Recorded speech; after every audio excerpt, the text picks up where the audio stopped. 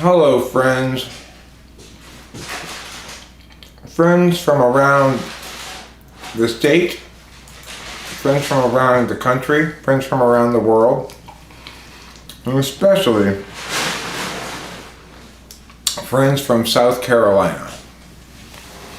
Welcome to this exciting live stream entitled When Erics Don't Read Things.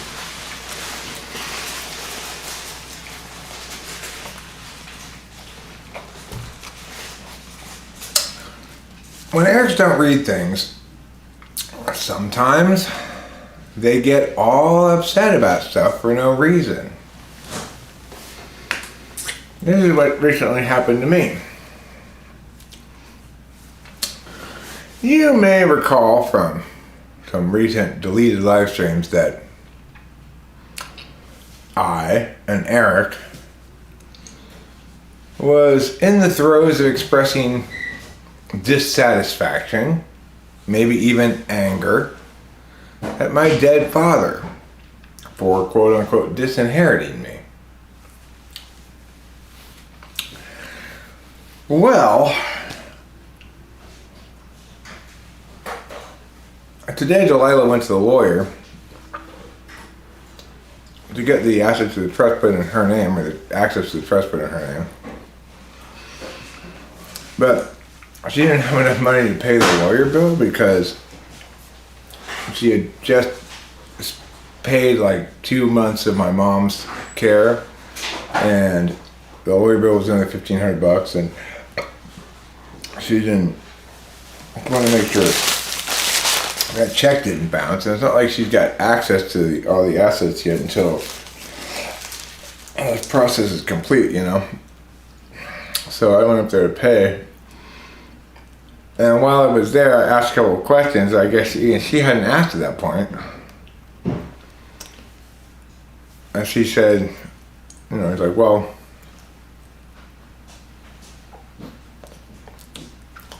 she's the trustee entrusted with completing the dispensation.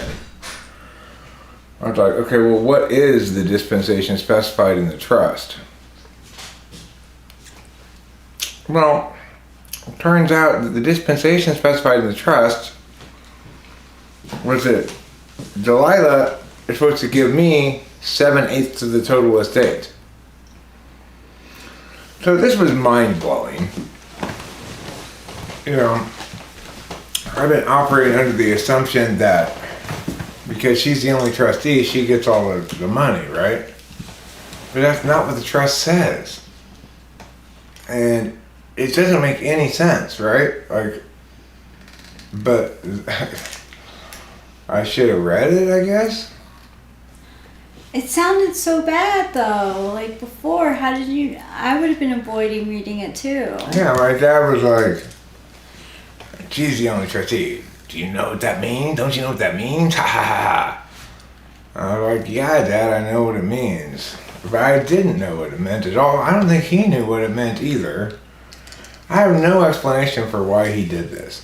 Why would he remove me as a trustee while then only to have Delilah be the only trustee, but her job be to give me 7/8 of the estate, and she gets the other 1/8 of it? It just doesn't make any sense at all.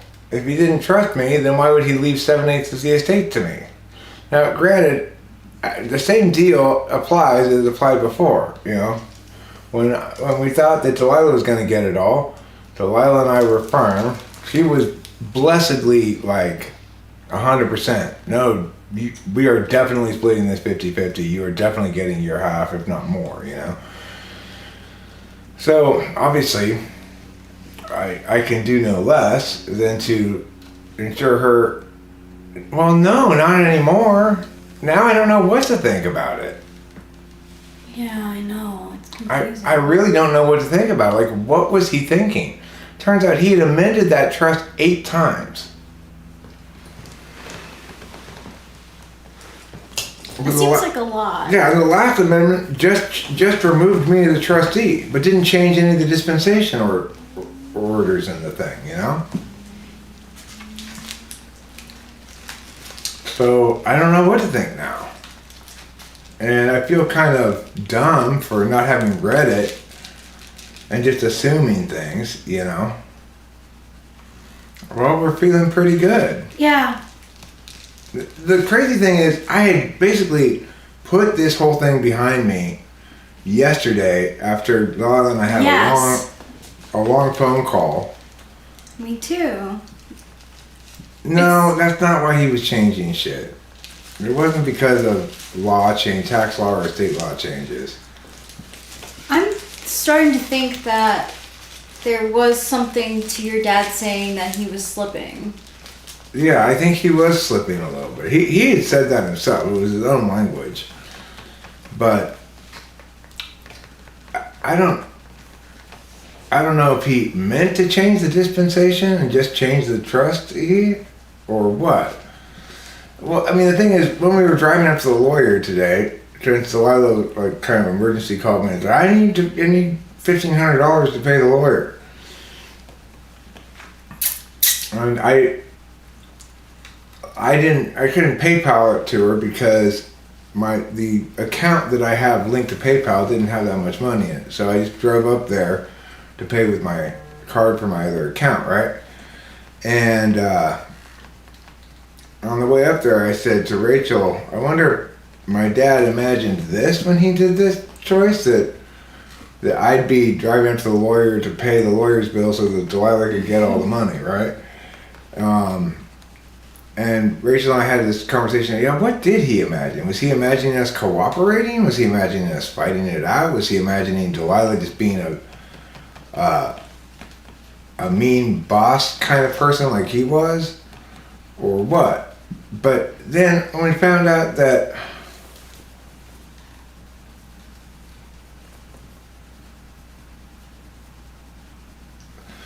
but the thing is, he didn't remove my right to make choices, because all he did was delay it until after Delilah had handed out all the monies to me. Yeah, like Lou DeFay, it feels like it's almost like he got angry at some point at Eric and thought, man, I'm gonna remove him as trustee. That'll show him. Or just that, yeah, I'm gonna remove him as trustee. But it was like a half-baked move.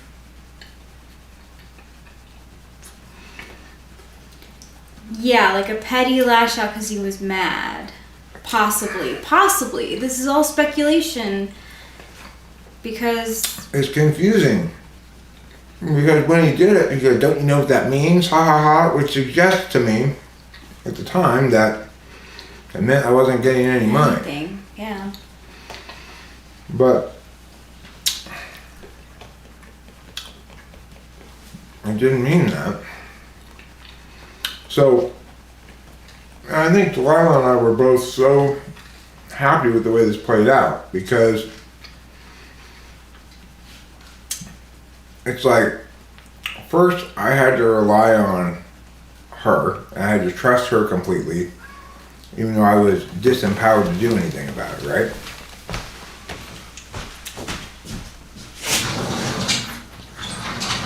And now the tables have turned completely, so that now she has to trust me. Yeah. And did you read everything? And the takeaway is we both trust each other completely. That was what I realized after the phone conversation we had yesterday.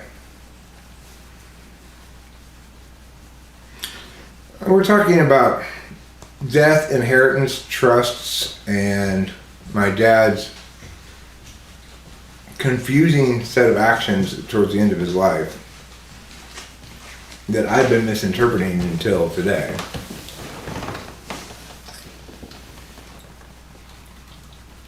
Well, I'd say this is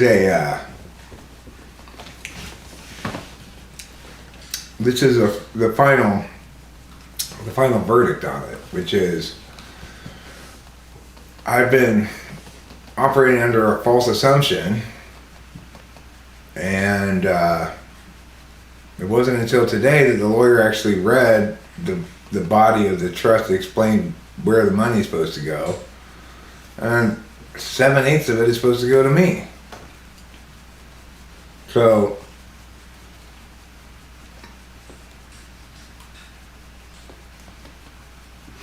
well, I also found out some good news, or Delilah found out from her friend's judge mom, that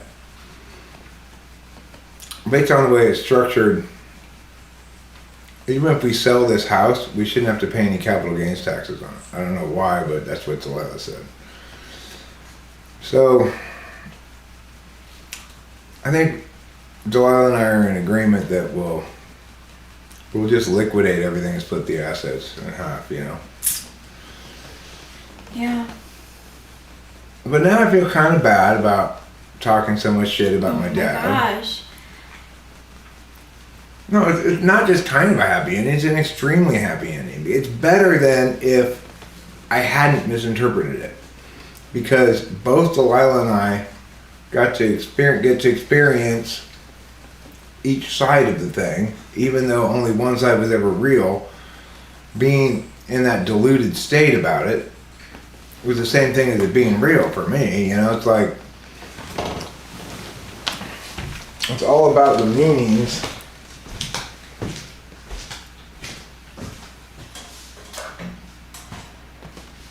Let's see if that helps a little bit with the lighting. I think it does.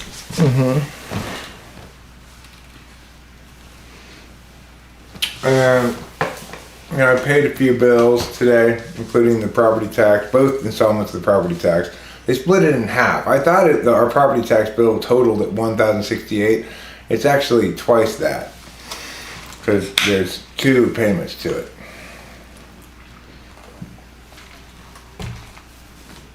So I paid that today, both of them. And then we paid our electricity bill, which is like 3 months of electricity since we paid it. It was $1,500 in electricity bill I had to pay today, which is kind of crazy. But Rachel and I were, you know, after my dad died, it was still very hot, and we were just leaving the air conditioning on at 70 degrees, 24/7, including leaving the air conditioning on in the back house so the fish wouldn't get too hot. So, I guess, you know,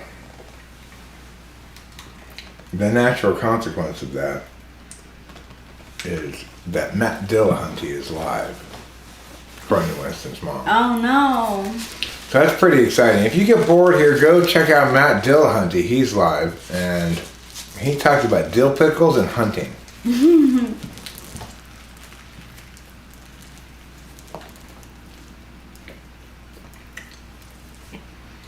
How does the fish get too hot?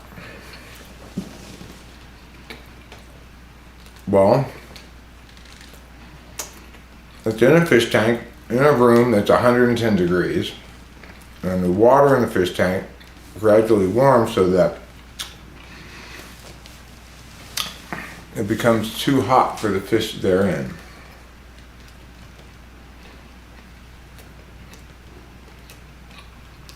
Or, you know, boob augmentation surgery. That can make a fish too hot. Too hot for TV.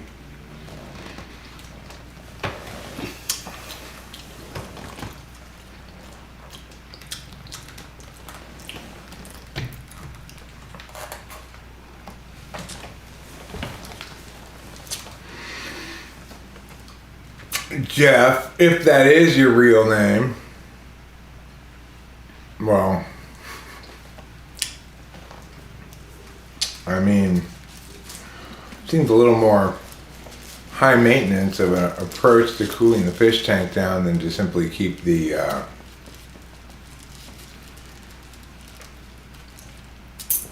well, I mean, remember, it's for 3 months of electricity. With Rachel and I on maximum electricity wasting. Yeah. What's up with the Musk Twitter drama? He cleaning up the Expendables? I don't know what the drama is. I've not heard about it. I've not heard about it either.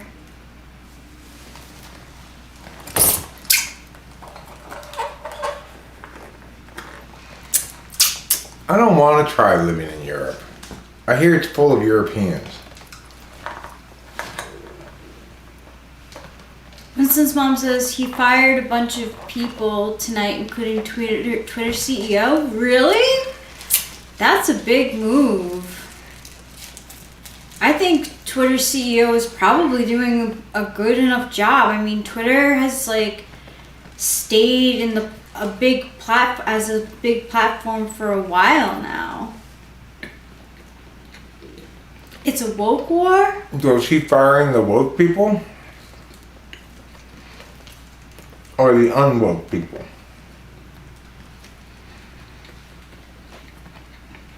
Oh yes. Mommy and Daddy want to know.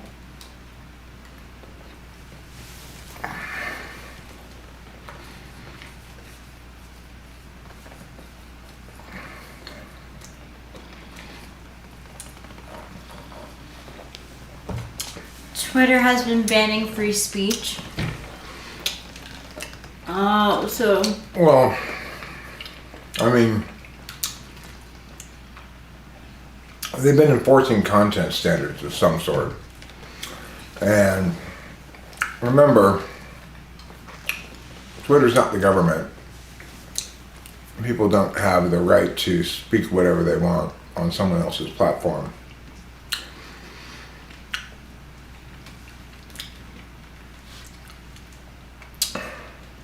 I mean, I think that's good that he's banning people who are trying to politicize that content management job.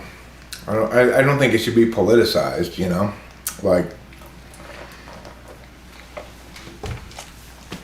YouTube supposedly censors misinformation. Or you can report something for misinformation. But my question is, if misinformation is so bad, then why is Melissa Talks not banned? Why is C.S. Joseph not banned? That's true. Why is Jay Superpowers not banned? They're spewing nothing but misinformation. Yeah, misinformation right there.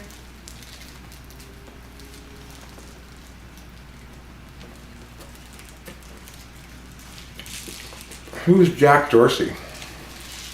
Is he a Twitter guy? The CEO?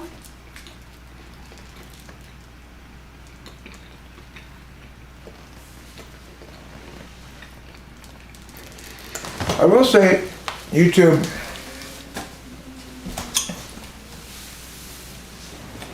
successfully dealt with my correctness about COVID, even though it wasn't in line with the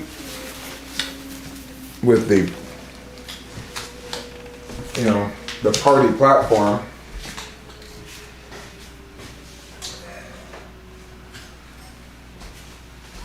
Even though I was correct about COVID and everybody was committed to being super wrong about it,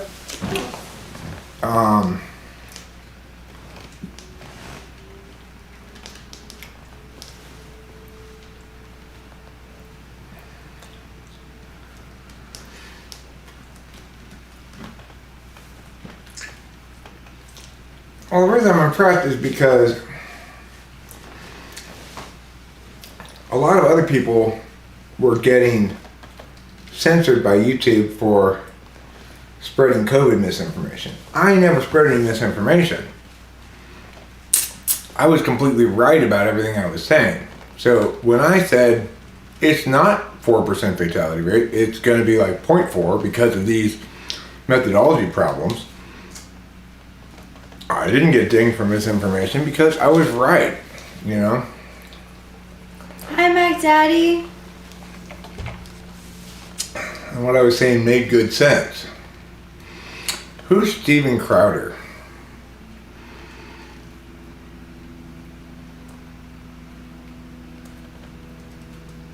I see a guy who always tries to squeeze into an already full elevator. That way he's known as Steven Crowder.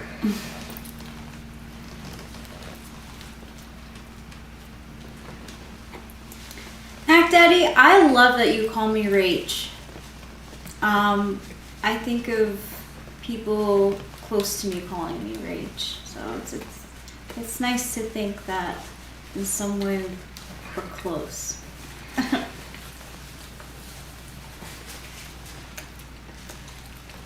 Putin cured Ukraine of independence.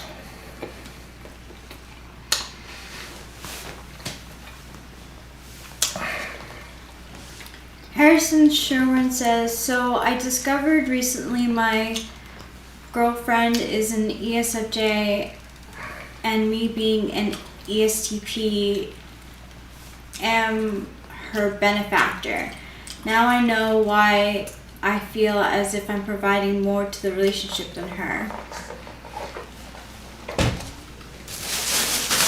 That's not a very good relationship in general, benefactor, benefactee. It's like Socionics says, the benefactor cannot hear the beneficiary. They cannot hear them. It's because the benefactor is always going to think the beneficiary is overweighting the wrong thing. So like my beneficiary is ENFJ. I'm always going to think they're overweighting FE. They're being too ham-fisted with their NI. And they are over-concerning themselves with SE things. Yes, I did get somebody to call me for it. In fact, I started this by saying I want to welcome everybody in state, in country, in the world, and especially everybody from South Carolina. Was that you, McDaddy, who called me from South Carolina? Well, I was advocating that we should grant Ukraine NATO admission like 10 years ago in anticipation of all this shit. And yes, Mac Daddy, I know Lou calls me Rach. A couple of people call me Rach every once in a while on here. I call her Ch.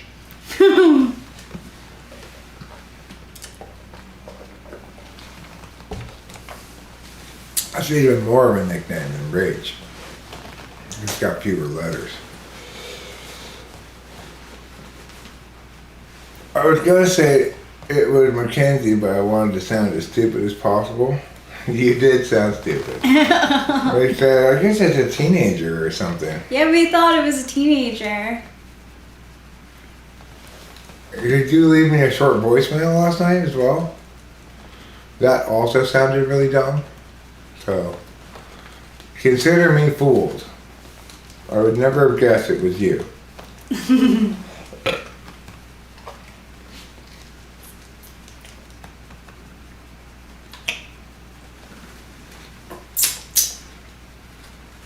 The pendulum always swings back and forth on these right-left things, you know. The problem with team orientation is that every time one team gets actual power, they, instead of doing something good, they try to get back at the other team. Oh my gosh, Eloba Feroz, you're throwing you and I think it's you that is throwing news at us that I have not heard of. I haven't heard about the new Prime Minister of Italy. Coach Para? I don't know who Coach Para is. No. Coach Para? What does he coach? Field hockey? What's a post-fascist country? Yeah. Is that like Germany in 1947?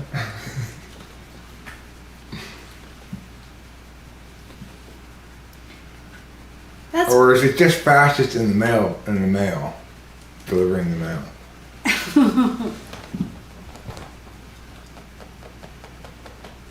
Neo-fascist? Not my media.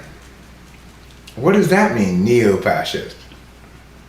Is she a fascist or not? Did she reinvent fascism in some new and dramatic way? Like, put a bow on it or something?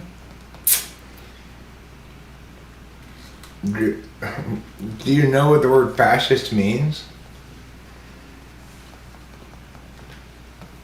Is she... Okay, well... So... She's ramping up to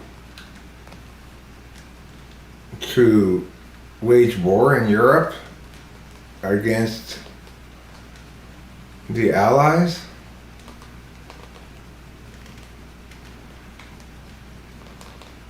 She's been inspired by Lord of the Ring culture? It sounds like very messy. Well, the thing is, I don't think you do know what fascist means, Ella Furrows. Is she nationalizing a bunch of industries, but instead of actually having them in control of the government, having them in control of private parties? The closest thing we have to fascism is actually in Russia. That's something equivalent to fascism. It's, we might call it kleptocracy.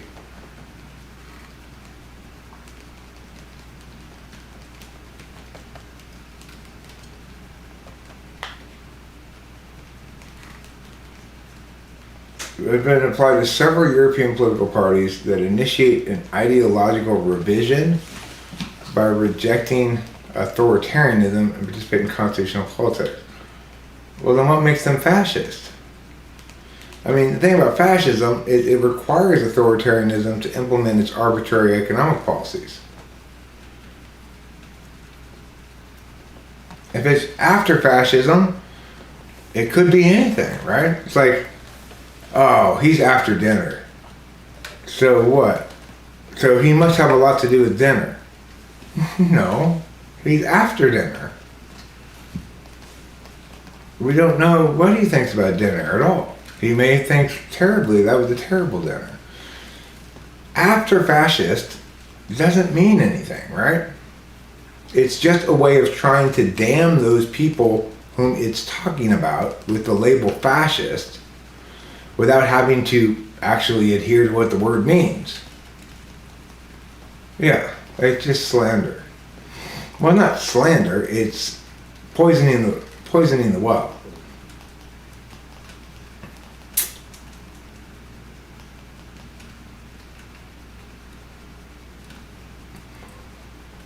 The far right is obsessed with Lord of the Rings? I never knew that. Alright. What do you mean by the far right? Remember, people, left and right are illusions. People are either in favor of liberty or opposed to it. They're in favor of forcing people at gunpoint to do things, or they're not. You know, it's pretty straightforward. When we get all caught up with all these labels, it's ridiculous.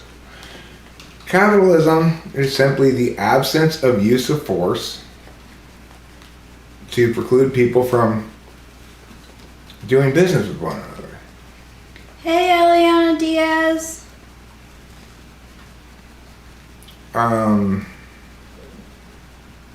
Sure. Meow.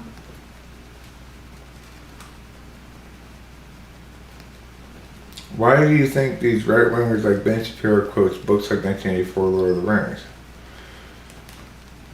I don't think that. I mean, do they quote those things? It would really depend on what part of the books they quote, you know? If they quote the part of 1984 that says, the, well, that's not very meaningful.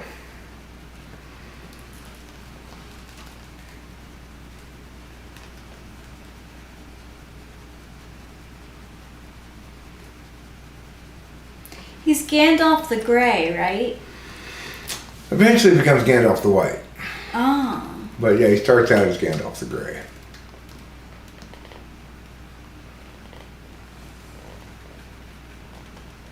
It was during the time when he was trying to insist to everybody that he was an alien.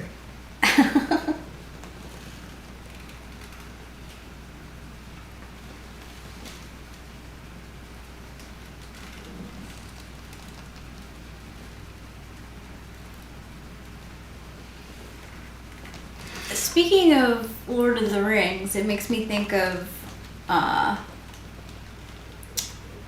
Liv Tyler, and how we had a discussion one time about how he created, what's his name, Steven Tyler, like, has an attractive daughter. Right. Much more attractive than he himself. Yes. Yeah. So, of course, the thing is, if you're not talking about military conquest, and you're not trying to blame leftists and Jews, then what they're really saying here is, if you oppose Islamic immigration into Europe, you're a neo-fascist. The reality is, if you impose Islamic immigration into Europe, you're a sane human being. Islam is not consistent with the values that are necessary to uphold a civil society. It prioritizes what it considers sacred over everybody else's free expression rights. Even in 80% of the country of Egypt, 80% thought that a filmmaker who insulted Muhammad should be extradited to Egypt to be put to death. Wow. So those aren't the kind of cultural values we want to invite into our civil societies, right? That's just common sense. So does it make sense to reject the idea of including Islamic refugees in Western European countries? Of course it does. They're not ready. They're in a state of barbarism still. They make their women dress up in sheets and imprison atheists. If you draw a picture of Muhammad, you could be killed. Wow, that's so scary. Those are not the kind of people you want to invite into your country. Remember, border control is the fundamental defining quality of a sovereign state. Nobody has the right to transgress your borders and enter and live into your country, and every country has the right to apply whatever standards it wants.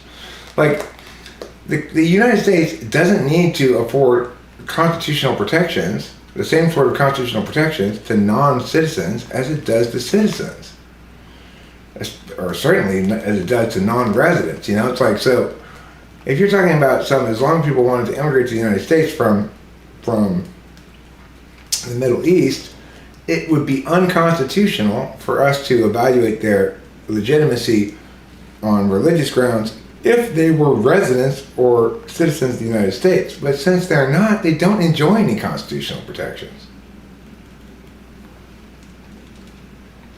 So this is the thing we want to do. We want to remove from this idea of Christianity opposing Islam and recognize that, in fact, a civil society, a secular civil society that has its head screwed on straight, opposes integration of Islamic values into that society because they're fundamentally at odds with one another, right? Those Islamic values get carried by the individual people who want to immigrate, so of course you should shut out Islamic immigration. That's not neo-fascist. That's not being retarded, right? That's non-retardation. And it's like, why don't they be honest in their language, right? Just because somebody opposes Islamic immigration doesn't mean they're fascist in any way, shape, or form. Okay, well, El Lobo Feroz, your catastrophizing isn't accurate either. All right? In fact, different European countries are dealing with the issue differently. Norway is a lot more sensible about who to let in and under what conditions than, say, Sweden, who's eager to see its population of Swedish women get raped, I guess. Because, yeah, rapes went way up since you invited all those rapist Islamic people into your country. Wow, that's crazy fact. They don't have any respect for women. You know, their religion teaches them, it creates in them this weird sexual evil, you know?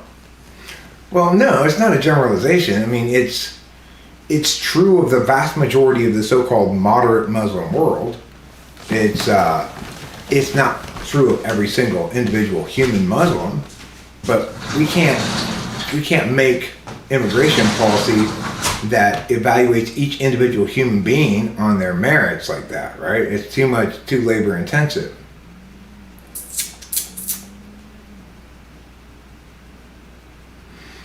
So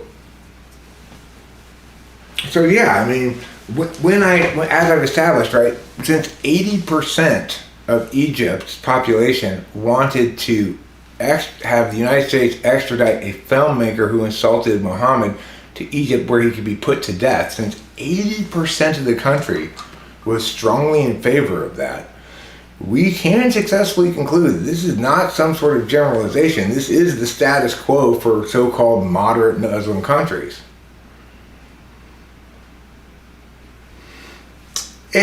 Look, there's nothing wrong with the idea that diversity is better, that including all these different voices is better, etc., right?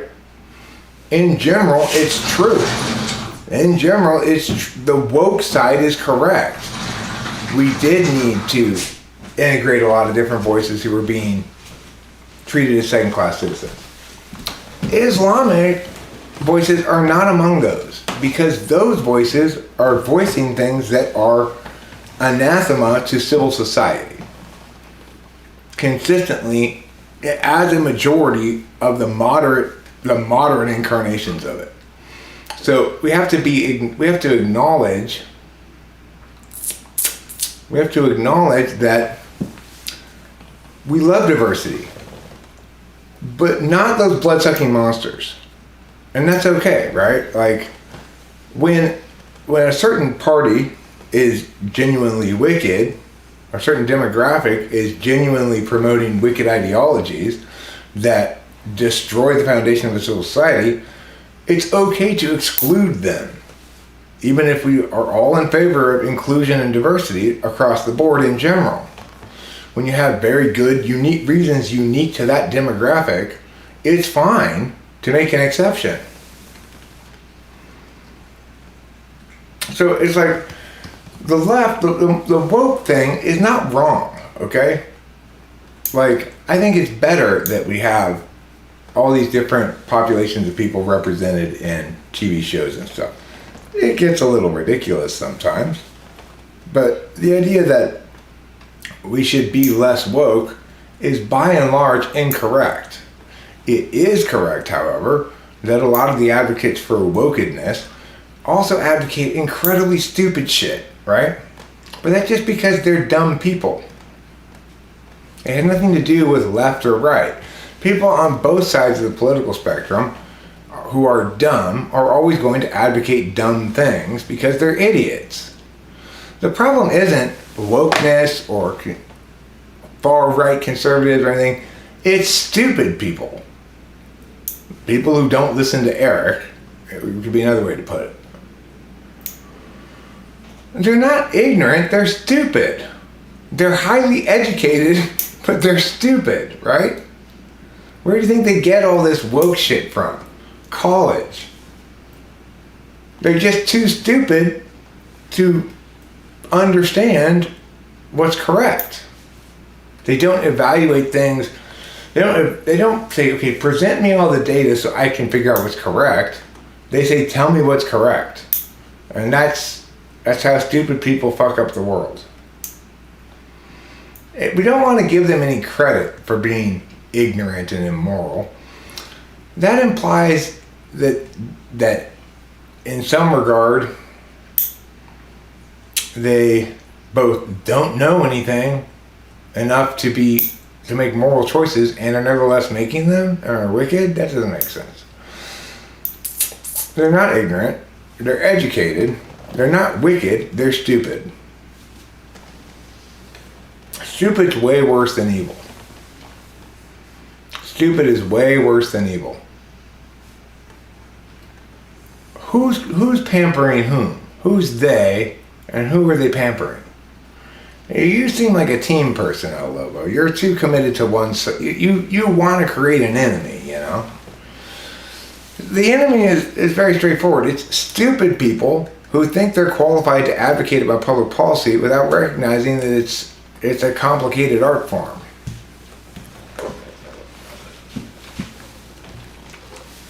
Stupid people get things done too. Not to anybody's benefit.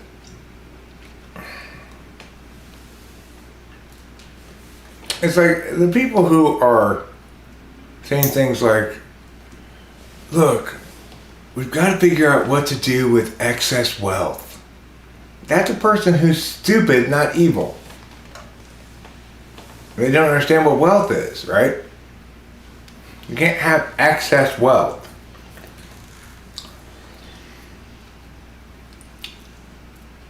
Wokeness is people who think they've stepped outside of Christian moralism. In reality, they think they are the real Christians without knowing it. I don't understand what Christianity has to do with anything. Yeah, I didn't know that Christianity had to do with wokeness.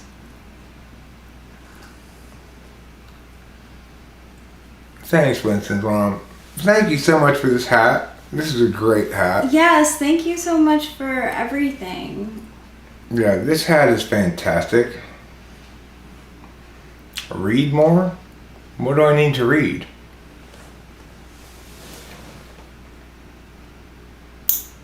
I'm informing you about how the world works.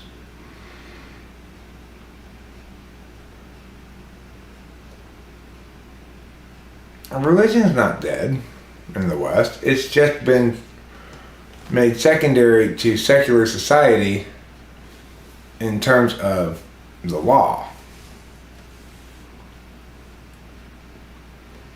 Yes, it did. No, it didn't replace. Religion wasn't replaced. Religion and secular society each have their own proper domains in the West. In the Middle East, religion gets intertwined with the law.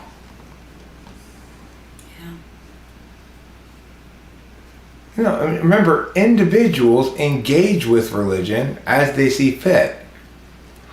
I think Islam is anathema to individual rights because it explicitly prioritizes that which it deems sacred over individuals' rights to deviate from that. Hedonism is not a lack of morals. Hedonism is separate from moral issues. So it's like, it may or may not be a way to serve my life destiny well, to be hedonistic. But as long as it's isolated to myself and I'm not causing, any harms that ensue from hedonism or any violations that ensue from hedonism aren't implicit to hedonism. There's something that you maybe made a bad choice while super drunk or something, right?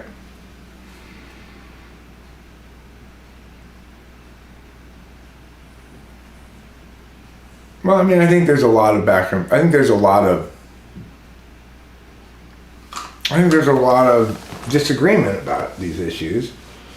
And there's a lot of bad political discourse going on about them. Good political discourse begins by listening to host Eric and ends by repeating what he says.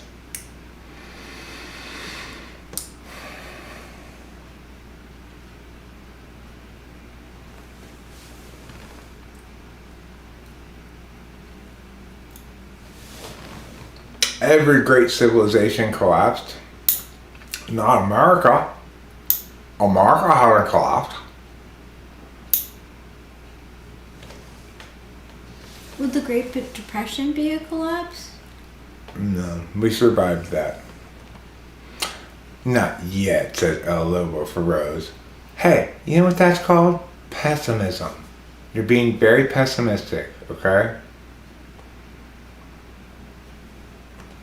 I don't want to wait for civilization to collapse. I'd rather preserve it with my wisdom and truth.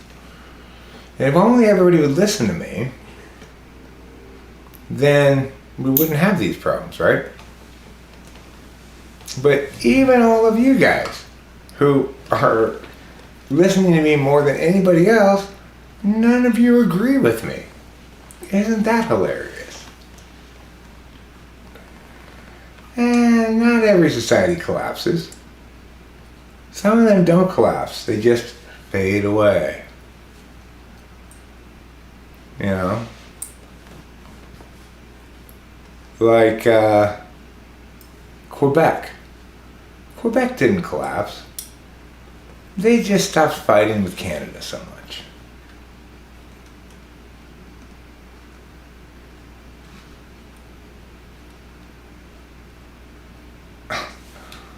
What pedantics.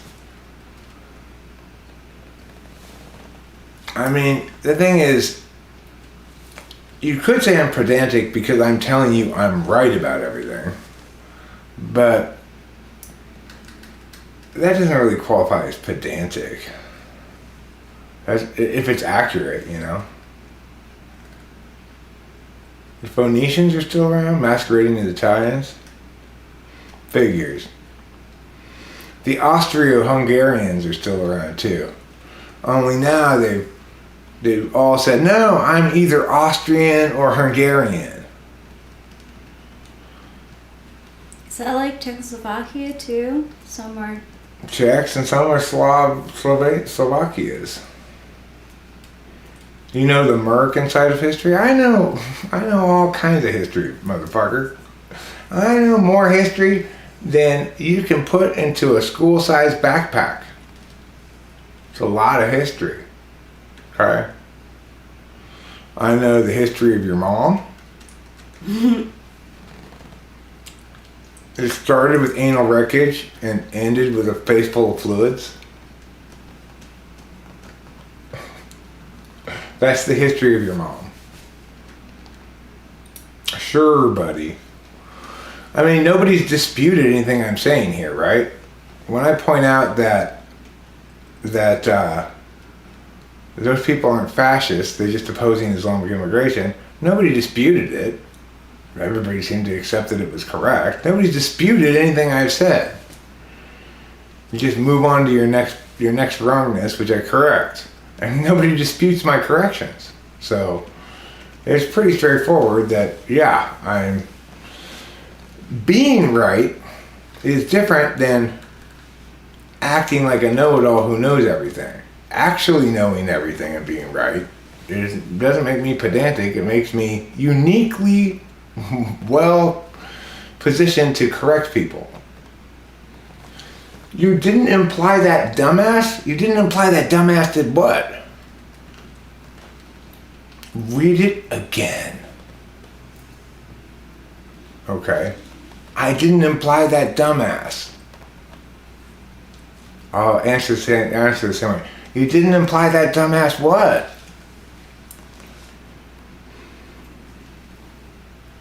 Because all overflows, what did you lack in your 945 comment that you really could have used? Starts with a C, ends with an A, and has in between. In between. What is it? It's a comma. That's right. That's why I was able to tease you in the way that I did, because you failed to include a necessary comma. Don't feel bad about it, okay?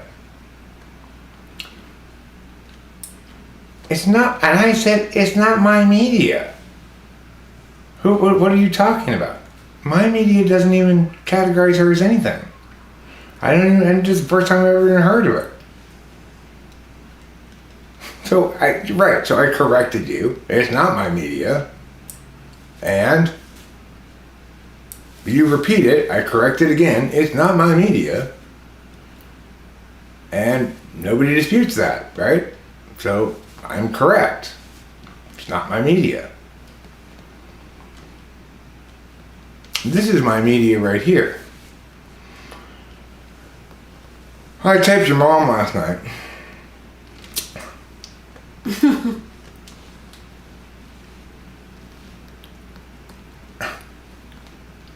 You don't know what you mean. That's the problem. You think there's some monolithic thing called American media.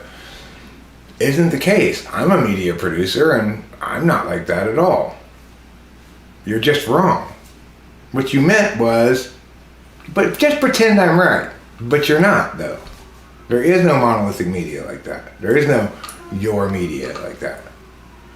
It's make-believe. Well, that may tire you. You're right. I get it. When things aren't full of simple, black and white, snappy, bad guy, good guy, it tires you out because it requires more thinking. So if you need to nap now because I've challenged your absurd paradigm too successfully, go take a nap.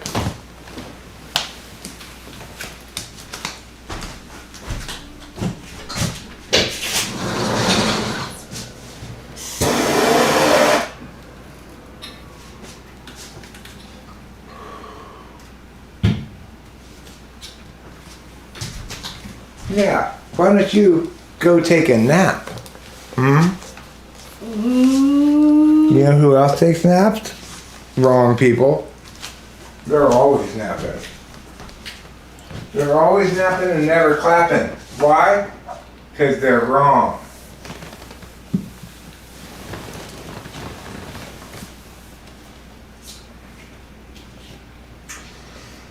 I believe that rightness makes you tired. That is why you have 3 Z's right there.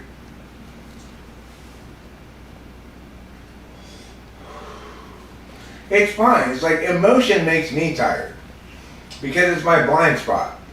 If you have a given function, in this case it would be NETI or some combination of the two. If you have one of those in a countervalued or a blind spot, you're gonna find it exhausting and unpleasant and wrong, you know?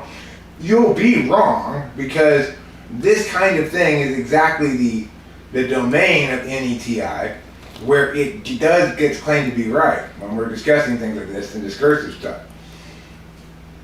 But I get that if it's not in your valued functions that you're gonna just find it exhausting and pointless, right? Oh, you're just quibbling there. I'm not just quibbling, you're wrong. That's why it doesn't withstand any scrutiny. But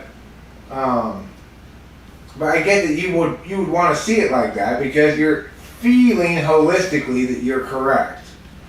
Unfortunately, that's not how we determine correctness. We don't determine that by how you feel holistically. We have to determine that by actual justifications and see if they withstand scrutiny. And yours don't.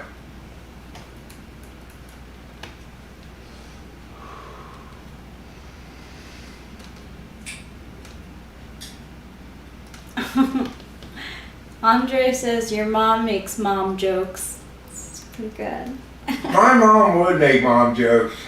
Unfortunately, she's forgotten them all thanks to the dementia. Mm.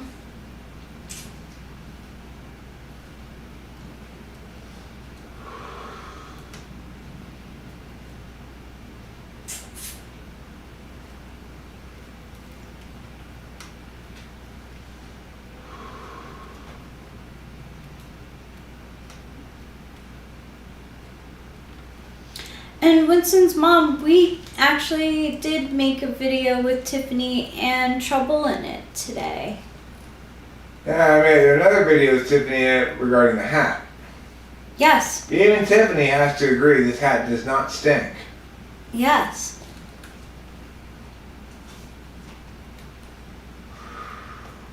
And you want to talk about a harsh critic. Tiffany's a real harsh critic. She is not afraid to tell somebody or something that it stinks. But even she had to acknowledge, your hat doesn't stink. You bet it doesn't stink. It smells good. It smells good with fashion sense. It's autumnally pleasing.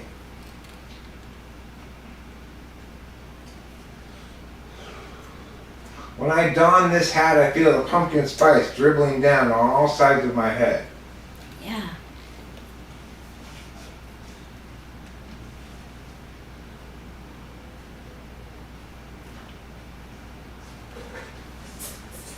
Everybody wants to make a boogeyman. It's those people's fault. It's those darn leftists. It's those darn right-wingers. It's you fucks who keep doing that are the problem. Okay? Let's be very clear about it. You're the problem, not those people. You're one of those people. Hey, flow state, if pumpkin spice makes us gay, then we're just gonna have to be gay, okay? Because I like pumpkin spice too. I'm not afraid to say it. I'm already in a gay couple. True. Now, do you like pumpkin spice when it's around fall, or do you like it all the time? It's not appropriate for other seasons. Yeah, it's not appropriate for other seasons.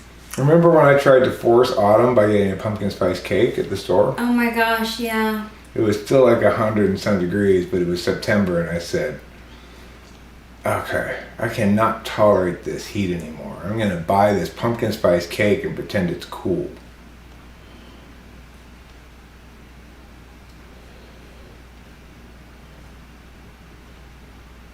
Humans tend to give birth to another species of animals than they are. Maybe. You know, I think people with the same polar tend to get along pretty well. I was musing about that today. My daughter and I, Taylor, Flow State and I, we get along well, and we have the same polar FI. And Rachel gets along well with ISFJs, and they have the same polar. And my dad got along well with my ESFJ ex-wife, and I polar.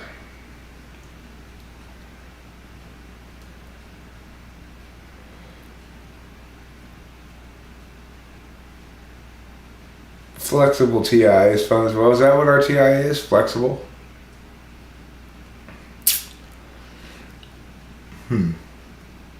Well, I guess it is because it's instrumental value, you know. What's the difference between polar FI and eighth? Polar is an absolute value that just doesn't really get it. It matters a lot, but we won't realize how much it matters until maybe like months later. Whereas 8th slot, it doesn't really matter to you. In fact, you kind of view it as a source of a lot of evil. So I view SE as the source of most evil. Like, the great evil of COVID was an evil of SE run amok. Let's do something. Even though we don't have good enough cause to take action yet, let's do something. Let's lock everything down. That's SE run amok, and I hate it, you know. But I don't have problems with SE DOMs because SE DOMs know how to... the advantage of being a dominant is you know when not to use it too.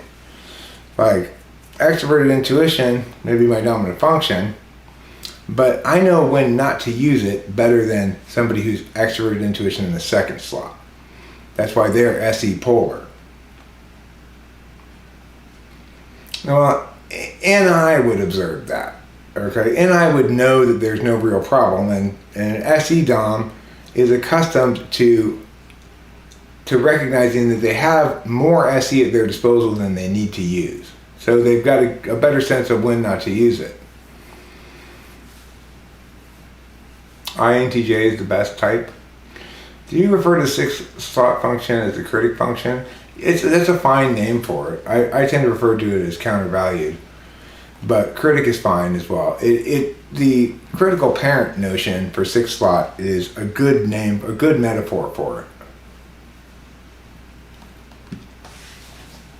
No, it's not an any. Well, I mean, it might be shitty any. Like, people thinking, if you can come up with things that might possibly go wrong, that justifies taking action to prevent them, then you're guilty of a fundamental attribution bias because, well, I'm sorry, not that. You're guilty of a fundamental risk fallacy, you know? The reality is this. When people are informed that there is a risk of something, even if they're given no further information, just that the risk exists, people want to take countermeasures to it. Of course, there are infinite possible risks that could occur, and we have to evaluate those risks against each other to see which ones we ought to actually take steps to mitigate. No, INTPs and ENTPs don't butt heads very often. INTPs will think that ENTPs' explanations are a little too simple, incomplete, etc. But that's because ENTPs are trying to make them palatable for people in a way that INTPs don't think should be necessary. If you're any tool an INTP, then you think everything should be discussed indefinitely until, I don't know.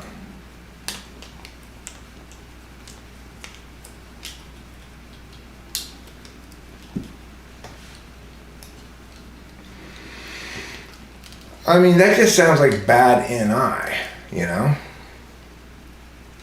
Eliana. The idea that everyone should wear a mask and everyone should be vaccinated so we can protect others, it's just bad NI, right? Because it's not recognizing that unless I actually am contagious with COVID, I'm not at risk of infecting anybody. Yeah, nobody who didn't get vaccinated regrets it. And no smart people who did get vaccinated regret it either. So I got vaccinated, Rachel got vaccinated. Well, we had to though, because in order to see your mom, we had to get vaccinated. Yeah. So, while I don't think that obviously the vaccine didn't work, it didn't prevent me from getting COVID. No, me neither. I'm also not under some illusion that it caused it or otherwise meowed, right? I wear a mask to protect myself and you. Fine. You do that. And I don't wear a mask to return us to sanity. I protect me and you by not wearing a mask. Because someday there's going to be some arbitrary thing that everybody tries to force on you regardless of anything. And you're not going to like that one. It will bother you. But I'll be on your side then too. I'll be on the side of the correct people regardless. And that's the thing. I never told anybody not to wear a mask. So where the fuck did they get off telling me to wear one? If they're so concerned about going out in public and breathing air that other people breathe, they should put on a full diving suit with a bell on it so that they don't have to breathe a single bit of untreated air. I wouldn't tell them not to do that at all. That's their prerogative, right?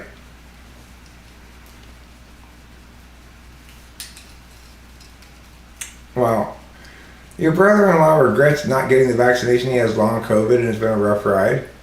I mean, that's not a reason to regret not getting the vaccination since it didn't work. A vaccine is supposed to prevent you from getting it, right? Not purportedly have some benefits for some people. You know, Alec T says, I like to see people's faces, and actually, I feel the same way. Like, when we go to visit Eric's mom, I like to pull my mask down so that she can see my expressions, because there's, like, limited communication. So, facial expressions is very important to people who have dementia, because Yeah, and also to the death, you know? Yeah, to the death too. Yeah, your dad, I'm sure, struggled a lot in public. So, Hugh Jarvis, if in fact any users don't see the big picture, why was I the only one who was correct about COVID right from the very beginning? Why was I the only one who saw the big picture?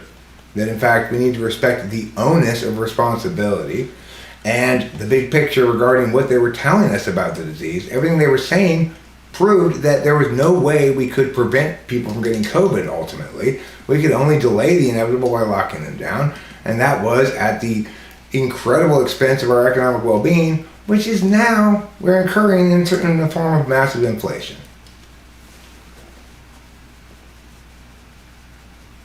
But the point is, the masculinities are fine. They can wear as many masks as they want.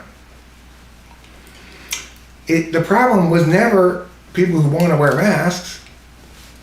It was people who want to force everybody else to wear masks in the absence of any knowledge whatsoever that they posed any risk.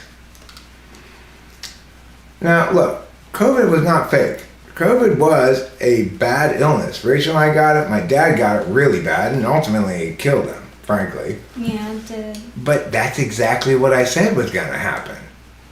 That at best, you were going to delay everybody getting COVID. And that's what happened. And delay it for what? At the expense of everyone's prosperity, millions of people's jobs and livelihoods, their dreams. I mean, he didn't technically die of COVID. He died of a gunshot wound to the head. Someone inflicted a gunshot wound to the head. But what COVID did was it cost him a lot of the things that made life worth living for him. So he had a very high fever, passed out one night when he went pee, fell and broke his ribs. That really diminished his mobility. So that means he fell twice. He fell 3 times. 3 times. He fell twice in the house that we know of. Yeah. And once when walking around the block, and he was trying to prevent us from finding out about it. Yeah. Okay, well, it's possible that the COVID vaccine does have some positive health impact on your likelihood to get certain other diseases. And it certainly is the case that wearing a mask will prevent you from catching certain infectious diseases. But neither of those things are a good thing. Human beings need their immune systems to be the thing that takes care of them, right? We are most healthy when we are active in an environment that allows us to come into contact with various germs.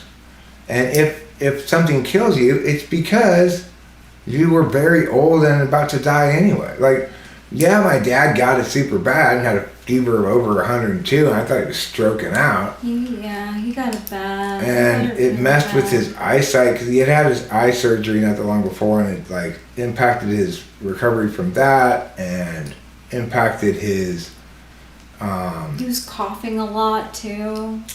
Well, and I think it impacted his mood too. I know when Rachel and I had it pretty bad, we were really low energy and really knocked out for quite a while. Yeah, it was, I mean, like, I thought it was rough. I thought having COVID was pretty rough. Like, on par with having the flu. No, Jeff Costello, you're not thinking. You're not thinking at all. Remember what a vaccine is supposed to do? It's not supposed to statistically help in some statistically significant way in a variety of different areas. It's supposed to prevent you from getting the disease. Here's an example of a vaccine that works. The measles vaccine. Here's an example of a vaccine that works. The chickenpox vaccine. Here's an example of a vaccine that works. The rubella vaccine. We don't get those diseases because we are vaccinated for them. Here's an example of something that's not a vaccine. The COVID vaccine. Why isn't it a vaccine? It doesn't prevent you from getting the disease. So it's not a vaccine, right? We know what the word vaccine means, and we can recognize easily enough that the COVID vaccine does not qualify as one. If you don't think that's correct, you're just mindlessly, emotionally attached to your position at the expense of all truth, goodness, and justice.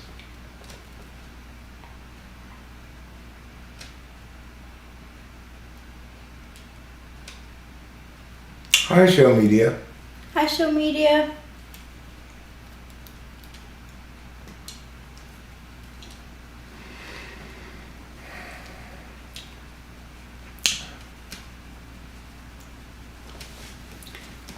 Honestly, if it wasn't like us having to get the vaccine, I probably wouldn't have. I wouldn't have either.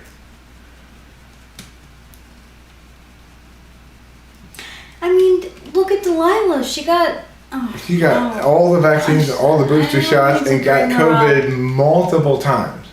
Multiple times. So, I mean, yeah, each of our own experience is not determinate, but when we look at a lot of different anecdotal stories, what we recognize is we definitely cannot conclude that the COVID vaccine prevented people from getting COVID, because my dad, Rachel, and I were all vaccinated. All had the booster shot, and we all got COVID.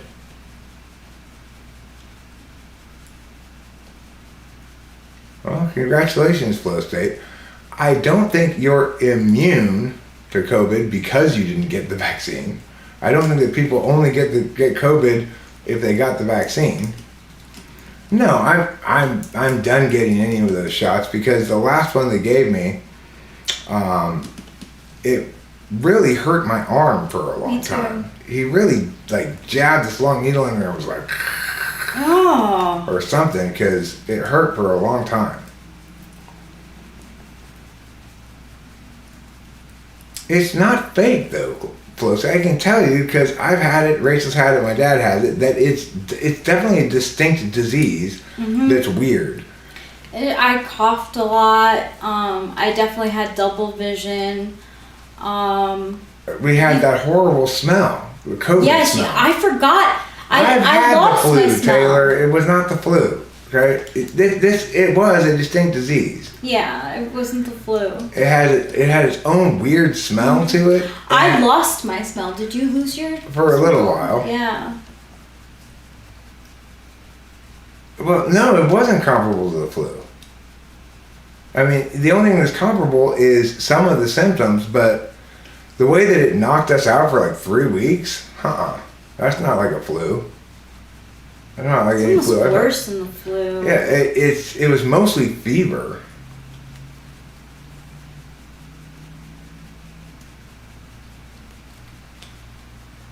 But I mean, one way to differentiate between them is to do the swab tests. So I've gotten sick and swabbed and not had it been COVID, and I've gotten sick and swabbed and had it been COVID, and those are very distinct sicknesses. Okay, but it's not the flu. It has a very distinct shape of the virus to it. It's almost certainly lab altered. So, given it's almost certainly an accidental lab release, what we have here essentially is a bioweapon that was released. It just turned out to be a fairly mild one. No, it has, actually, Taylor. There are odd, distinct qualities to the virus that suggest strongly lab alteration. It does feel like the flu, but it also doesn't. It knocks you down like the flu does, you're down and out. But the symptoms are different. You do have a fever, but... Most importantly, it smells like Band-Aids. Yeah, I had this awful fucking Band-Aid smell in my nose. It goes back into your throat, too. Yeah. Well, no, she can. She's saying some aspects of it are like the flu, and other aspects are not. That's how she can agree with both of you. Yes, some aspects are flu-like or cold-like, and some aspects are not. The losing of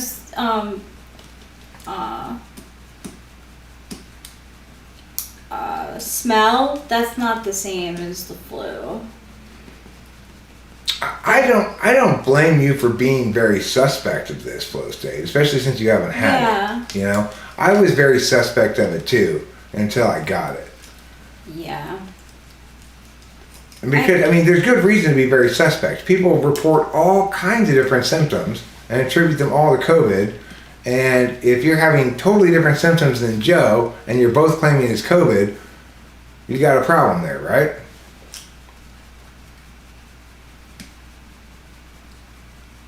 We got tests, home tests. That's how we found out that we had it the first time. I mean, I got it a good 8 months after being vaccinated. So if that was the cause of it,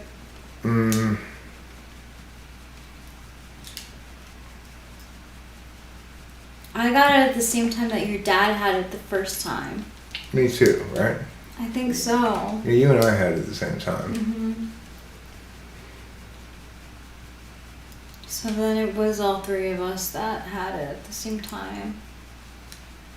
What if these symptoms are likely from a family member? Like your uncle or father has diabetes, is likely you might get diabetes as well.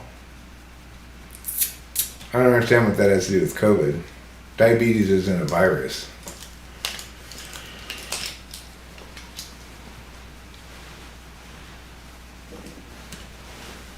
So the analogy's a little weak, you know.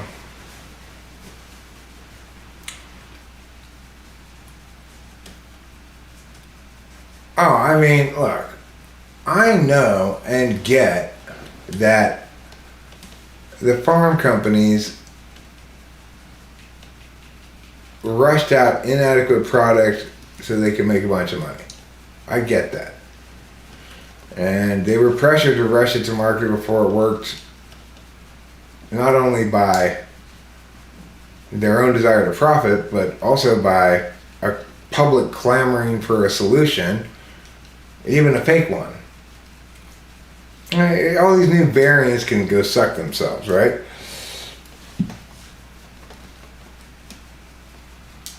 Small pharma, flow state, that's who you can trust. I agree we shouldn't trust big pharma, but we should trust small pharma. What's small pharma? It's your local drug dealers. Oh. You can generally trust your local drug dealers. Very rarely will you get ripped off when you buy drugs from a local drug dealer. If you buy mushrooms, you're going to get mushrooms. If you buy weed, you'll get weed. If you buy cocaine, you'll get cocaine, you know. If you buy methamphetamine, you'll get methamphetamine. And you can reliably anticipate what those drugs are going to do to you. Unlike this COVID vaccine, right? My local drug dealers are more reliable than the pharmacy. The pharmacy can't even get me my speed on time. Almost every month I have to wait. They have to order it, they have to wait. Shouldn't it be now? Like, shouldn't it be coming up soon that you get yours? Right? It's towards the end of the month. What's the date? Oh, it's the 27th. Yeah. Yeah, I'll have to call it in on like Monday or something.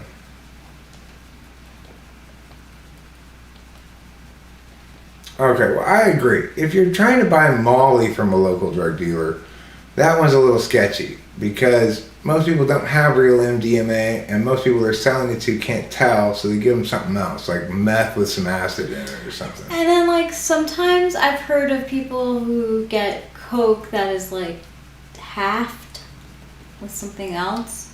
Oh, yeah. Well, that's always true. People cut their Coke as much as they can get away with it, you know. If you're lucky, they cut it with meth. And you go, wow, this Coke is good.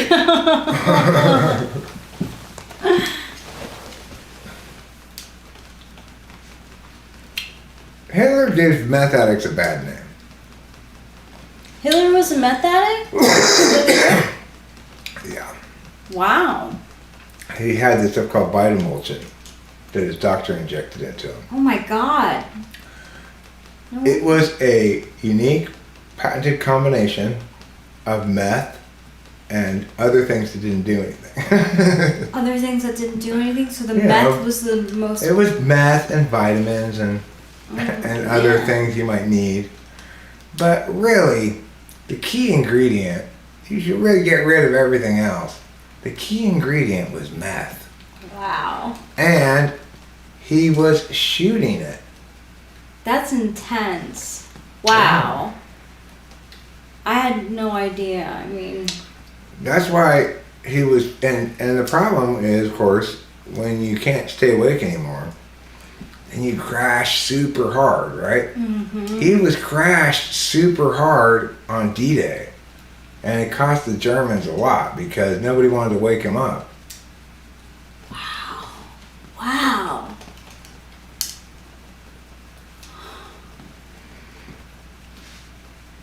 Hey, Eric, how do you distinguish ESTPs and ENTPs?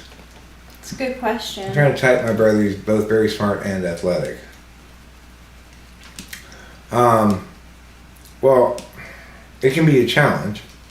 ESTPs, when called upon, can demonstrate expert intuition pretty darn well.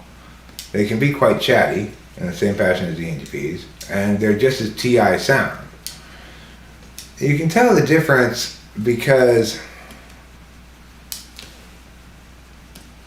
when ENTP starts saying, you know, that reminds me of the magic spells that the sorcerer wizard class in Dungeons and Dragons use, the ESTPs roll their eyes. That's how you can tell them apart.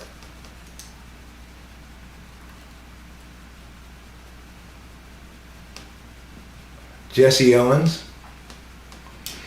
Every time I hear the name Jesse Owens, I think, is it February again? Anybody get that joke?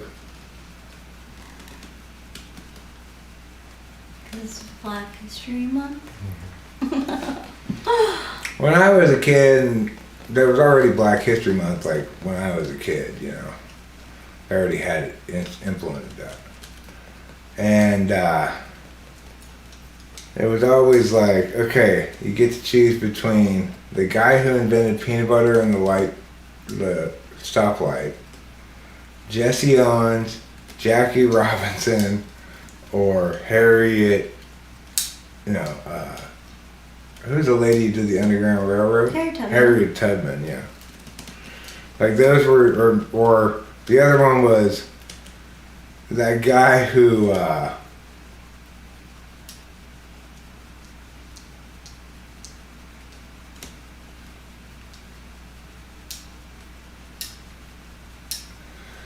I know, do they really deserve a whole month? How about Black History Fortnight? 14 days seems plenty. Isn't it Hispanic?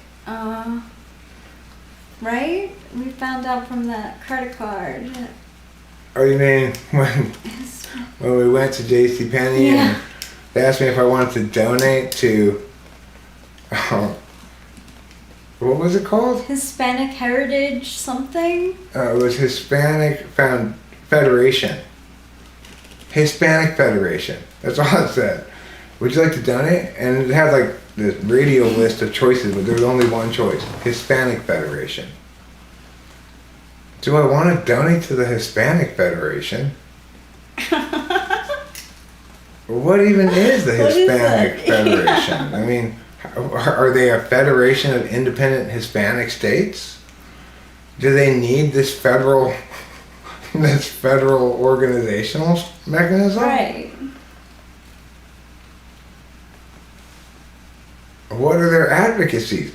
Why anybody would go to JCPenney, buy something, and say, yeah, I want to donate to Hispanic Federation without knowing anything at all about it.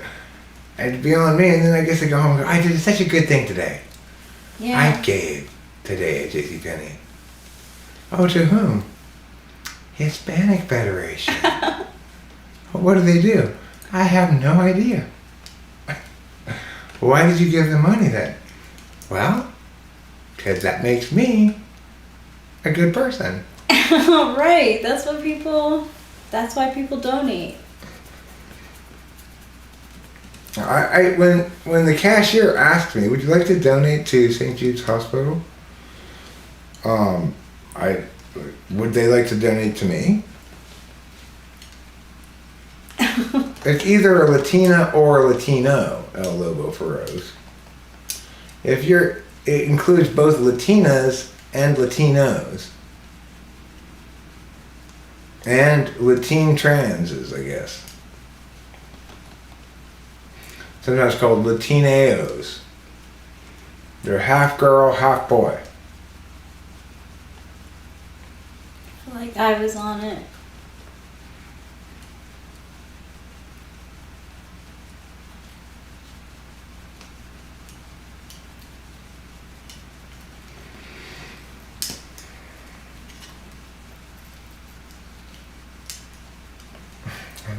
The Federation of White People. If it were called the Federation of White People, I don't think it would get to qualify as a charity. I feel racially oppressed. I'm not white, but on your behalf, white people. I'm straight up, full blast, hardcore Mexican American. I have pronouns. Yeah. I use the pronouns he, her, it, us, them, and ourselves. Those are the only pronouns I use. You can say, Eric, did ourselves buy a new hat? And I'd say, no, ourselves didn't buy this. Winston's mom bought it and sent it to me. It's a lovely hat. Look how fancy it is. Yeah, it's lined and everything. It's a beautiful hat. Yeah. It was made by those fascist Italians. Yeah. I'm thinking about just switching to relative pronouns, which and that, and relative adverbs like where and when. My butt? Yes, I do keep a rabbit inside my butt. But that's only because I've got excess amounts of vegetables growing in there, and the rabbit keeps the growth down.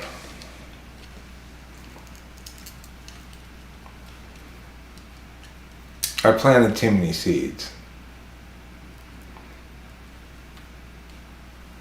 Your mama would treat you like an animal? What kind of animal, though, is the question. Did she treat you like a treasured racehorse? Like Flamangelo Kevin? Or like a lowly cockroach?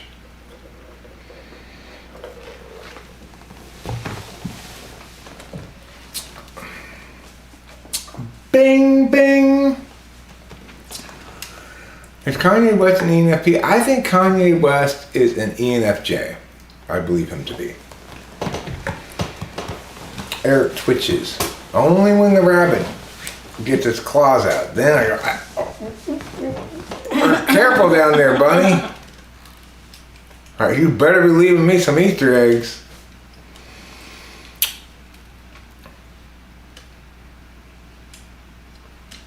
Easter is a time when Christ rose from the dead, turned into a bunny, and gave everybody eggs.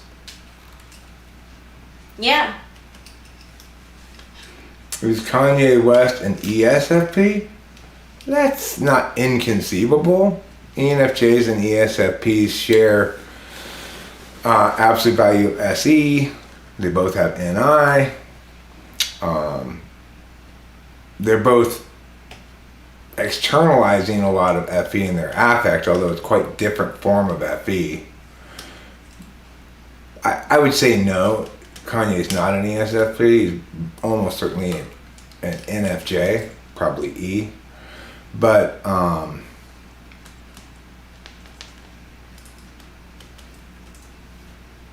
think what you're seeing there makes you maybe think he's an ESFP is a lot of SE valuing, but that's third slot SE and it's to be expected.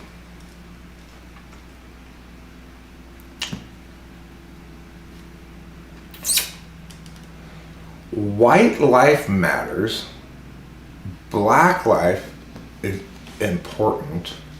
Yellow life is hugely significant. And red life is a sign of poison. Red things are usually poisonous. That's why you shouldn't eat Native Americans. You'll get stomach cramps.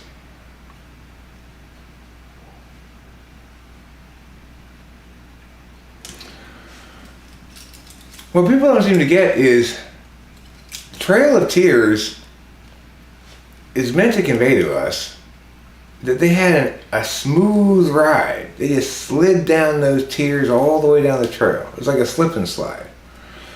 And as people have come to make the tears into some bad thing, they didn't want to walk on a dry, dusty trail. That's why they cried themselves a boat ride all the way to the reservation.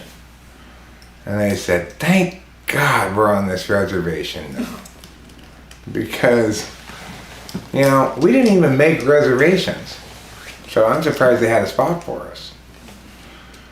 First, we're allowed to slip and slide all the way out to this other part of the country. And now we get to live here for free? Like, the government's just giving us all this land? We are some lucky Indians. You know what? You know what I'm thinking, guys? Let's just give up on the whole teepee shit, build houses, buy trucks, and be like regular people. But don't tell them, because we still want to be like our own special tribe and nation and stuff. Running ball? Yes, squatting dog. Can I still fuck white women? Yes, you can. And your children will still count as Indians. So like in 5 generations, it's pretty much going to be like white people who are Indians? Pretty much. And good news, they'll still get to have their own casinos. And, ironically, they'll get to put up big billboards about how they're poor, drunk, and homeless. And that's why we need to vote for Prop 27. I'm not white, El Lobo Feroz. I am, okay. You can call me African American. I prefer to be called black or colored. It's a bit of an older term. That is. Or Negro is fine. I went to college thanks to the United Negro College Fund. I said, hey, I'm going to college. I'm Negro. Give me some money. And the United Negro College Fund said, you aren't Negro. And I said, Oh. I hope you ain't talking to me. And they said, okay, fine, you're Negro. And they gave me some money. Now I've graduated with my degree in community studies. And I go around the country and talk to Negro populations of people like me and explain to them how the reason we're all here at this meeting is because we want to complain about things. Oh, sure, we could be doing something more productive, I suppose. But, the ones of us who are here, we're really wanting to fuss. So let's get some fuss on. And then we fuss for a while. And it turns out, usually the problem is whitey. Usually. When we get down to the bottom of it, the problem's whitey. Yeah, usually. It's either whitey or the man who's keeping us down. And then I say, but, what are you going to do? I mean, I'm not joining the Nation of Islam. And all the other people on Twitter are like, well, no, we ain't joining that neither. And that's why I'm so respected a member of the African American community. Hey, hello, first, that's racist. Black people like Popeyes. Duh. Well, you're transracial, right? I am transracial. When I'm not black, I don't typically comment on that population, but when I am black, I do comment on it, right now I'm black. You can tell because I am playing blues guitar by the Delta.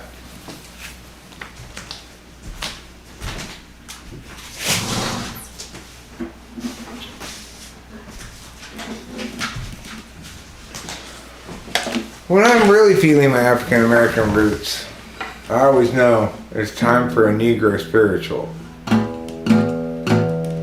Oh Lord, Lord, Lord, Lord, Lord, Lord, swing down, pick up, Lord, Lord, Lord. Oh my woman, she run off with another guy. Oh Lord, Lord, what's that thing? Cotton that needs some cotton picking. I said, oh Lordy, Lordy, take me home.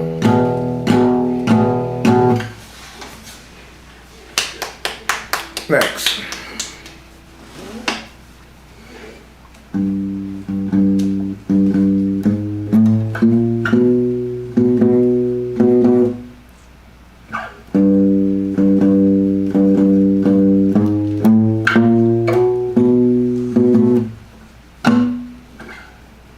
No, I can't be canceled over shit.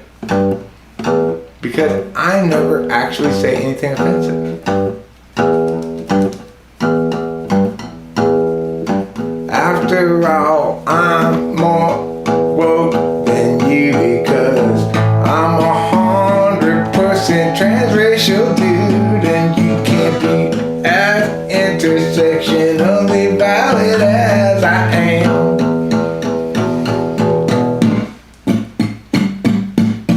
Yeah, I'm transgender. I go from manly to super manly and back again. But every once in a while I get a vagina.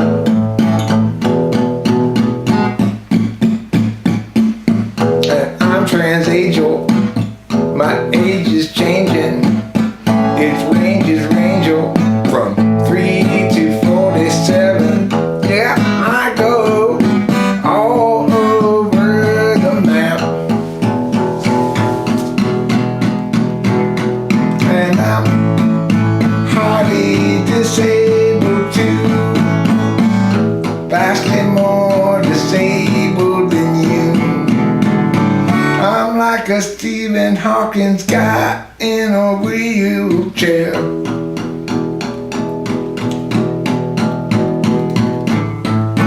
I am America. So diverse, a melting pot. I'm disabled, morbidly obese and still hot.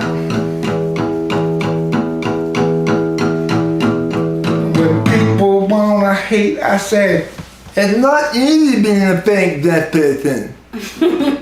A lot of people tell me, hey, Eric, that's offensive. But I'm a fake deaf person. Respect my disability. I wouldn't have to be a fake deaf person if real deaf people would just get it right. Can't be canceled for that because, hey, that's my identity, okay? I get to choose that.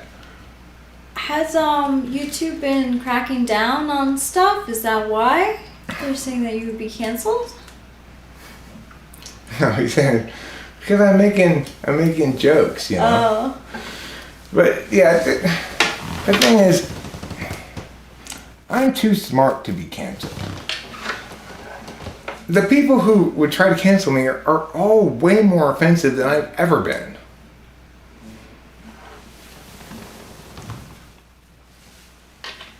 You know? That's why you can't cancel me.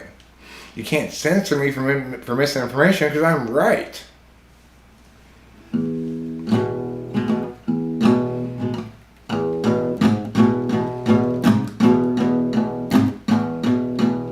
I didn't think you were. You were asking whether I would be canceled.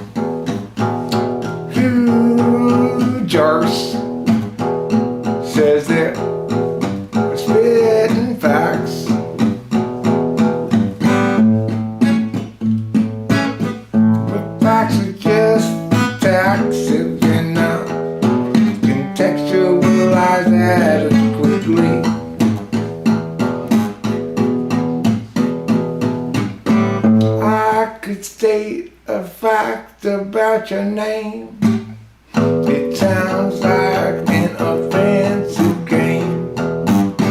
You think your ass is really that huge? Well, you've never seen my big ass, dude, because your ass is very small compared to mine. Mine is large, super genuine. It's as big as a Hottentot crossed with a banana. In case you don't know, Hottentots got big booties, bananas though don't. I just added them to make it rooted, cause why would you want an ass that big unless it smells like a combination of bananas and figs? Oh yeah.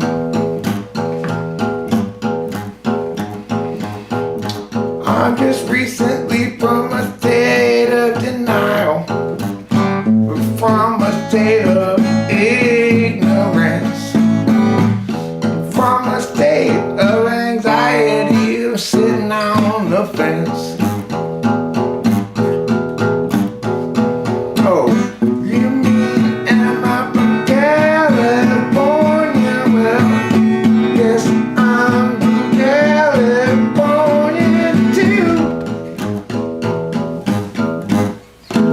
See if Kitty Man wants to go out.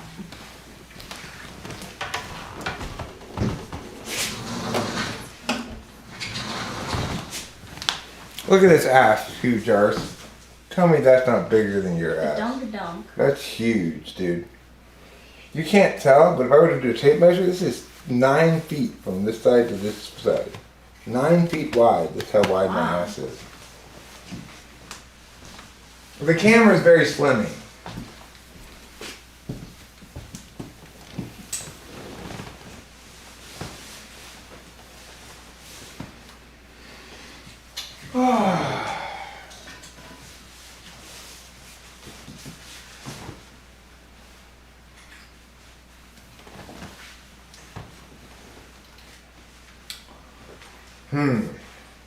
Is that possible? Could your ass be bigger and mine be sexier? I thought bigness and sexiness had a 1-to-1 proportionality. Is that not true? Did they change the rules on that? That's how it is with boobs.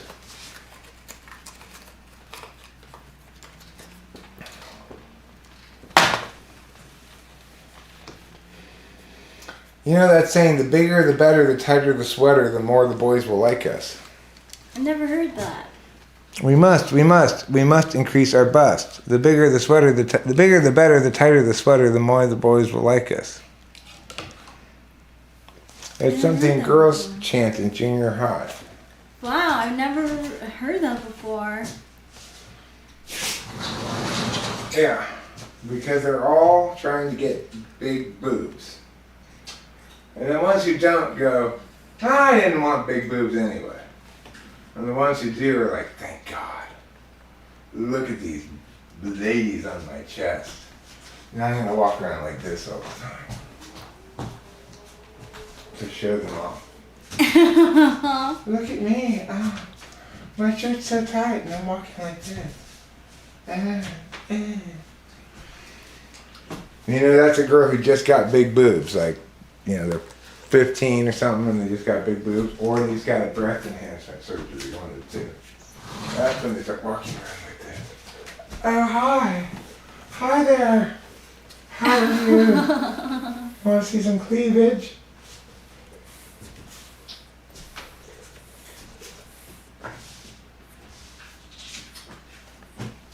And the reason they do it is because it does work. You go, oh hey, what are those things? Those things out in front of you are really eye-catching. These are my boobs. That's not cool.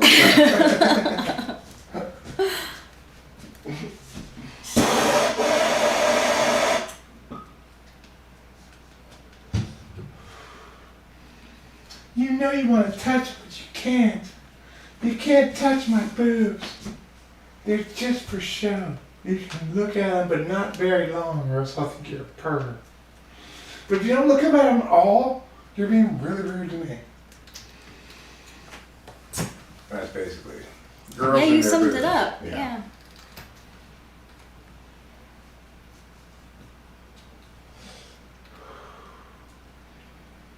Do the people agree with my assessment of boobs? Is there any commentary? I can't read it from where I am.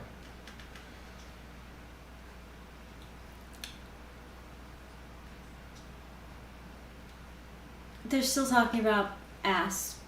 Oh, they're just talking about ass. Huh? Yeah. Well, that's fair. But, I think ESTPs and ENTPs get to the land of indistinguishability when they start talking about boobs. There's probably very little difference. Well, I mean, ESTP would be less likely to do this. Yeah. But both parties can recognize, okay, now there's a subject we can talk about, for sure. There's plenty to say about that.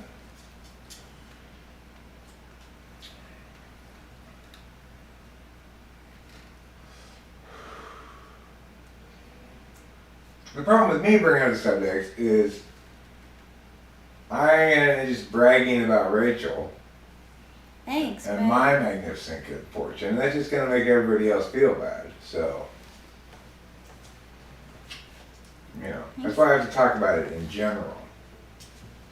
Otherwise, I'm just making everybody else feel jealous. Yeah. All the other dudes are like, damn, I wish my girl had the perfect breasts like Rachel does. Sorry. Your cat's not as attractive as mine either. So, I've got the most beautiful cat and the most beautiful woman. I surround myself with beauty. You do. Mm-hmm. Also got the most beautiful hats and the most beautiful dolls. Y'all want the most beautiful? Yo, yeah. Man, they are.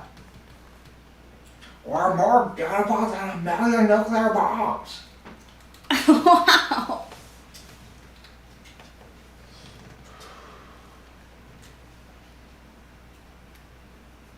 Show me, it says, wonderful, wonderful boobies, always boobing around. Yeah.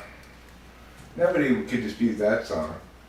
Wonderful, wonderful boobies, always bouncing around. Here comes Miss, here comes little Miss Left one, the right one seems to come. Hello, wonderful boobies, yeah, bounce right in my face.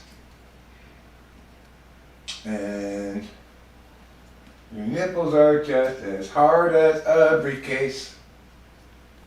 Because briefcases are pretty hard. Yeah, they are. They're meant to be hard so that... So that your papers are protected. Yeah. You know what I like about Bank of America? It's got a sign outside that says, "This property is for conducting banking business only. Police take notice." So they're basically saying, cops, you shouldn't come in here and try to get evidence or whatever. We're not cooperating. I like that.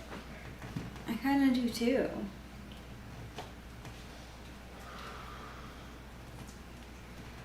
We had a nice time at the Bank of America today. We did. They dealt with us swiftly. They're good down there. They're nice. That rain guy was nice. Yeah, That he lady was we've nice. had before is super cool. She was, yeah. And they're helpful.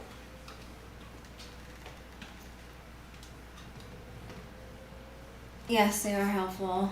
I wasn't able to change myself to the beneficiary on the account, but I didn't really need to anyway. I just thought it'd be a little bit more efficient if I did. It was more of a concern prior to the conversation I had with Delilah last night. Where I was still filled with anxiety.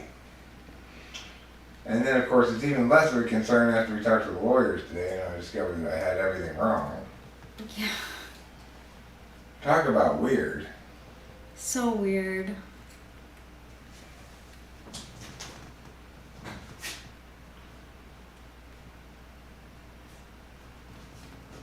So it went from Delilah's gonna have to give me half of her legal estate to I'm gonna have to give Delilah some of my legal estate.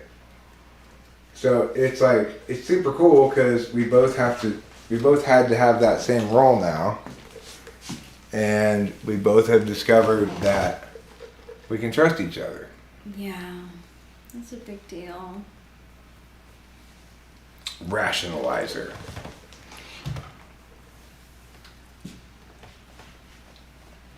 Thanks.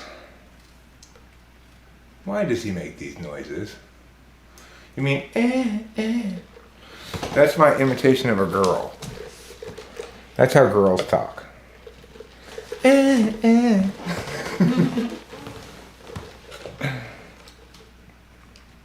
My boobs are making me say,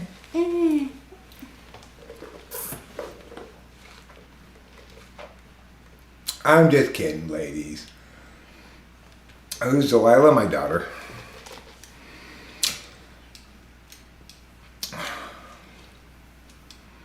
They're of no interest to me as her father, but she is also a woman with big boobs.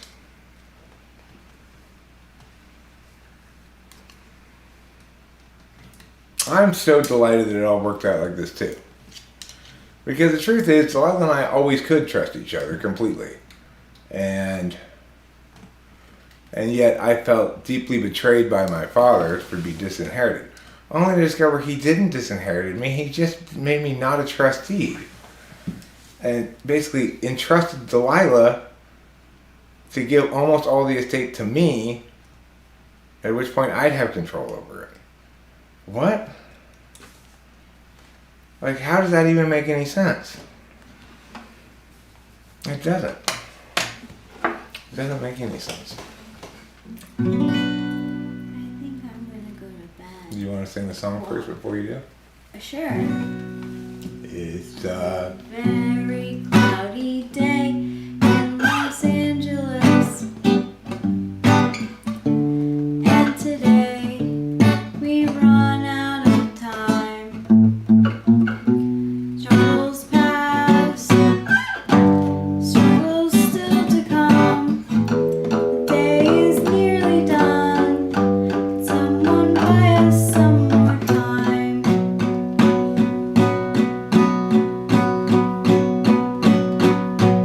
Cloudy day in Los Angeles. Cloudy day in LA.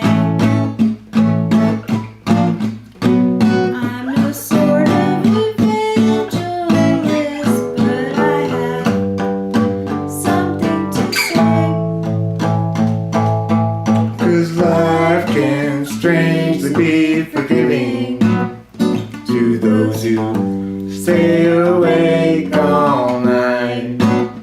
And mostly the voices say to give in. They'll try to sap your will to fight.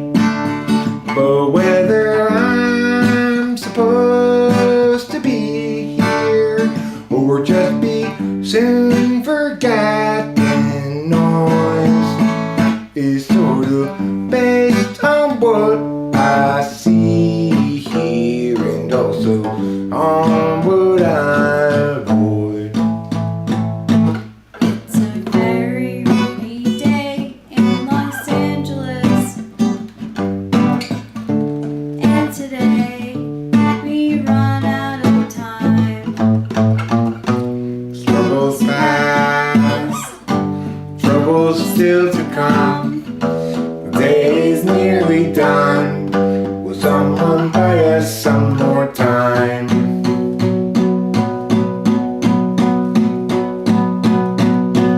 Cloudy day in Los Angeles.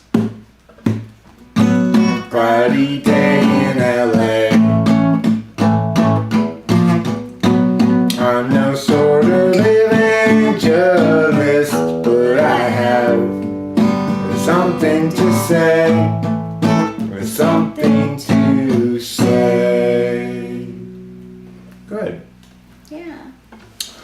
the inheritance went to something good in terms of social programs like welfare, Medicaid, and infrastructure? So let me get this straight. You think I should give all the money to the government so that then they can pay my living expenses and my healthcare stuff? I can guarantee you no good healthcare comes from government programs.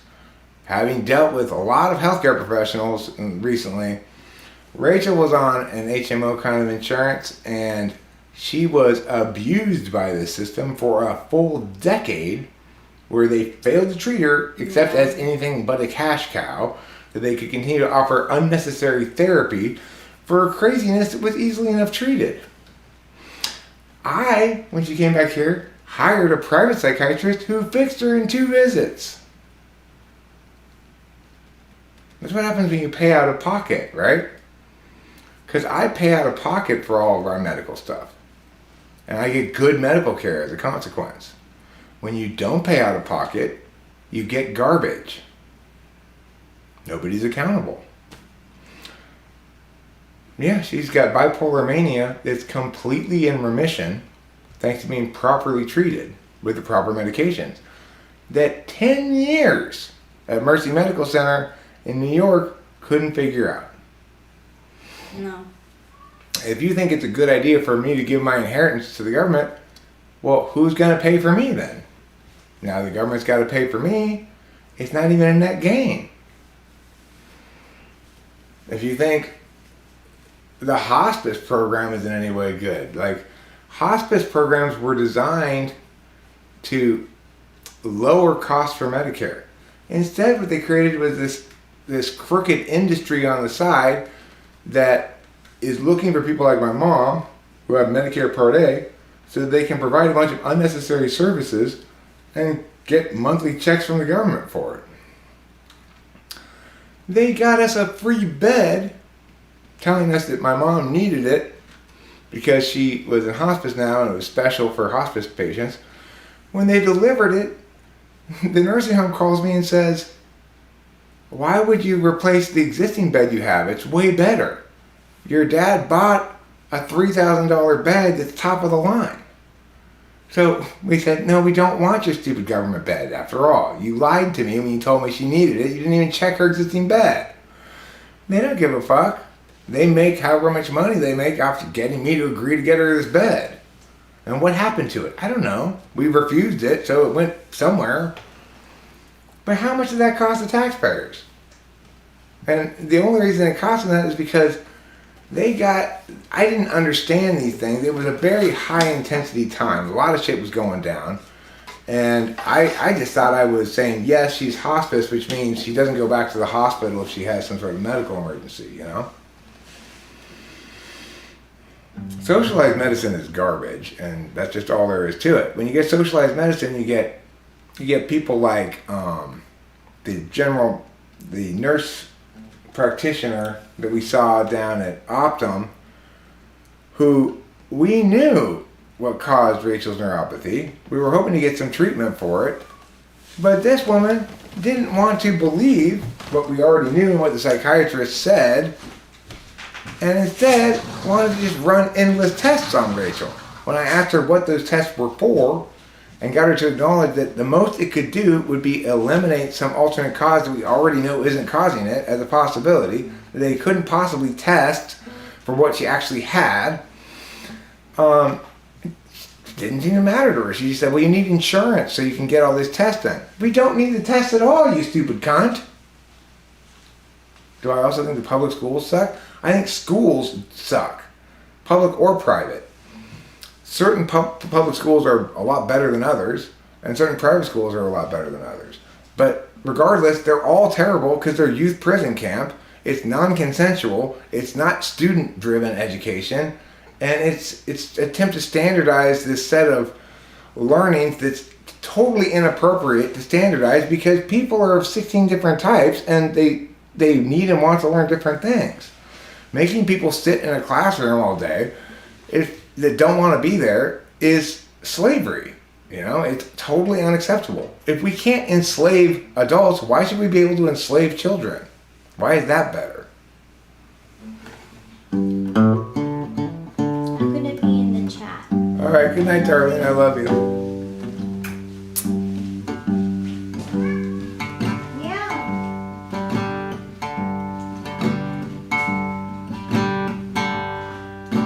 School is just youth prison camp.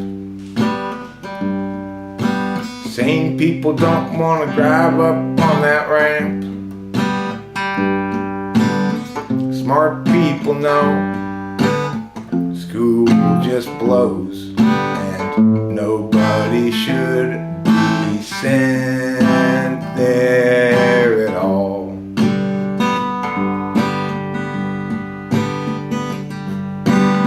You'd never dream of forcing your spouse to go learn things he finds ridiculous, stupid, and slow. Why then, your child, does he or she have so few rights in your mind?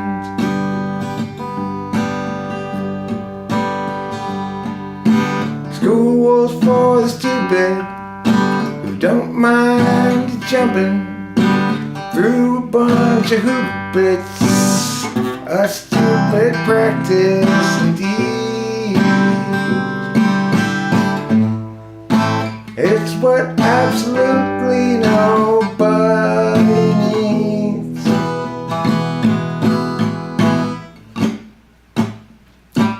School is dumb, teachers are terrible, in their fiefdoms they are horrible, making arbitrary decisions about children's lives. They will give you a D if they don't like you. They will give you an A if they think you're swell. They don't care about being fair at all. They're just a bunch of monsters in their personal house. Yeah, school is for idiots, that's the truth. Whether you're teaching or administrating or forced to go their route, the thing to remember is education authentically is the business of helping people learn what they think they need to learn for authentic reasons for life. Maybe they've got to code something. I didn't ask to be taught chemistry. In fact, I hated it a lot. I haven't used it, and I didn't want those hours of mine in their hands. Those horrible mans and womans, what do they do? Yell at children all the day long and see them through this horrible farce called school, of course. They gotta do well so they can get into another good school.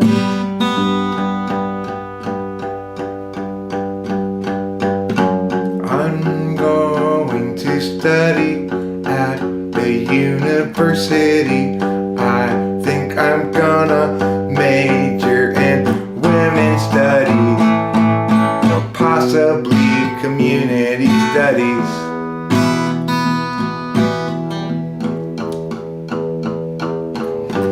I'll discuss then how oppression came from the patriarchy and depression ensued because men are all a bunch of horrible rapists.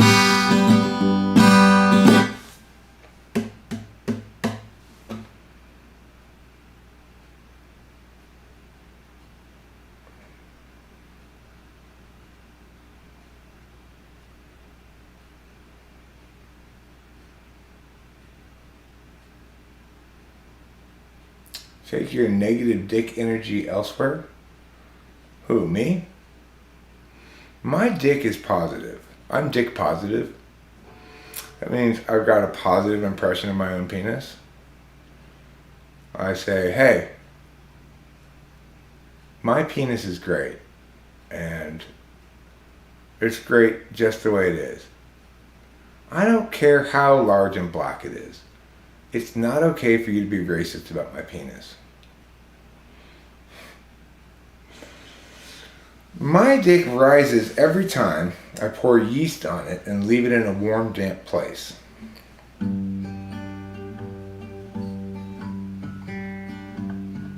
Darling, I hope you got a yeast infection, 'cause I wanna make my dick rise. I know your place is warm and damp, so with some yeast I bet I'll have dick rise. And when it's twice the size it originally was, punch it down, then insert again and it'll rise back up into a crown. Yeah, my dick is like bread, rise it instead of putting it into the oven, warm and damp and yeast infested. That means my dick has ingested what it needs to be old and proud, rising up above the crowd. And once it's done and baked golden brown, don't cut into it please, 'cause that's my penis. You know, I've noticed this thing a little before I was watching Naked and Afraid. Like, all the women in it, they want to be strong women. And I'm looking for the pushback from the weak women crowd. I'm really looking to be a weak woman. I'm a really weak woman, and you never hear people claim to be a weak woman. You rarely hear people claim to be a strong man either. Now, men don't ever say, I'm a really strong man. They don't say that. They just say whatever they say. You know, it ranges from, I'm a hippie, to, I'm gonna kill nature. If any of them had any sense, they'd leave their clothes on and watch it at home on TV, you know. But obviously, they don't. The women tend to be ESTJs and bipolar. The men have more of a variety of types. Occasionally you get an ISFP check or an ESFP check, but generally tends to be ESTJs or ISTJ women who want to participate in Naked and Afraid. I guess they find it like a goal they can meet, you know. You know how the TE Doms love goals.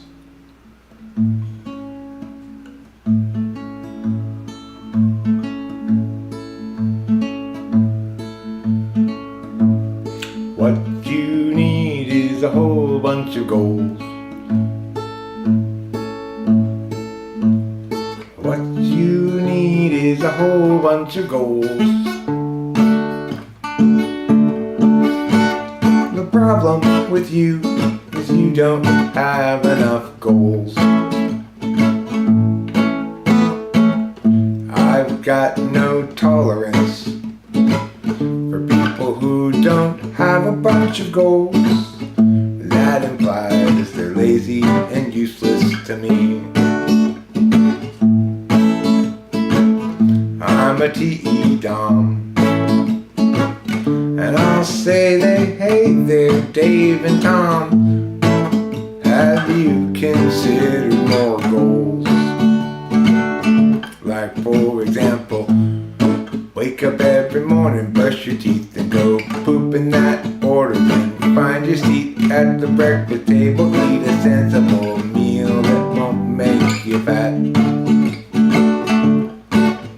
After that, check your schedule, you've got some appointments.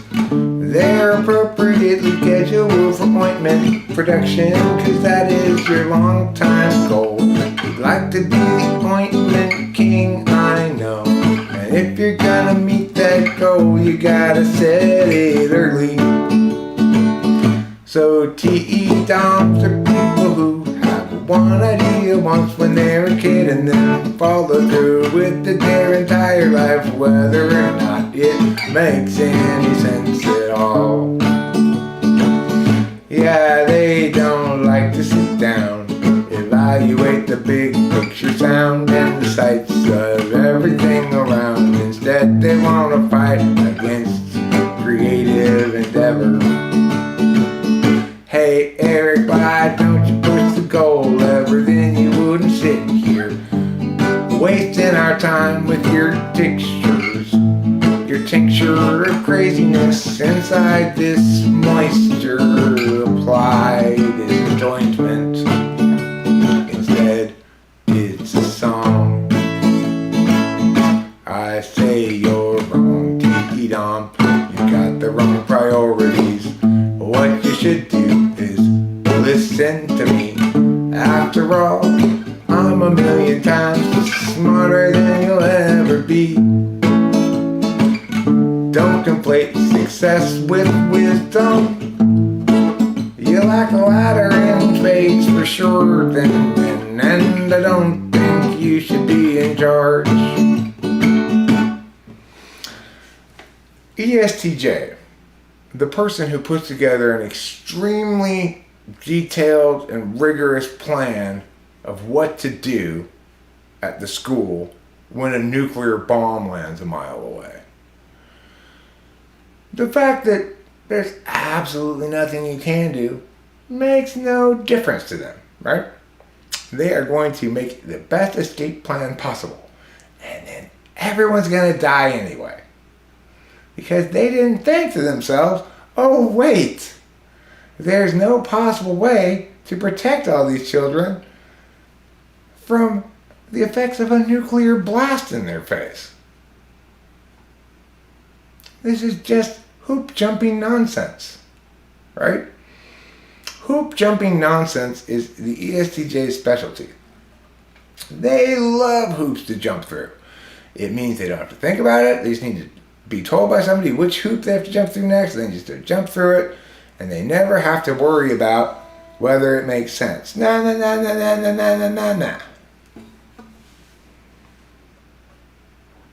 And when you challenge them on it, they say, that's just not the way the world works. No, ESTJ, what you mean by that is, I'm too stupid to adjust to your paradigm, which is more correct, Eric. So I reject it out of hand by saying, that's not how we do things. We do things the stupid way. My way. So fuck off, censors. That's my words to censors all around the world. Fuck off. Stop telling intuitives like what to do. You don't know. Censors need to listen to intuitives, tell them what to do, because we're the only ones who know. We can't do it ourselves because we're too lame. We're too intuitive to do it ourselves. But we know what the right thing to do is. So that's what the censors need to do. ESTJs need to ask ENTPs what they should do, rather than just doing stupid shit. But they don't trust ENTPs at all. Because all the ENTPs are going to do is negate what they're saying, point out problems with it, come up with better ideas. And of course, an ESTJ's third slot function is extroverted intuition, so they want authorship over everything. Even if it's terrible, if it's their own original idea, they're in love with it. That's third slot NE. It's about as good as my third slot FE. You would not want me in charge of schmoozing everybody, right? And you don't get me in charge of schmoozing everybody. You would not want an ESTJ doing things based on their own ideation, because that's a bad idea. They don't have any good ideas, right? But unlike me, they do think they have good ideas. I don't think I'm good at FE particularly. I certainly don't think I'm the best at it. I certainly don't think that my FE plans are actionable. ESTJs think their stupid ideas are actionable. And in fact, they avoid exposing any of their stupid ideas to other people because they don't want any pushback. That's the danger, right? That's where danger comes in. People, underqualified, overconfident people making huge decisions that affect other people's lives and refusing to expose them to any other people for evaluation. That's ESTJs in a nutshell. Well, I mean, I'm not sure you are an intuitive, El Lobo Froze. I don't know. You say you are, but I'll take your word for it. But I'm an intuitive, so I'm not your target audience. Censors who have terrible ideas, you would be wise to inform them why their ideas are terrible. But instead, you're making advocacies. You're missing the point, right? The point isn't to make advocacies, it's to undermine advocacies. We are the Senate. We stop things from happening. We don't cause things to happen. That's not our job. We've got endless amounts of censors always trying to make stupid shit happen. Our job is to slow them the fuck down. Well, my point stands then. If you're an INTP, my point stands. My point stands. But you want to regulate.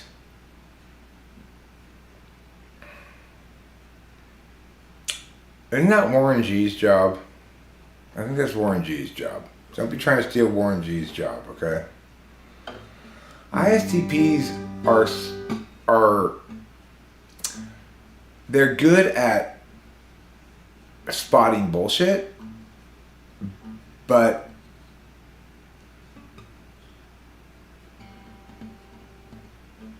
if it's not obviously bullshit, but more subtly bullshit, more like a frame issue, not so much. Well, Jeff Costello, I'm labeling myself, listen, as a transracial, transageal, transgender ENTP. Obviously, I hate labels, okay? Labels are hate speech. So, don't label me. I'm not transracial. I'm a person of transracialness. Person, first language, okay? I'm not a person either. I'm a per-child. Because son is patriarchal.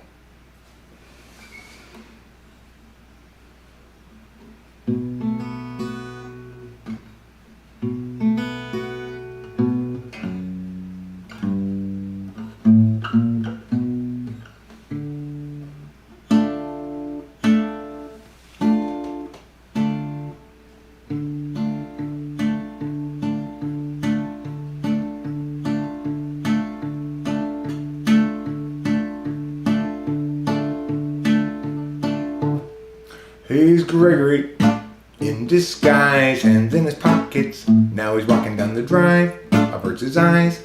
He doesn't want you guys to realize that he's Gregory, in disguise, hands in his pockets. Now he's walking down the drive, averts his eyes.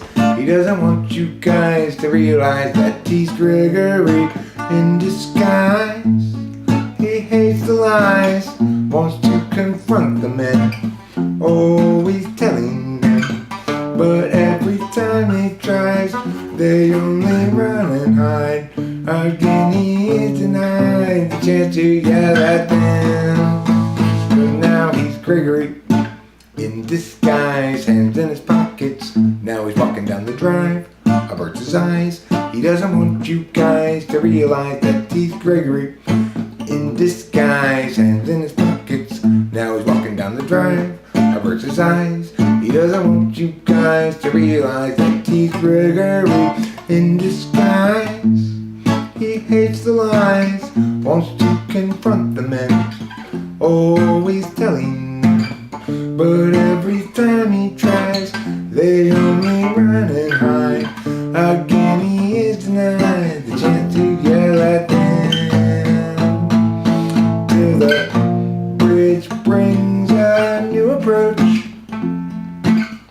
Sneakily he'll try to encroach up on the guilty, then perhaps he'll get the chance to yell Gregory in disguise, hands in his pockets. Now he's walking down the drive. Averts his eyes. He doesn't want you guys to realize that he's Gregory in disguise, hands in his pockets. Now he's walking down the drive. Averts his eyes. He doesn't want you guys to realize that he's Gregory in disguise. Hates the lies, wants to confront the men, always telling them, but every time he tries, they only run and hide. Again, he is denied the chance to yell at them. Well, Jeff Costello, the reason you're split is because neither of them are correct. Socionics and MBTI are both wrong in various different ways. The only person who's got typology correct is me, and those who echo what I'm saying. I've got it completely right because I spent many years muddling through that shit and eliminating all the wrong things until I finally got it nailed down correctly. But the problem with socionics is it doesn't distinguish between its dichotomies. Like, it doesn't tell you what they're doing. It doesn't operationalize definitions. And there's no distinction between things that are correlates, things that are skilled, can be tested as skills, things that are just value correlates versus behavior correlates. They fail to do any of the work they need to do to model something correctly. It's impossible to conceive of modeling it because they don't have it set up right. You need a prime directive, you need fields, you need vectors, you need objects, you need rules, you know? Both MBTI and socionics are incorrect interpretations of Jung's cognitive function idea, which Jung himself only got partially right. It's understandable. It's a complicated idea that requires a lot of well, for me, it didn't require a lot of good intuition. It required a lot of laborious debate work of eliminating everything that was bullshit. You know, as a debate coach, I'm especially attuned and designed and practiced in what makes a strong case and what makes a weak case, and how you actually generate explanations that are meaningful versus explanations that are just gobbledygook. It requires that you make certain kinds of distinctions and define them in certain operationalized ways so that they're real definitions so that everybody can use them to draw distinctions. The problem with MBTI and socionics is they fail to explain because they fail to do that, among other things.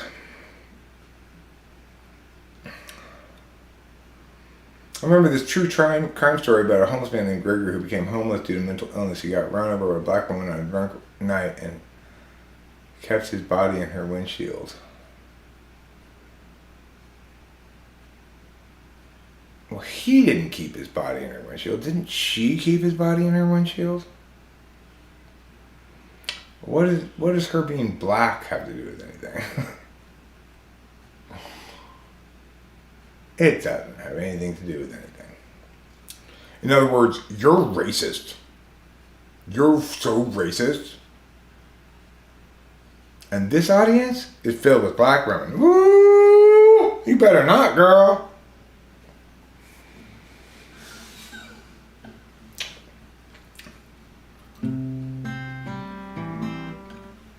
Everybody needs to stop Asian hate. Stop hating the Asians. Everybody needs to respect diversity. Black History Month is a celebration for us all. So don't just do your report on Jesse Owens, please. There have been so many important black people, like Jesse Jackson, who ran for president, and that lady who got on the bus, her name was Rose Rosa parked and she made a fuss, and the bus parked and eating some roses that day.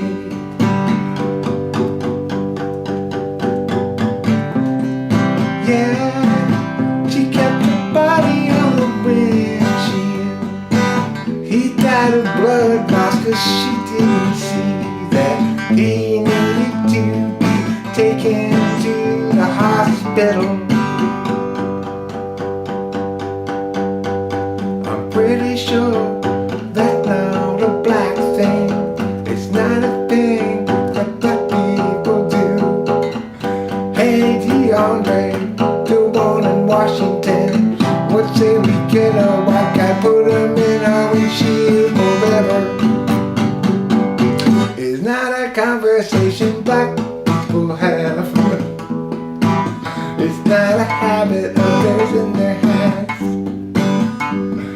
I'm not characterizing you as anything, you know, except a racist, yeah. You're so racist, yeah.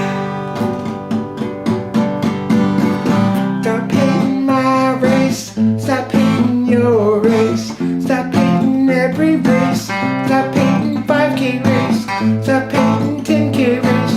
Most of all, don't you dare hate the marathon. Yeah, racism is still with us as a term, not so much as a phenomenon. Regardless, race isn't special from other groups. It don't matter if you hate me cause I'm a Democrat, or cause I'm a Republican, or cause I am white or black, or if I'm a woman or a Jew or a Jew, or even if you hate me cause my car's brand new. It's still groupism regardless, and that makes you dumb. I am an individual son. I'm not a member of the group that you assigned me to. I'm an individual just like Sue and Joe and you too, Mr. Slow Man who doesn't see. Don't try to groupify me. I'm an individual and free. While I am tall and bearded, that's not who I am. You could say so, man, but that would just mean you are stupid as a tree. A very stupid tree, like a eucalyptus tree, which is stupid cause can't you see it needs more bark on those kind of things. There. Exactly. I agree with Morgan Freeman's thing there. Stop. Just stop already. I'm not a black man. You're not a white man. We're both just dudes. I'm smarter than you because you're saying stupid shit. And that matters. If you want to call me a smart man and yourself a dumb man, go for it. That's probably correct. But don't tell me what race or gender I am. I can be whatever the fuck I want. I can be a proud black woman if I want. I can be a unproud, small black girl. I could be a wild Asian teenager who's busily ransacking Walmart.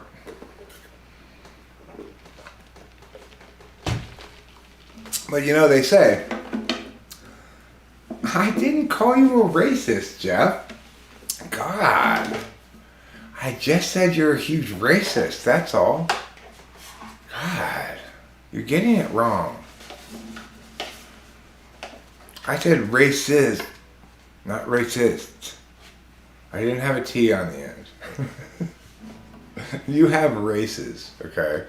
That's all I'm saying about you. You have so many races.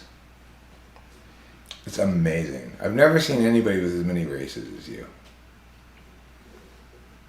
You're beautifully racially colored. Jeff Costello, you are colored like a rainbow inside of your heart.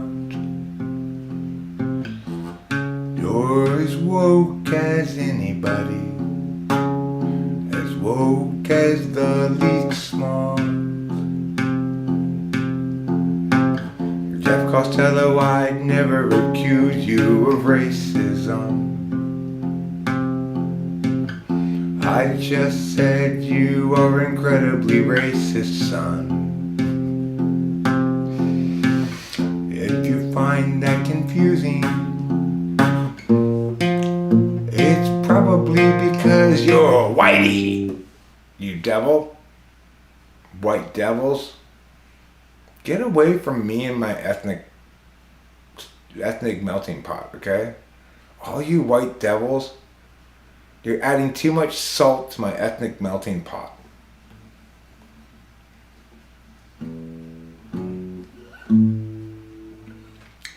Wasn't woke something black and white people jacked it. White people jack everything that's cool, but so does everybody else, including black people. They jack shit that's cool too. It's just certain things they may originate in community A, but they find their way to community B as rebellious people just like me. Embrace everything that's good and true and cool and aesthetically better than you.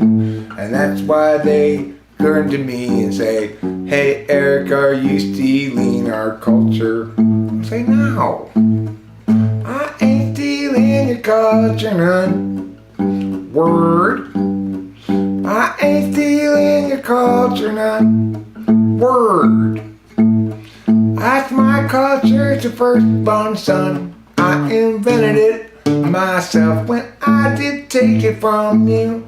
I gained ownership and authorship too, because I'm woke as fuck, woke as fuck, woke as fuck, woke as fuck. Long ago I was asleep, then I saw something really neat. I said, hey, there's a person, I can't tell what they are. Is that a lady, is that a man, or a bar? I mean a bear, I can't tell. No underwear can hide their fact that they're something unusual. And then I said, hey, and I can't tell what race they are. Are they black or white or brown or red or yellow? Far too hard to tell, I'll never know. That's why I must be woke up Joe. And then I said, oh hey, you're okay, even though I can't classify you in the normal way. And that's when I realized that I was woke. Hey, stop stealing my culture. Okay? I'm like Tiffany. I found out. Now all these cultures belong to me.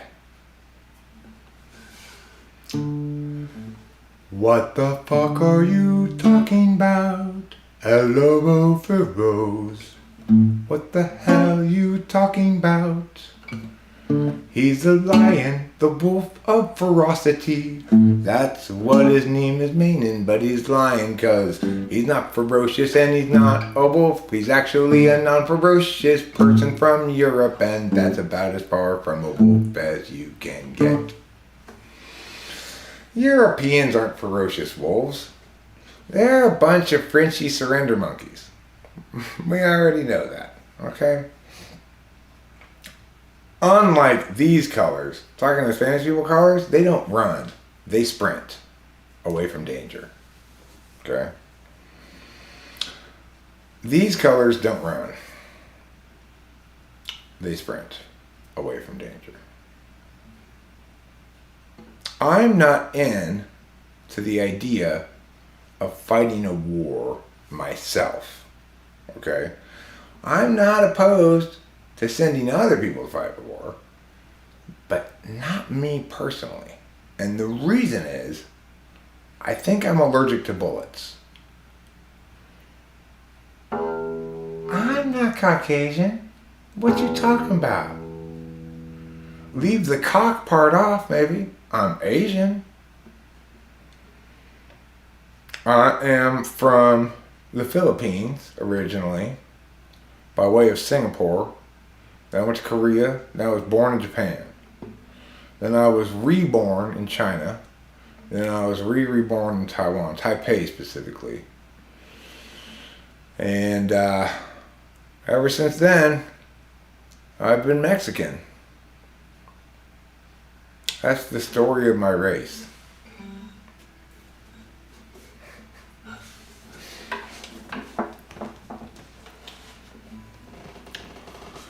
If you genuinely want to know whether you are white or not, I will read you the Congressional definition of the white man, okay? And you can see if you're white. Alright? The culture is not the point, Elbow. The point is, if you're talking to me in English, then they're using my culture to speak to me. No, they're using your language, actually. A language is a little different than a culture. So, a person can learn a language without co-opting, adopting, advocating in favor of, or otherwise embracing a culture. I could hate Mexican culture, but still learn Spanish. Yes, I could. I could. I don't, but I could.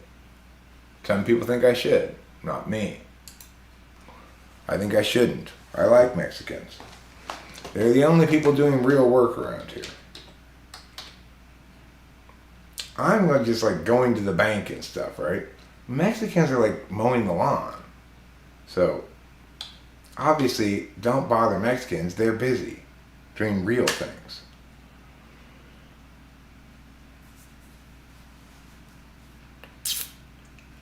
You know what I'm saying? Here's Congress's definition. After the Plessy versus Ferguson case of 1896, Congress decided they needed to define white person.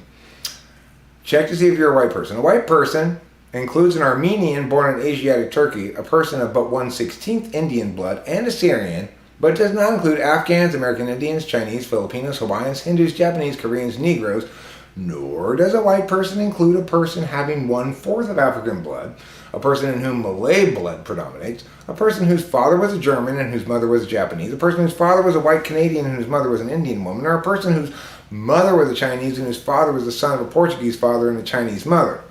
None of those people are white people. So check yourself and find out if you're white. That's the actual definition from actual Congress. They actually defined white people. I do reject the concept of race. This is how you reject it in an amusing fashion. If you say, but Eric, I'm not amused by this rejection. Well, that's just because your funny bone is broken. After all, I'm endlessly delightful.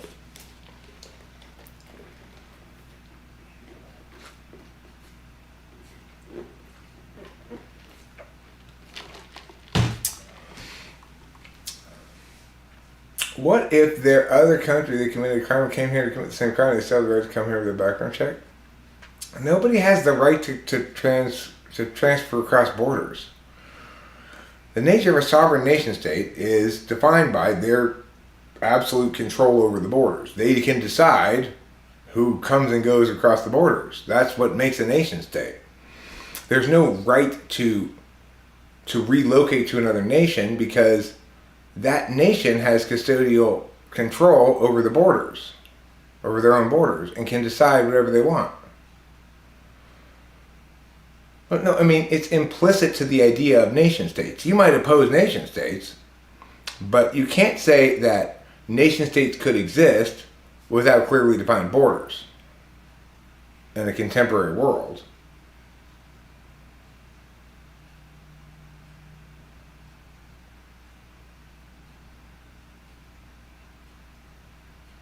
Nobody's saying you're not a smart guy, Jeff Costello.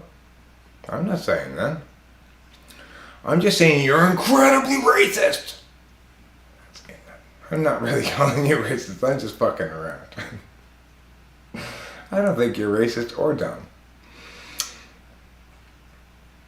You're probably wrong, but that just makes you and everybody else except for me, you know. That's not unusual or anything. If being wrong made you stupid, I'd be the only smart person in the world. And, even I am terribly wrong about things sometimes. Like, I was terribly wrong about the fact that I got disinherited. I didn't get disinherited, right? I just got removed as a trustee, and Delilah somehow strangely got foisted on her the responsibility of giving me almost all the money from the estate. So, but you know why I was wrong about that? Because I listened to my dad, who was an ESTJ, rather than reading the trust. If I just read the trust, I would never have gone through all that misery. But based on what he said, I anticipated nothing but bad news therein. And I'm a 7, Enneagram-wise, which means I like to avoid things. I'd rather not know the bad news than know the bad news. Wow, this has been a long stream. I must be fairly thwacked. Delilah gave me some quackers today. Some cracklers, some sparklers, which I took. Rachel took some too. Now I'm feeling like jazz hands.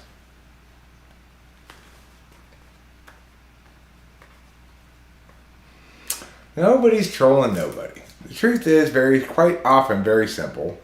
But you know what never happens? People never come here and say, what's the correct position on this, Eric? Even though I'd be happy to tell them. They always come in with their own perspectives, blast in, and then have to be corrected by me. All you gotta do is ask me and I'll tell you what the correct position is. Everyone thinks they're qualified to be correct. Being correct takes a great deal of skill and practice and years of application of a correctness protocol. It doesn't just happen.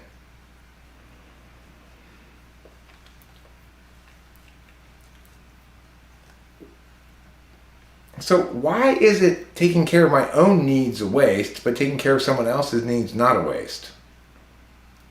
How does that make sense? Am I not a person too? What about Rachel? What about Delilah? We're all being taken care of by this estate, probably not for the rest of our lives, but for a good amount of time. We won't cost anybody else anything, right? There's nothing fascist about me. I'm not for nationalizing industries in keeping with the cabal of cronies from the leadership. That's fascism, right? Just because you don't agree with something I say doesn't make me a fascist, and you calling me one makes you an idiot.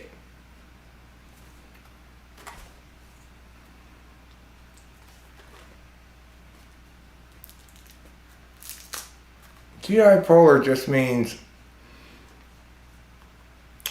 it's basically a rejection of the idea that words should be used to that the definition should be used to limit the meanings of words to be something precise so that things can be negated or affirmed, eliminated or kept. It's a rejection of black and white thinking.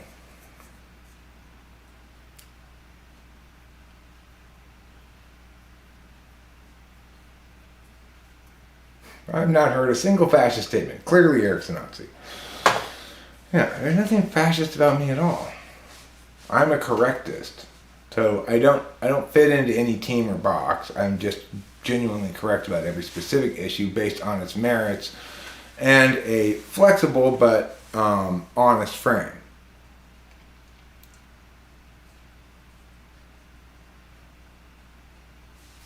That's true. Nazism is not the only form of fascism. Sort of set the gold standard, I guess. The key thing about fascism is you've got crony capitalism mixed with nationalizing industries. Those two components make fascism.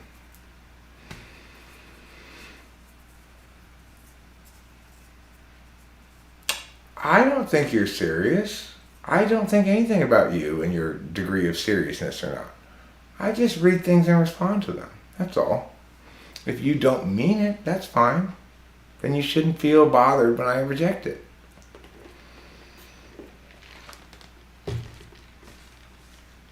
This iced tea is thirst quenching. Reminds me of my piss.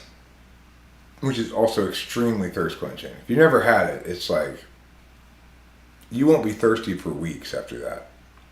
After a tall glass of my urine, you're going to be like, oh my God, finally my terrible thirst has been slaked by his man pee.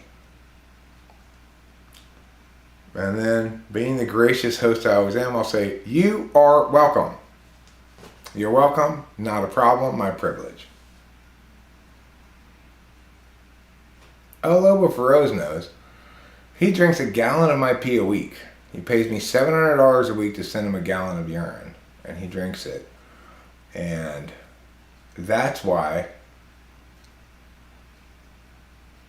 Wasn't Mussolini a cause of the Italian mob move to the States? I don't know, maybe.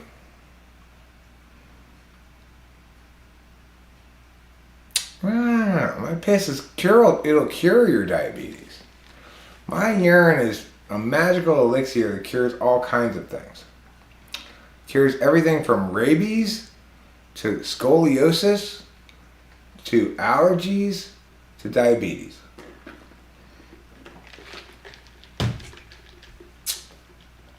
The only thing it doesn't cure is COVID.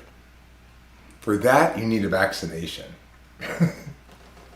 To cure COVID, you need vaccinations, booster shots, and compulsory masks all the time. Plus, 6 feet is not far enough. You need to stay 30 feet away from every other human being at all times. Otherwise, you're just killing millions of people. How many lives did I save again when I stayed home? I forget. And can I contact those people and ask for a reward from each of them? Hi, Julie Thompson? Yes, when I stayed home, your life was one of the lives I saved. So you owe me $10,000.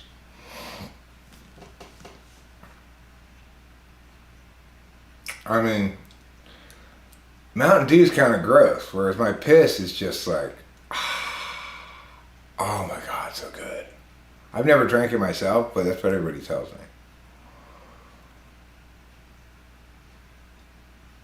You gotta get it warm straight from the penis, ideally. Like, not straight from the penis, but like into a cup and then straight to your mouth while it's still warm. Because from what I understand, the inside of my penis releases sparkle dust into it. And that sparkle dust, it degrades quickly, it breaks down in sunlight. So you gotta drink it right away. And you'd be like, I'm full of sparkles now. It'll be the best moment of your life. I don't want to oversell it, but it's the greatest thing humanity's ever had.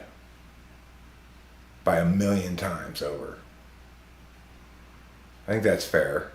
That's not hyperbolic at all. Humanity's greatest invention is my pee. After many years in the lab, they finally refined a man who could pee sparkle dust. That's a man's drink right there, Jeff. Mountain Dew, coffee, piss, and ice. Plus a little, throw a little NyQuil in there to get kind of the purple scissor effect.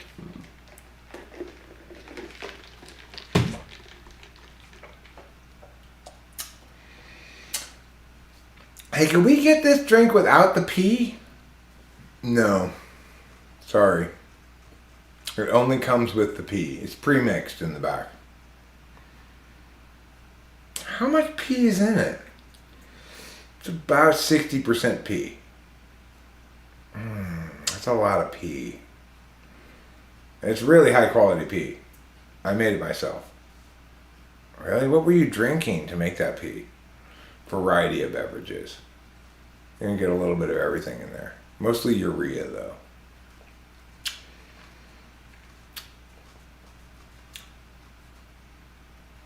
They used to taste urine to test for diabetes? Really? And if they tasted sweetness, you had diabetes? You could still do that. You could taste your own pee and see. Nope, still tastes like piss. I guess I'm fine.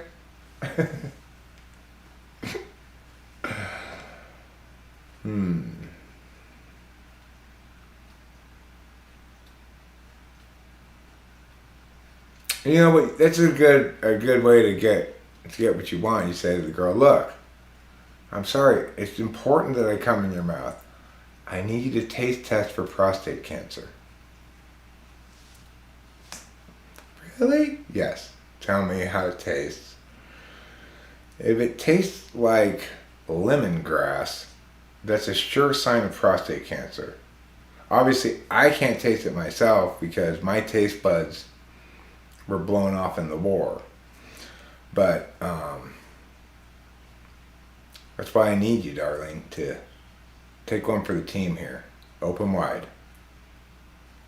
Taste it. Really get a good taste of it. I don't taste any lemongrass. It's just all salty and gross. Okay, swallow it. You can't finish tasting it until you swallow it. Can I spit it out? No. That'll be an inaccurate test and we'll have to do it again. Okay. Well, is there a lemongrass aftertaste? No, it just tastes like cum. I guess I'm fine then. Thanks. Thanks for helping me with my test there.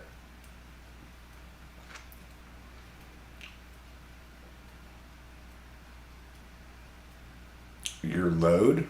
The size of your load? Okay, I get that I'm supposed to taste your cum, but do I really need a whole pint of it in my mouth? Look, baby, it's been a while, okay? It's really built up.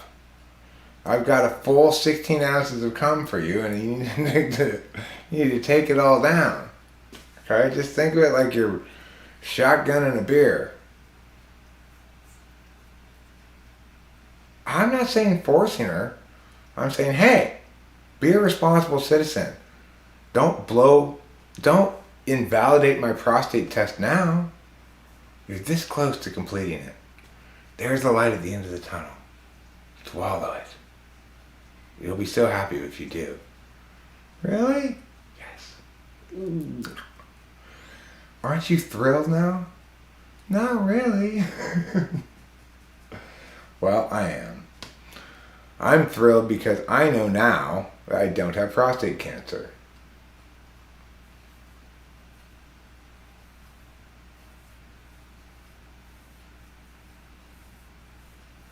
You can't force anything to good effect, Jeff. In all of life, nothing can be forced to good effect. Anytime you force shit, it's shit. Everything is like a fart. If you have to force it, it's probably shit.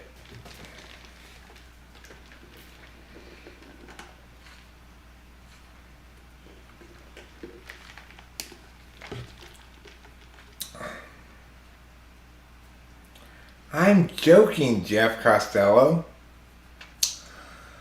I have a woman I've been with over 3 years.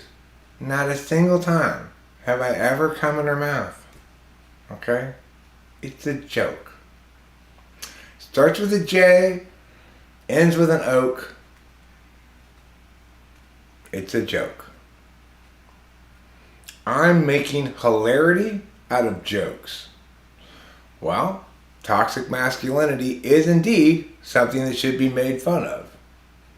When we understand humor correctly, we recognize that we will never get over our stupidities until we taunt and make fun of them rather than treat them as though they're important. You know? You're never going to you're never going to make toxic masculinity unappealing to people by affording it legitimacy by taking it seriously, right? You've got to taunt it. And the way to taunt it is to demonstrate how stupid it is. With jokes like the ones that I made.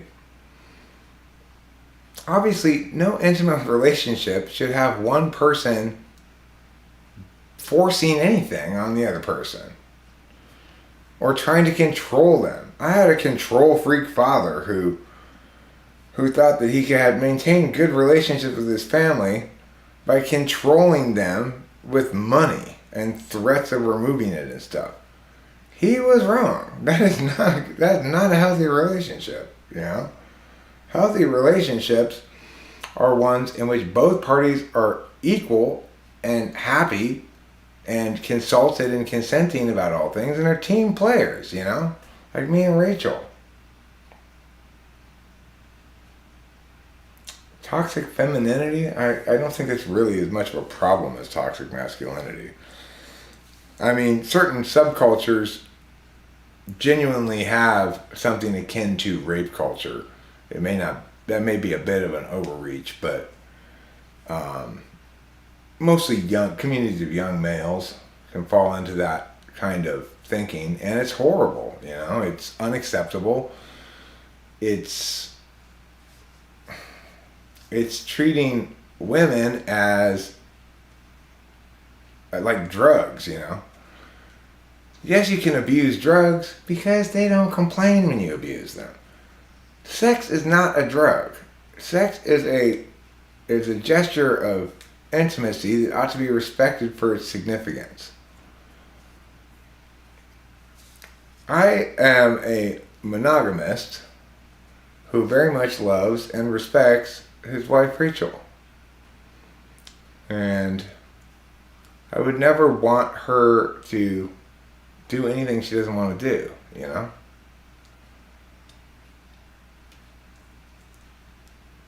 Yes, when we're having sexual intercourse, it may be the case that I'm objectifying her, but that's just called heterosexuality. You know?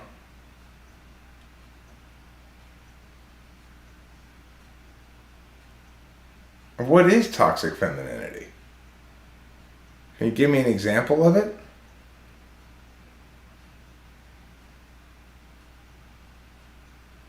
Does he even know what he means when he says that?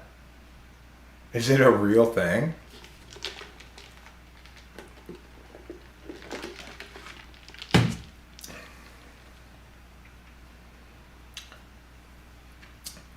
Okay, so if you're talking about stupid woke kinds of fourth wave feminist stuff, you're just being groupist. It's like those atheists who pick out the stupidest fundamentalist Christians to argue against. They don't represent an actual group that's a threat of any sort. They're the bottom of the barrel, right? Yes, there are bottom of the barrel stupid people who go to college, and because colleges are fundamentally for-profit institutions, they find some stupid shit to share with them and say, there, you're educated now.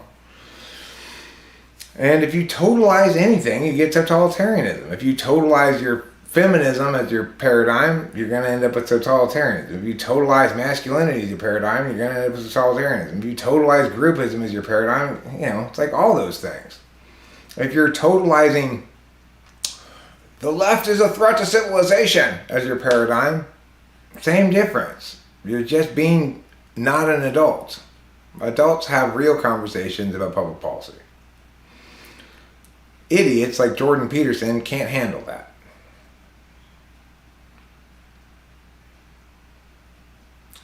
So what if women on average have more power than men? Power in what area?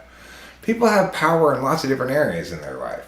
You could have political power, you could have power at work, you could have power in your relationship, you could have power in your peer group, you could have power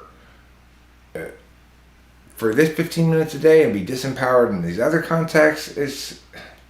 Be real about things. You know, it's like when we stop trying to reify and metaphor all the actuality out of things, we recognize, okay, adults need to have adult conversations that actually involve actual policy prescriptions in a real way that's not about demonizing this group or that.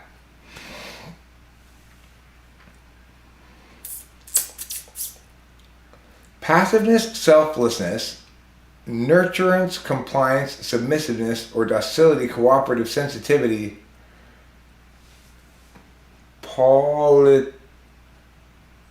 sympathy, and compassion, home, and value-oriented values. That's toxic femininity? Well, I mean, everybody's passive in some context and active in others. Everybody's selfless in some context and self-interested in others. Everybody nurtures in some context and complies in some context and directs in some context. Everybody is authoritative in some context and subjugated in some context. Whether that results in submissiveness is another thing. If in fact toxic femininity is about women being submissive, then how does that differ from the patriarchy? Cooperation over competition, right? Well, again, certain things in life require cooperation. Certain things in life are fundamentally zero-sum and require competition. And we should respect the jurisdiction of each of those things based on its actual merits in a real adult conversation that doesn't try to generalize and totalize this bullshit, right?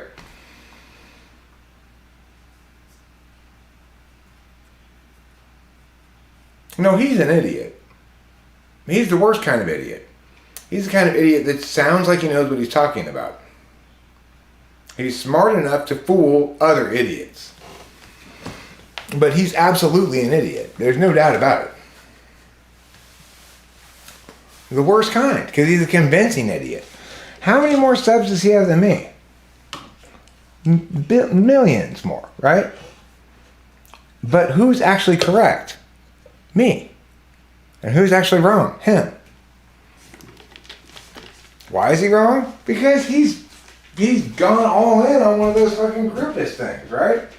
He's tried to find his boogeyman to demonize and blame and get everybody all agitated about. That's not how adults talk about politics, okay? That's not how intelligent adults talk about things. It's stupid. It's effective in garnering a lot of views from other idiots, but you can't credit him with intelligence.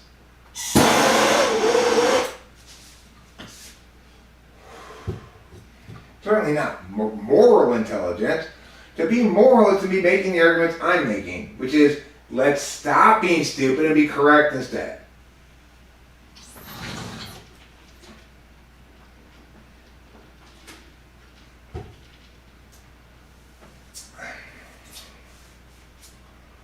So let's just all give up this notion that Jordan Peterson is somehow smart. He's not. He's an idiot. He's the worst kind of idiot. He's towards the top of the ship of fools, you know? Which makes him a leader of idiots. That's much worse than a follower idiot, because he's spewing nonsense that idiots want to hear, and they're lapping it up like milk by a kitten.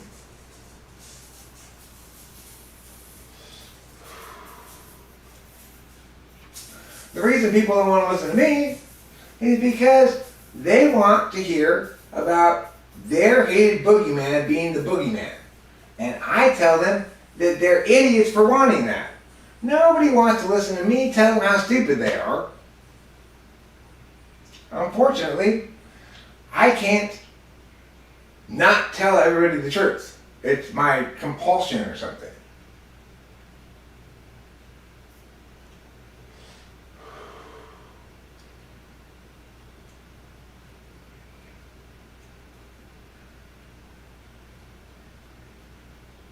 Like, have any of you ever been mugged by postmodernism?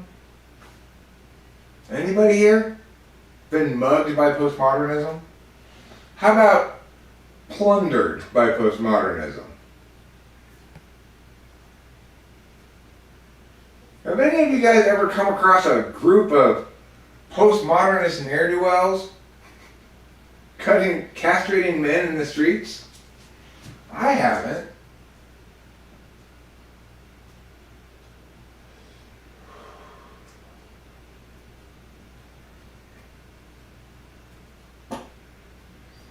And this is the thing that bugs people the most. The woke left is correct, by and large, about the need to stop discriminating against people based on their groups. It's absolutely correct in general. It's also the case that those same people often have very stupid opinions about how speech should be controlled accordingly. And that's very stupid. There is no such thing as hate speech, right? It's not a real thing. Like, everybody who talks shit about Democrats is engaged in hate speech just as much as people who talk shit about blacks or Republicans or Asians or whatever. All groupism is the same. We do everyone a disservice when we treat certain kinds of groupism as worse than other kinds of groupism.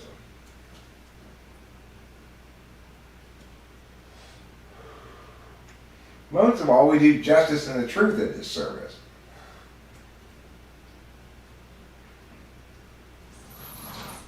And yet, that movement was fundamentally right. We did have disenfranchised people who were disenfranchised based on their group membership and shouldn't have been. It was the case that TV only showed certain kinds of people. And like fat people didn't get to be on TV and ugly people didn't get to be on TV, you know? There's a reason I'm not on TV. I'll tell you what it is. I'm old and unattractive. If I were a hot young chick, I bet you I'd be on TV. That's not fair, but it's just how life goes, you know? People don't want to look at me as much as they want to look at a hot young chick. That's understandable. That's why my doll channel grows so much faster than this channel. Because you never see me on it. You just see my dolls and my cats.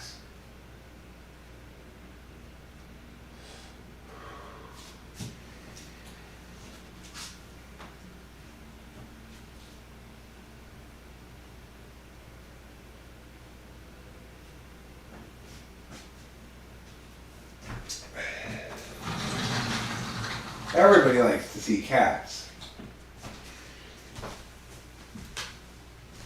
If you want to add a couple thousand views to your short, what you need to do is include a cat in it.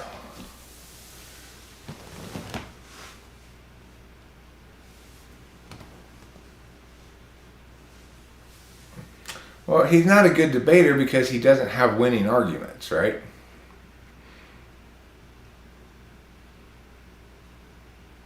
No, I'm in favor of body positivity. But it's also the case that I look a lot longer at the pictures of hot chicks in lingerie than I do of the plus size models.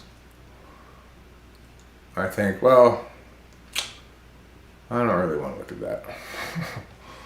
You know, if we're talking about like walking in the mall and you see Victoria's Secret has their models, and then, well, it's not fake to fat people. It's not relevant to me, right? So, but I used to be married to a very fat woman, and I really felt her pain, you know? It's like, she got a fair amount of explicit hate in the world just because she's fat. Women support fat models because they want people who look like them instead of being sold clothes that look great on super skinny people but they're not skinny. That makes sense. As a man, would I talk to a dude? I talk to dudes and chicks both all the time. You know?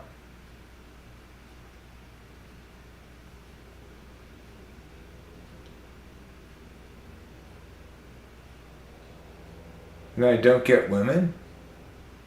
Why? Because I talk to both dudes and women, I don't get women? That doesn't make any sense.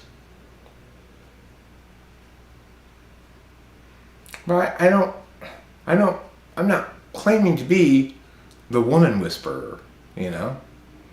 I understand people as individuals. I treat them as such. Women, men, children too. I don't treat children as inferiors. You know, when I work with my students who are in school, like high school or middle school, I defer to them as to what they need and want to learn. Because that's how good education works. I'm working for them. not the other way around, which is how school seems to think it is. The students are working for the teachers.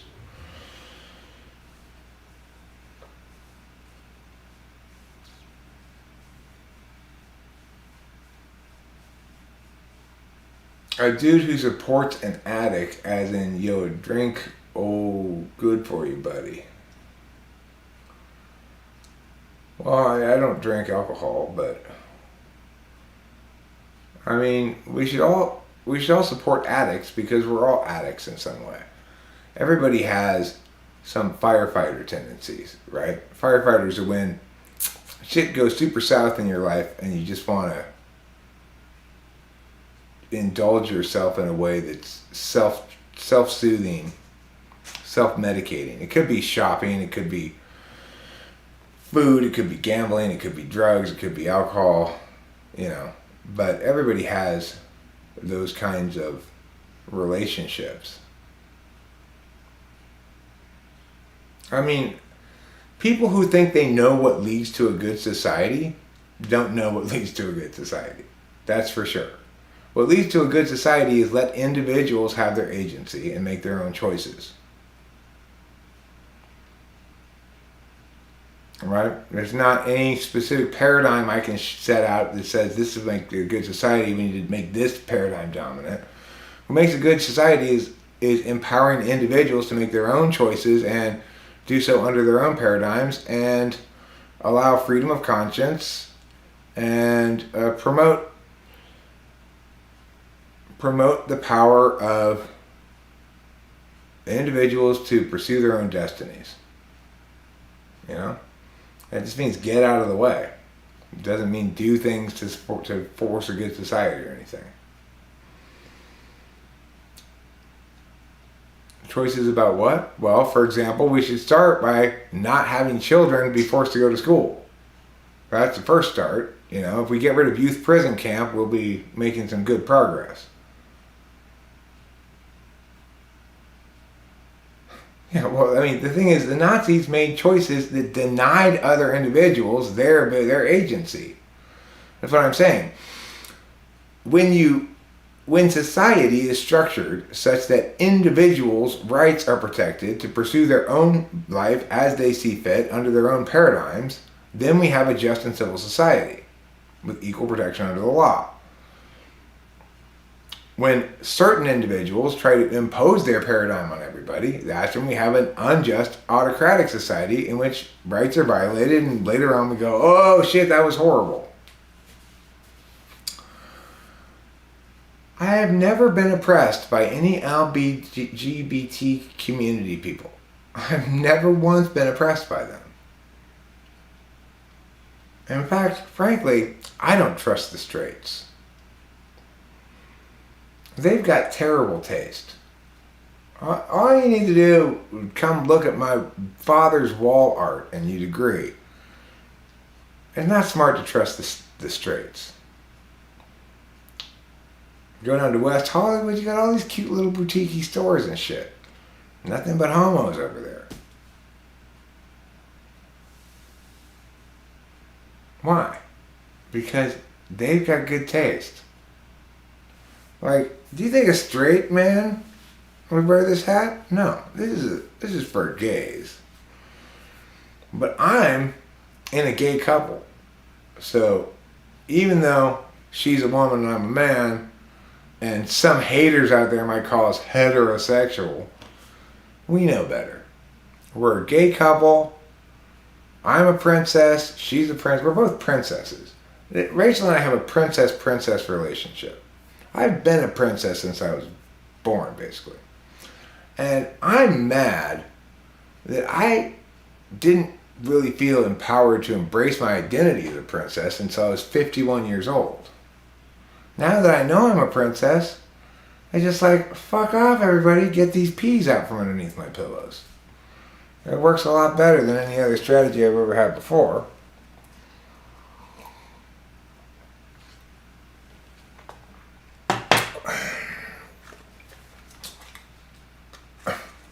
Where did you check to determine that Robert De Niro was ISTJ? I'm pretty sure he's not. Remember, ISTJs are FE polar. They're not good actors.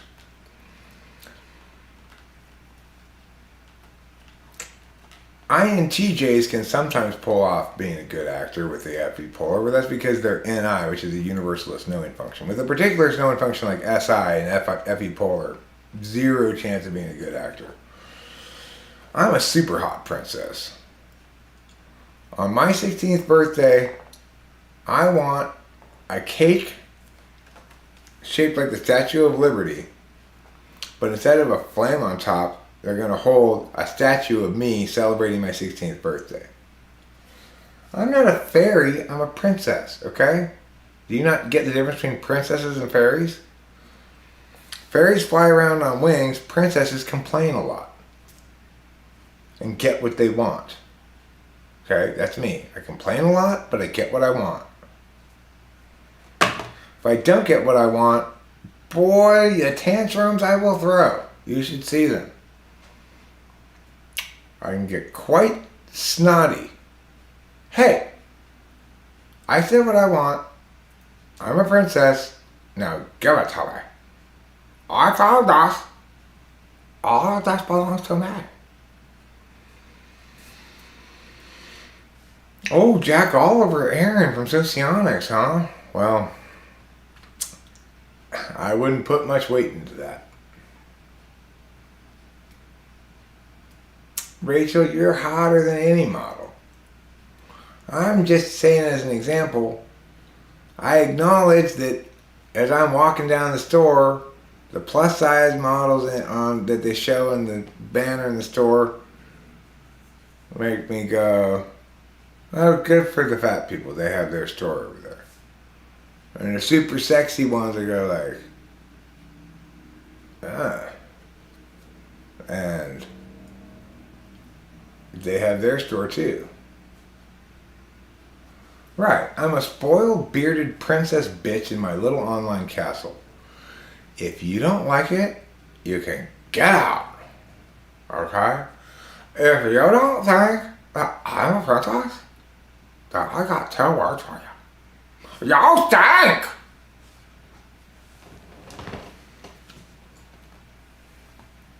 If you guys can't handle that,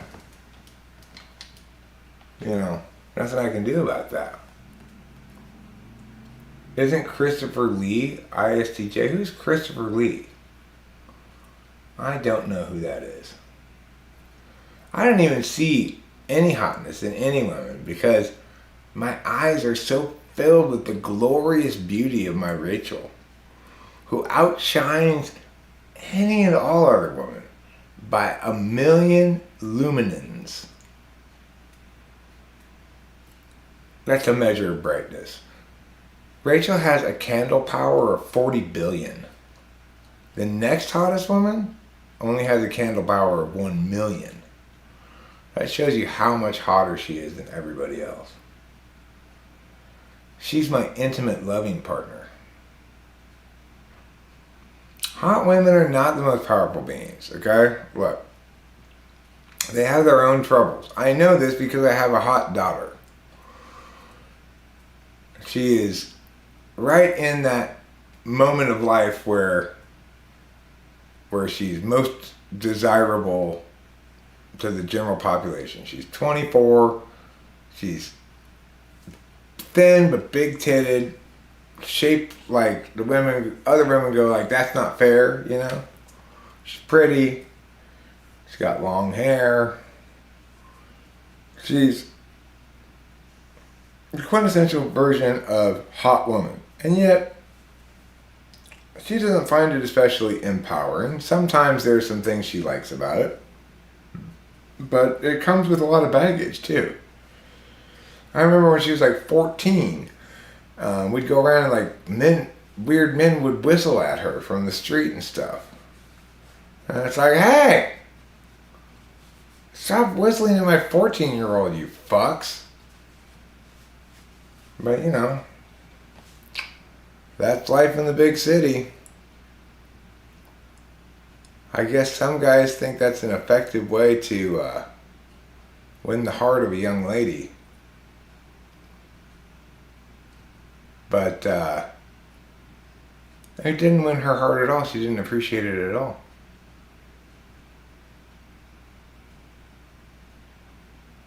I didn't either. Of course, that didn't stop her from dressing like in a crop top and little pants and stuff, you know.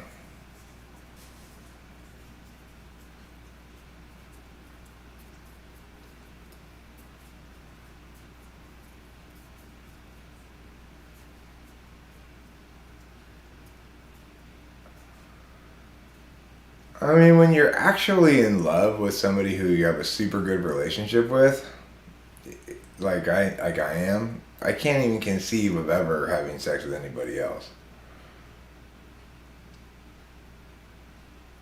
Because I'm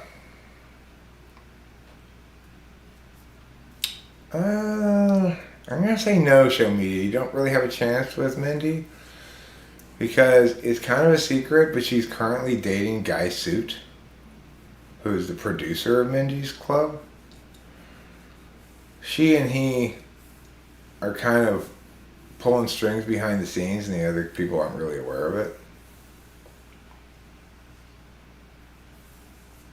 They work with a consortium of wealthy Texas billionaires who've all chipped in to create this artificial world in this massive underground bunker that the U.S.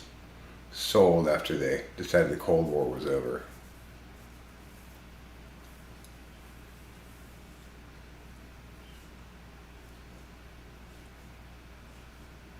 There is no such thing as the far right. Remember, there are individuals, some of whom are advocating politics that you don't like. There is no group of people called the far right.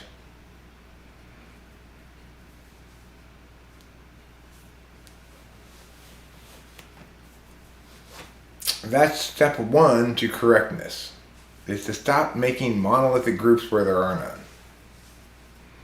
You've got a bunch of it, like I've said before, even here, where everybody here is exposed to the constant correctness that comes out of me, you all disagree with me.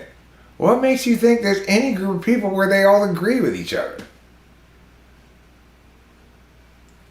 Mindy does not have fake tits, okay? That is not true.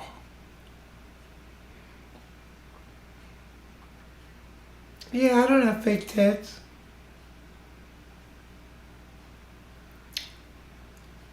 By the time I'm done with you, you're gonna have fake genitals, though. Yeah, I mean, it's a terrible video, right? There is no far right. There may be certain individual people who advocate purportedly conservative positions who like Lord of the Rings, but that's just nuts.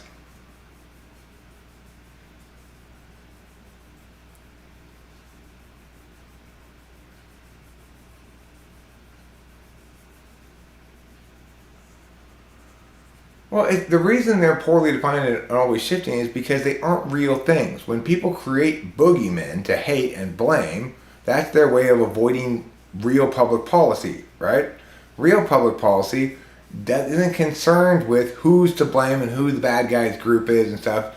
It remembers that all American citizens share a common interest and work towards attaining those goals to good effect when they don't resort to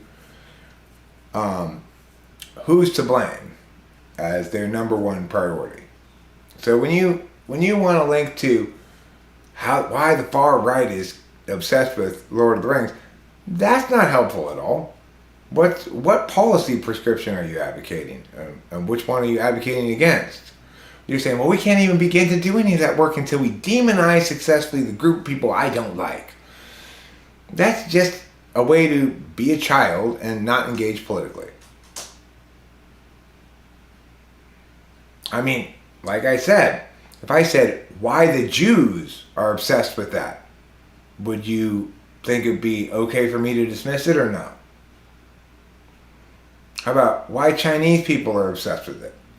How about why the blacks are obsessed with it? Is there any phrasing of that I could make that you would agree doesn't deserve my attention? Because that's exactly what that is. The far right is a made-up boogeyman, just like the blacks and the Jews and whatever else you want to put in there. It's the same groupist stupidity. If it's not groupist stupidity, then why the fuck is it titled like it is?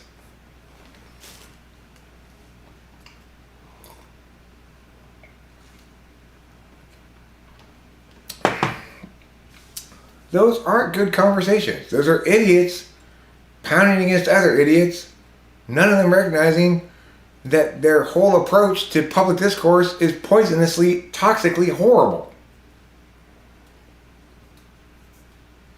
Public discourse should involve dialectic, where both parties are looking to excise what's wrong in their own positions to land upon the most correct position and agree about it. Instead, you get these idiots who are trying to excise what's wrong in the other person's position instead of keeping their own house clean. It's insane. Am I getting through to anybody here?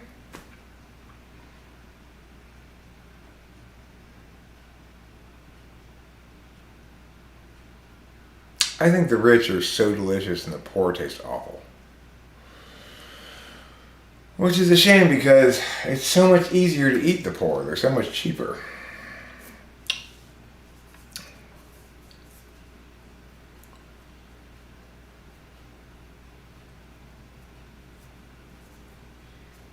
I mean, no, one could make that claim. One couldn't support it with good justifications. After all, individualism is supporting the agency of individual people to make their own self-determination according to their own wishes. It's the rejection of groupist control. Now, there are instances where segregation naturally occurs. For example, let's say you go to a dinner party and you find all the husbands outside talking about sports and all the women inside talking about whatever they're talking about, makeup or something, you know? You could say, see, this is what I'm talking about, individualism leading to segregation. Except nobody's segregated. They're just having fun talking to who they want to talk to. It just happens to be the chicks want to talk to the chicks and the dudes want to talk to the dudes. At the end of the evening, they couple up and go home. Cooperation can only occur when it's authentically in the interests of and consented to by all individuals cooperating. Otherwise, it's not cooperation. It's autocratic control, right? You cannot force cooperation any more than you can force anything else. Real cooperation occurs when real adults have real political conversations, not this kind of bullshit.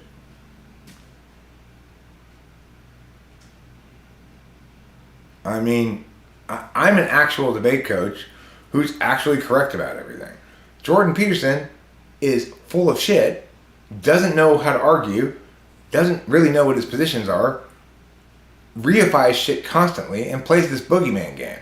He's the very definition of everything wrong with public discourse. And I am the singular example of everything right about it.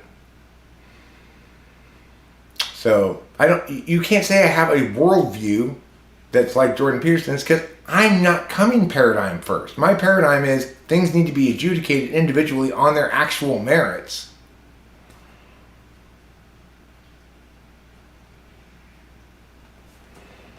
I mean, I definitely smoke weed, but that has absolutely nothing to do with anything. I mean, you can hear it in what I'm saying, that I'm definitely the most correct, right? That I'm not making mistakes that other people make. I'm condemning the wrong, I'm embracing the right, and refusing to totalize. That's what a leader sounds like. An actual, authentic, civic leader sounds like. But here's another thing that an authentic civic leader sounds like.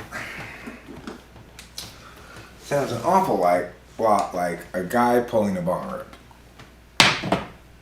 If you can't do that, well, then you're just too square, in my book, to be a civic leader, a real civic leader. No, that's not the problem in my thinking.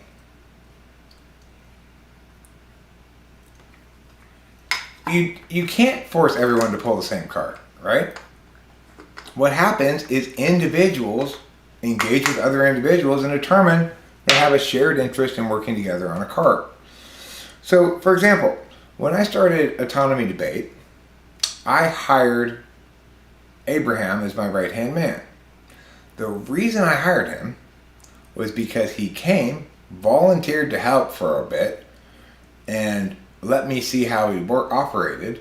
He really wanted to get into that field. I needed help. I hired him. We worked together great because we were on the same page authentically. He came from speech and debate, looked to get into the field. I wanted him I needed the help. I authentically needed the help. And I thought he was a good choice, and I hired him, right? We were working together cooperatively, and yet I still had to pay him. That's called an authentic relationship of cooperation.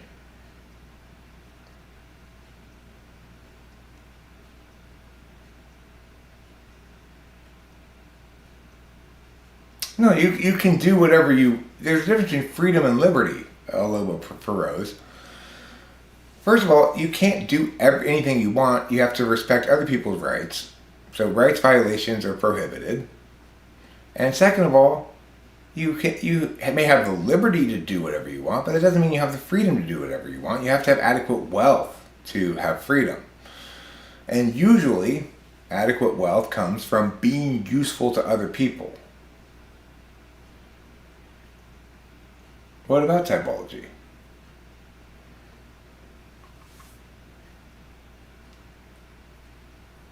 Everybody's always in that state. Right, and I don't think they should. I don't think they should be forced to, right? I may complain about their wrongness. I may point out that they shouldn't be in leadership positions because they lack vision. That's me successfully arguing in the public sphere to try to improve things, right? When we recognize, I don't have to argue, we shouldn't draft a little girl for our starting quarterback for the NFL team. I don't need to argue that. Everybody's in agreement that that little girl, no matter how talented she is, cannot successfully compete against NFL players, right? There's no disputing that. The same thing's true of typology. There's a lot of things that certain types just can't do and shouldn't be put in charge of. I mean, I'm a pretty dominant force, and I'm also extremely agreeable. And yet none of you have overpowered me at all. In fact, I've trashed every contradictory thing you've said. In full, convincingly, without any dispute.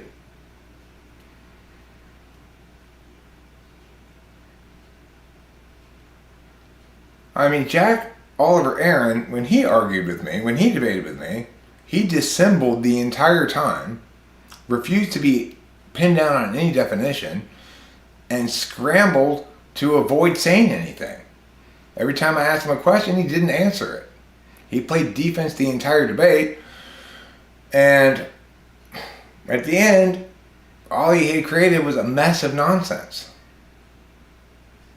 Because I asked him questions like, okay, well, are you defining it as this or this? And it didn't work because sociology doesn't work, because they don't do that kind of work, because they aren't debate coaches. They didn't know how to do that kind of work, you know.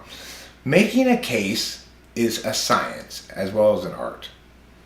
Rhetoric and argumentation, there are lots of definitive things about it that are determinate, that aren't in any dispute amongst people who know.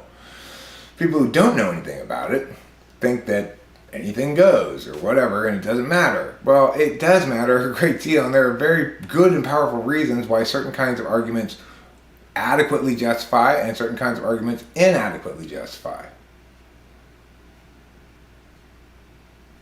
Well, I know this is not a classic debate, and you need to type.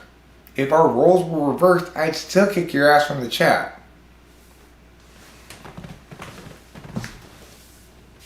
So, maybe you can't do that, but I can. Can, have, will again. Of course, I type very quickly.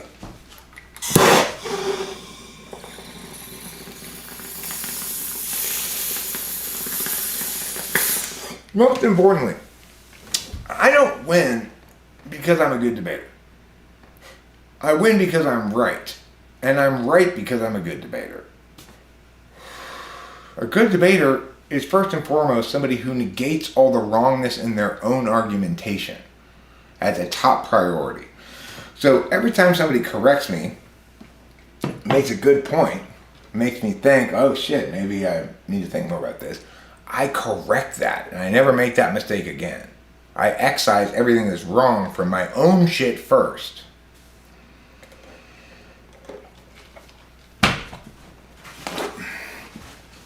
English isn't a foreign language, El Lobo Feroz.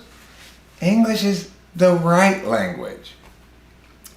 You're not typing in a foreign language, you're typing in a normal language. The thing is, I don't need your agreement, right?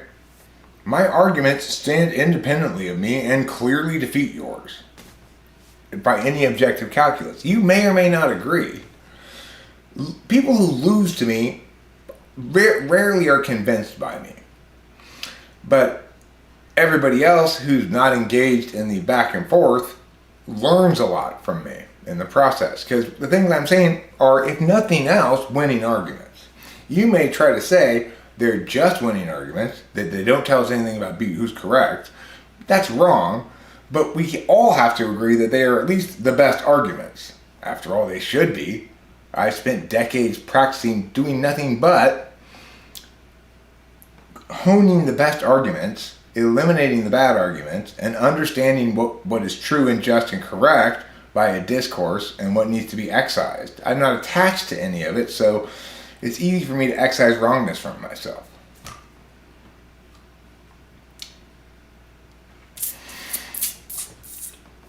By reasoning. I mean, empirics are the ugly little sister of reasoning. Good logic and reasoning, based on simple observations we can all agree upon, will do most of the best argumentation that can be done. Okay? So it's like, when Einstein came up with the theory of relativity, it was not based on any empirics. There were no statistics or data, right? It was a theory based on observations, intuition, and reason.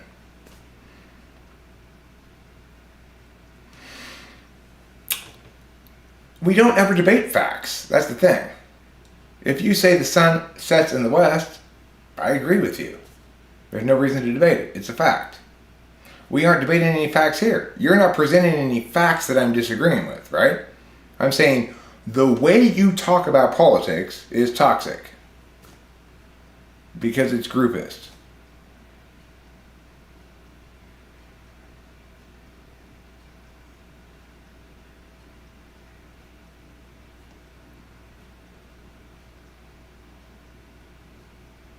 I'm not always right, huge Jars. I may say that sometimes. What I mean is, I'm always engaged in the process of correctness. So I'm either correct or ready to be corrected. The thing is, having been like that for decades, there's not much left I need to be corrected on. It still does occasionally happen, and when I am corrected, I say thank you for correcting me. That's wonderful. Now I don't have to be wrong in that way anymore. This is the skill that other people lack. Other people don't seem to have this skill. Like,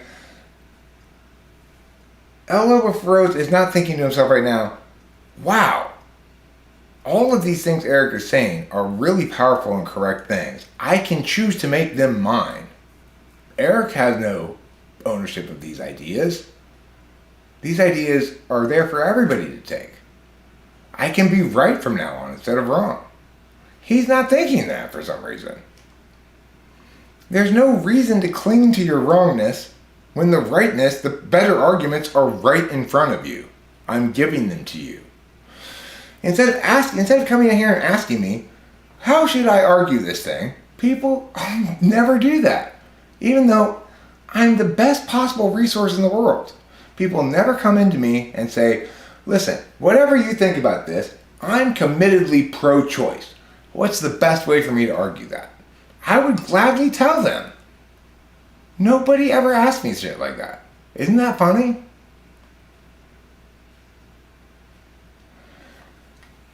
Definitions are not facts. And facts are not definitions.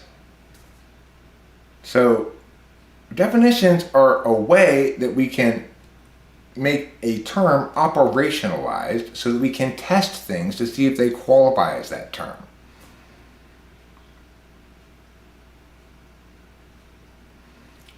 Well, just because your mom really loves to take it up the ass, I'm not judging.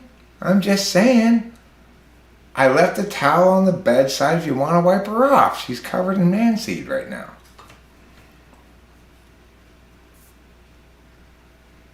There's nothing nonsensical about my rambling, right? I'm responding to what you're saying on point.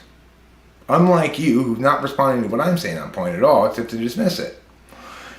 You could choose to try it on for size and see if being correct might be more fun.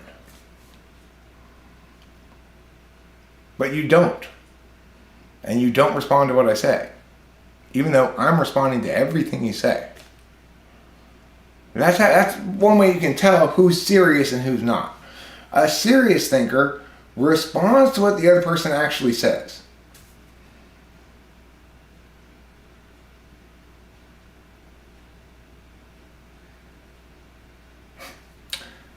That right there is a sign of not a serious thinker, right? You didn't respond to what I said. You've given no credence to anything I've said, even though every single thing I've said in response to what you said has been a preferable alternative.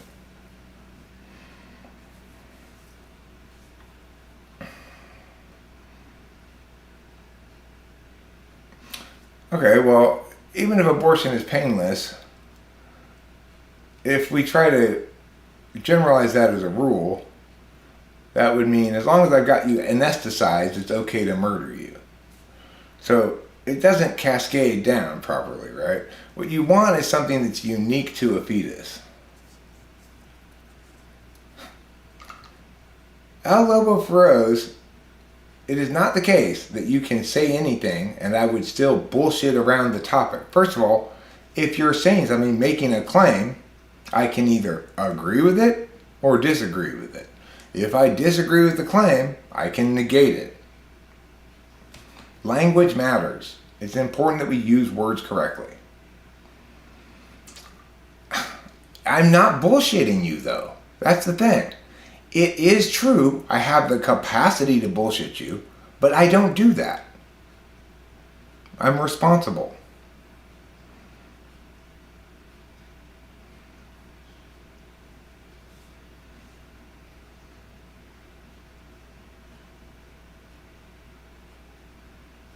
And look what happens. Even when I suggest it, I say, somebody could come in here and say, what's the best way to argue a pro-choice position? When I point that out, somebody could do this. Instead of anybody actually asking me what the best way to argue it is, I get, where's my mouse?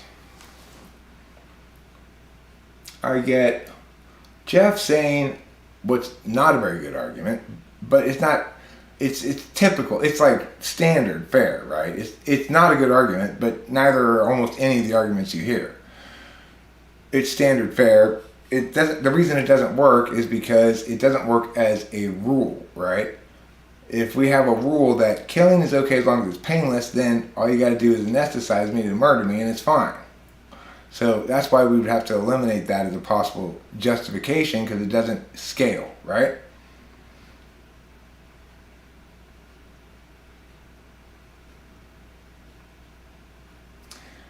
Okay, El Lobo Feroz says, I don't understand how Americans don't seem to understand how much they are influenced by older civilizations, knowledge, and philosophy. So you're able to see clearly that Americans don't understand how much they're influenced by older civilizations, knowledge, and philosophy, but you can't understand how that could be the case. Well, if you don't understand how that could be the case, why are you so convinced you understand that it's the case? Right? If you have something specific to say, like, You are wrong, Eric, here in this instance because you've not factored in the ancient Greeks' habits of mia, then say that. Do you have anything real to say like I just provided an example of? Or are you just talking shit? If you have anything real to say the real thing. Don't just spew bullshit. You accuse me of bullshitting, but I'm saying nothing but real meaningful things.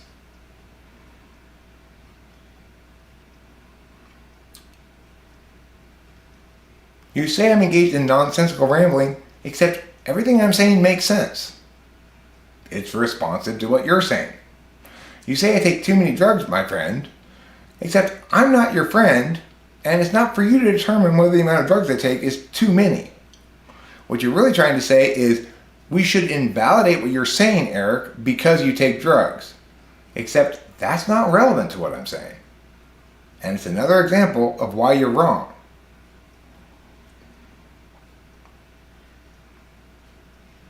You say, I could say anything and you bullshit around the topic, except I don't bullshit around any of these topics. I answer what you're saying directly. I read it and respond to it.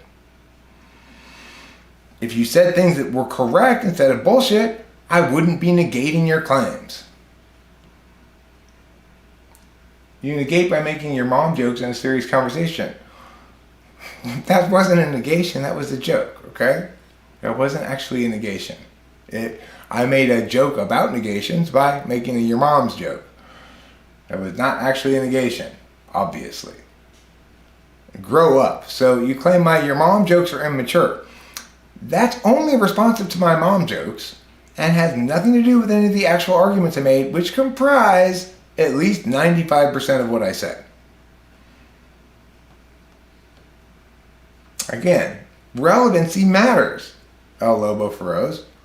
My maturity level with your mom jokes is not informative at all, nor relevant to the question of the actual arguments I made.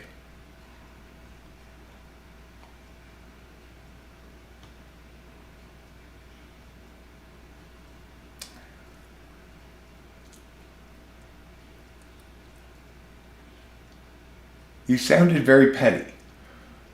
Well, I mean, again, my tone may have indicated pettiness. You mean when I made the your mom jokes? The worst you can say about those is they weren't funny. There's nothing petty about them. It was just me making an attempt at silliness. I think that's inaccurate, but, it's a subjective claim. You could sustain it, possibly. You could say that my tone was petty during the your mom jokes, perhaps. Again, not relevant to, and not responsive to, anything that I've said, which, the meaningful stuff, which is 95% of what I've said. They're pretty funny sometimes, but sometimes cringe jokes. Well, I'm not perfect. I'm certainly subject to artistic critique as a comedian, as a musician, as a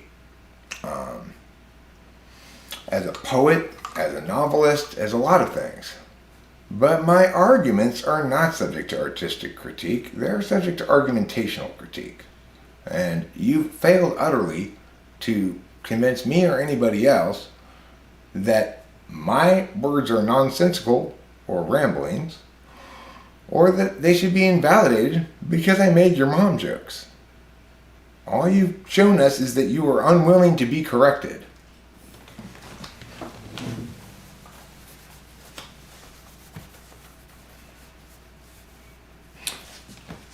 It is true that most ENTPs overestimate their own knowledge on things. I'm uniquely capable of this because I was a debater in high school, and then, more importantly, I spent decades doing debate coaching, which means researching everything under the sun, pretty much, and becoming an expert on argumentation. It turns out that the wedge issues and stuff don't really change that much over the decades, and the argumentation just becomes more and more clearly distilled as to, well, this is one of that kind of argument, this is one of that kind of argument. We already know that this kind of argument loses on framework to this. It's all very mechanical. Like if you judge a debate round, in which case you're judging it from without any perspective on politics at all, just judging who wins the round. It's very clear cut, just following the flow based on this argument's responsive or it's not responsive. It addresses the warrant or it doesn't. This argument's standing or it's not. You know, it's like the only reason debate judges don't always agree is because not everybody can do that difficult task of calculating all that. You got to keep track of it all and calculate it all, and it's difficult. But I can do it, and all the good judges, like the judges with paradigms on policy and stuff, who are ex-policy debaters, they can all do it. And you know, it's like they ran a conditional counterplan.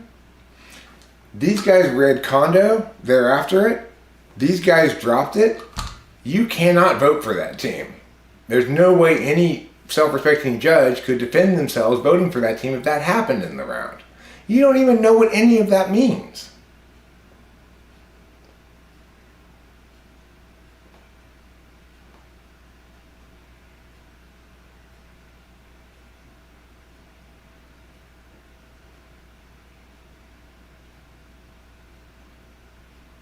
No, I want you to accept the fact, L. Rose, that instead of clinging to the certainty that you have, that you are correct about things, and that I'm just making you look bad, to say, okay, hey, maybe this is an opportunity for me to step out of my normal frames of reference and try on the hat of learning from Eric rather than opposing him.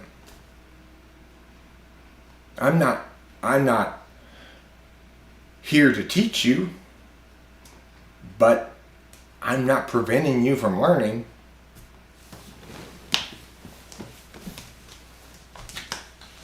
If you're saying there's nothing you could learn from what's happened here tonight, then you're really bad at looking for learning opportunities.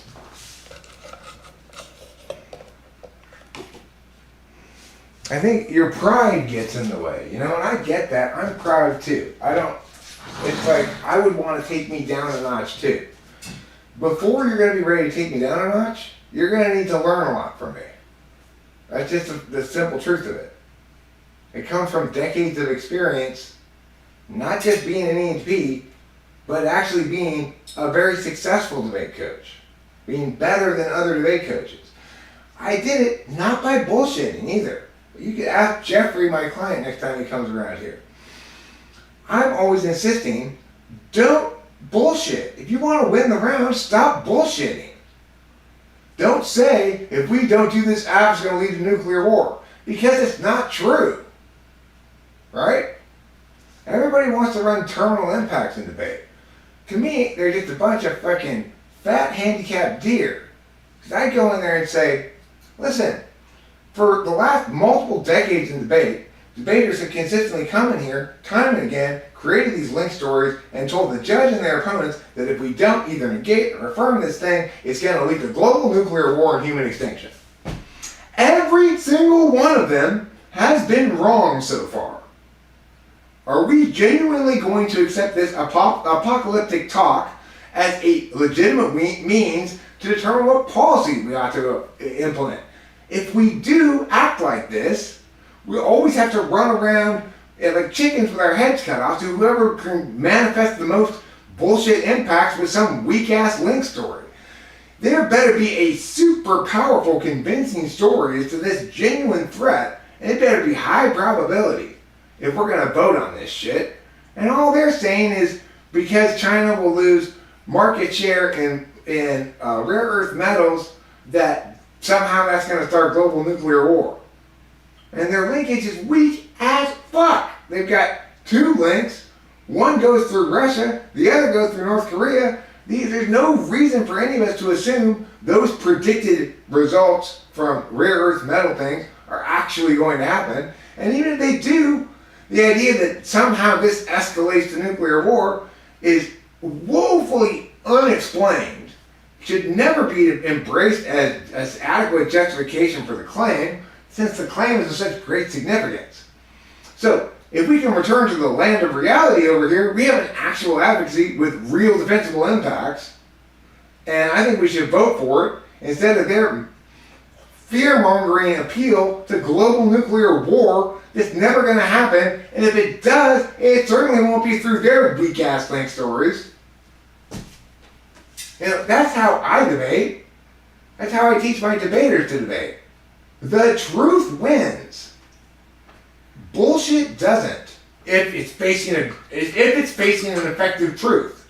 If it's facing a bullshitter who's just as good, but is telling the truth, bullshit always loses.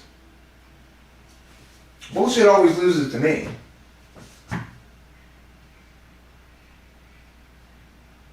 The truth is just more powerful.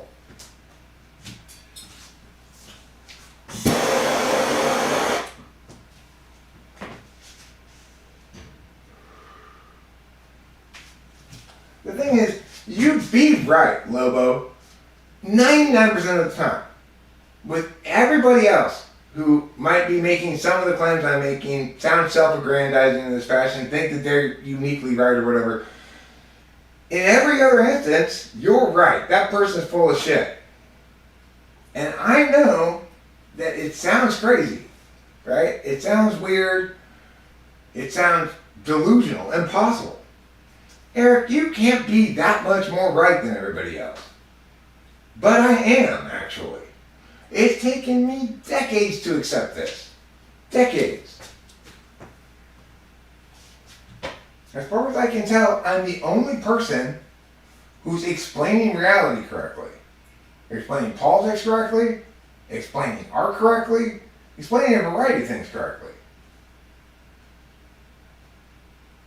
And yes, there is a the most correct way to explain things, and other inadequate substitutes.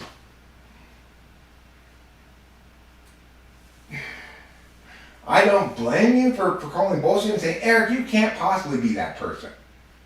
Or even, that person can't possibly exist.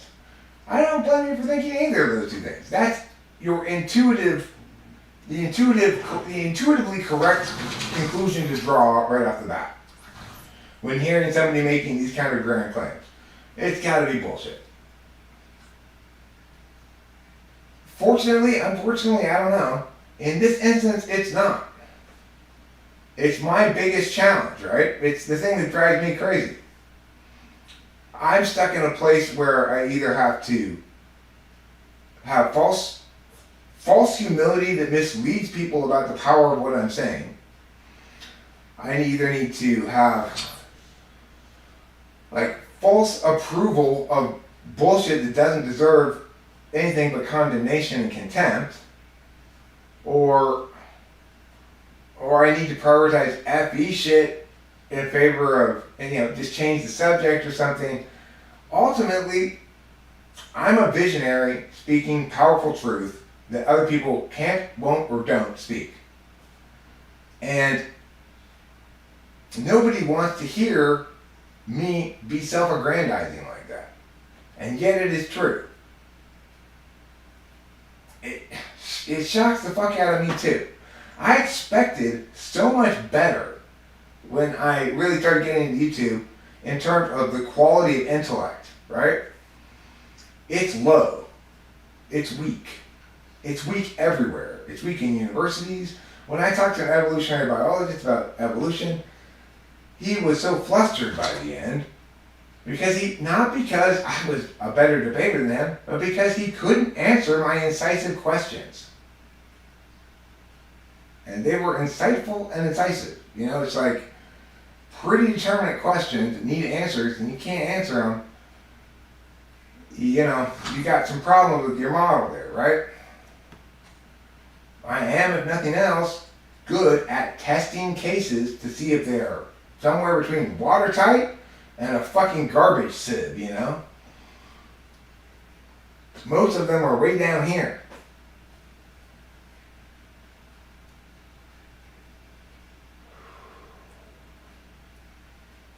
I can't help it that that's who I am and what I can do. That's my unique skill set, based on both cognitive function stack, natural affinity and intelligence, and decades of experience, right? That is intensive in its learning curve. You've got to learn shit tons of terms and jargon and understand that different arguments do different things. When you do that, you've got a lexicon of terms that allows you to understand what everybody's doing when they're arguing. So forget about what they're actually saying, right? But what kind of argument is this? What does it do argumentationally? And what are the, according, the cascading impacts from that?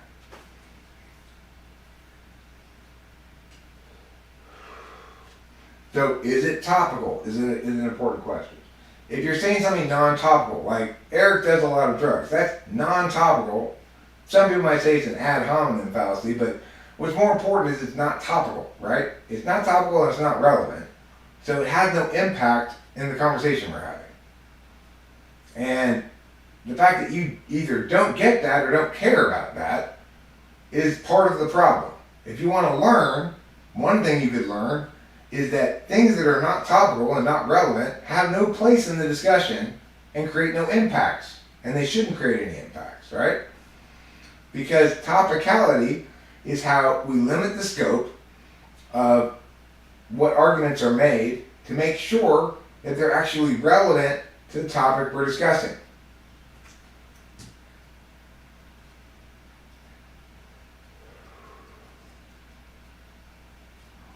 So if I say, if we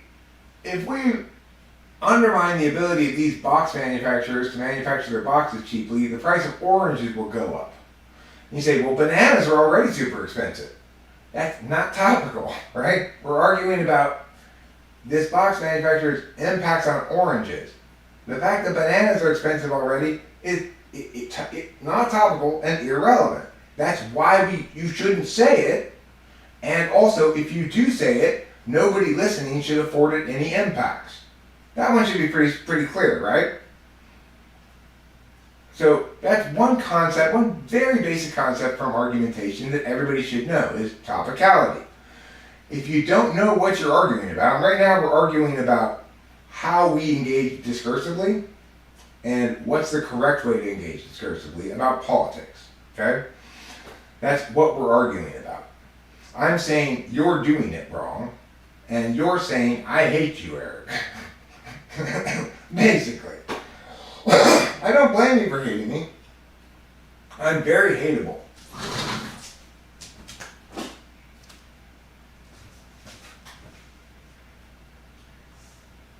In my worst light, I'm the worst nightmare.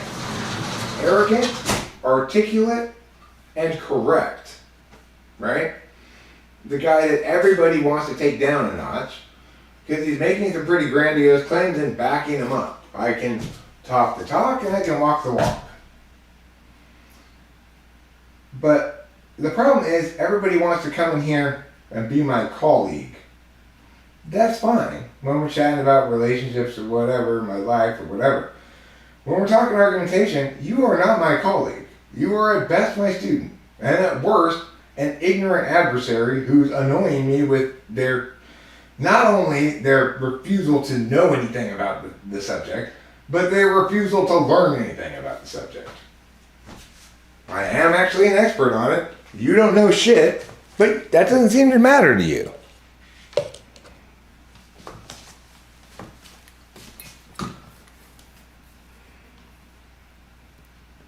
Oh, you mean host Eric yelling at people? Rachel and I just watched that earlier tonight.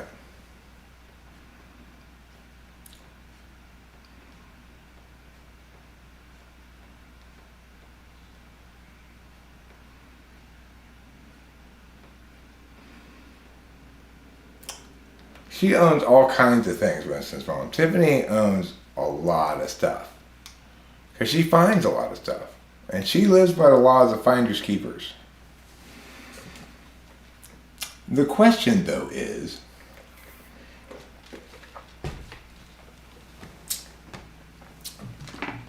my scrotum beautiful? The answer to that question is yes. Well, where you start with rhetoric is to stop worrying about whether it's rhetoric or not. Whether it's rhetoric or dialectic is irrelevant. The point is, where do you start with argumentation? Where you start with argumentation is to recognize that, number one, to have an actual back and forth that's productive, you need to be arguing about something specific. You need a topic, right? Ideally a resolution, a single sentence that one person is affirming.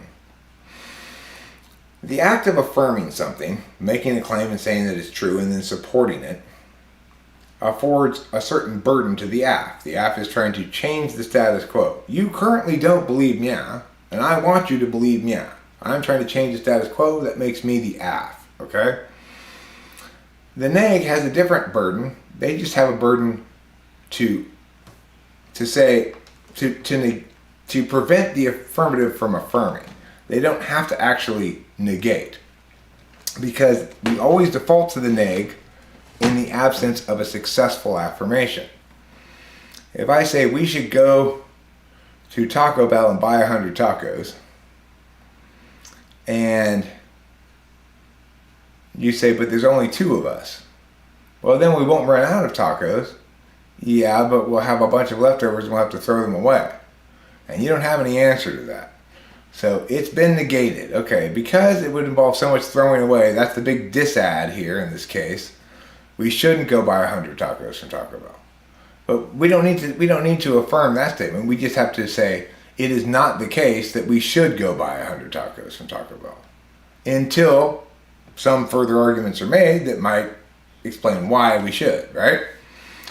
But for the moment, you made the claim that we won't run out of tacos. I agreed with it, but I said, nevertheless, it has the disadvantage of we'll throw away at least 95 of them.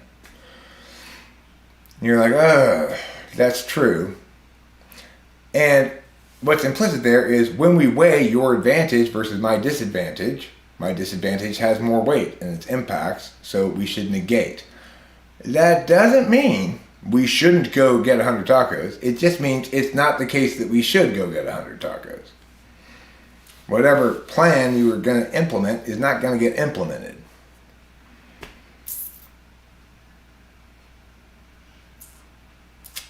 I have a document that I share with people, at least one of them that I think might be useful, but I have multiple, but some of them are more, a lot of them are case specifics. I do a lot of case specific stuff that is not so informative about the subject of debate in general. But I do have this one, which is called Argumentational Mechanics for Intelligent Adults. It's actually called For Strategic Debate. It's for a class called Argumentational Mechanics for Intelligent Adults that I never actually had, but this will give you a good kind of opening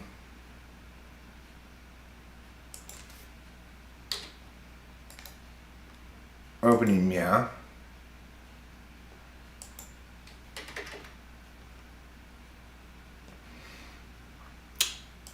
We got it for you now.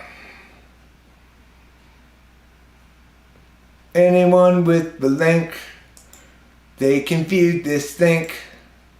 Anyone with the link, they can view this think.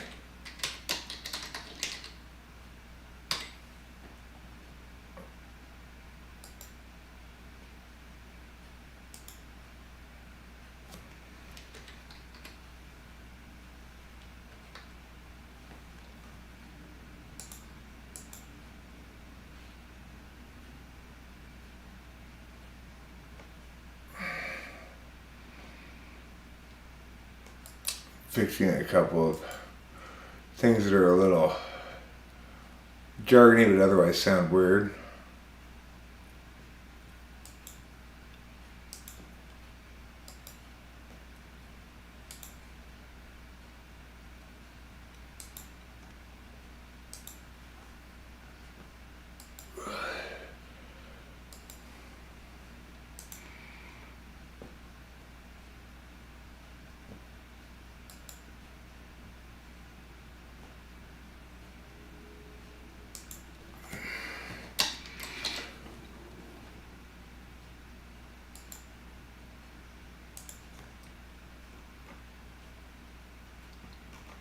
Okay, I'm not going to fix any more stuff.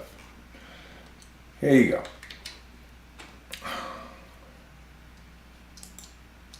In fact, I'll share this on my screen and we can look at it together.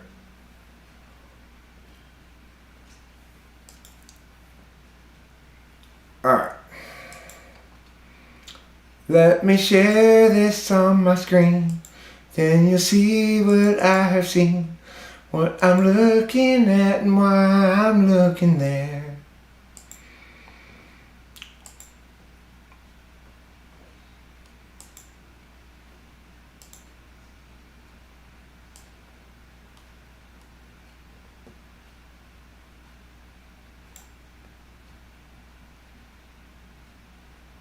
That's not what I want to do. This one.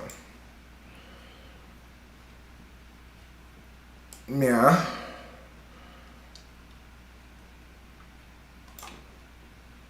And yeah. And yeah. And then yeah. Like that. There you go. Argumentation mechanics for strategic debate. What argumentation is and does. Arguments attribute statuses to matters under consideration or relevant to such matters.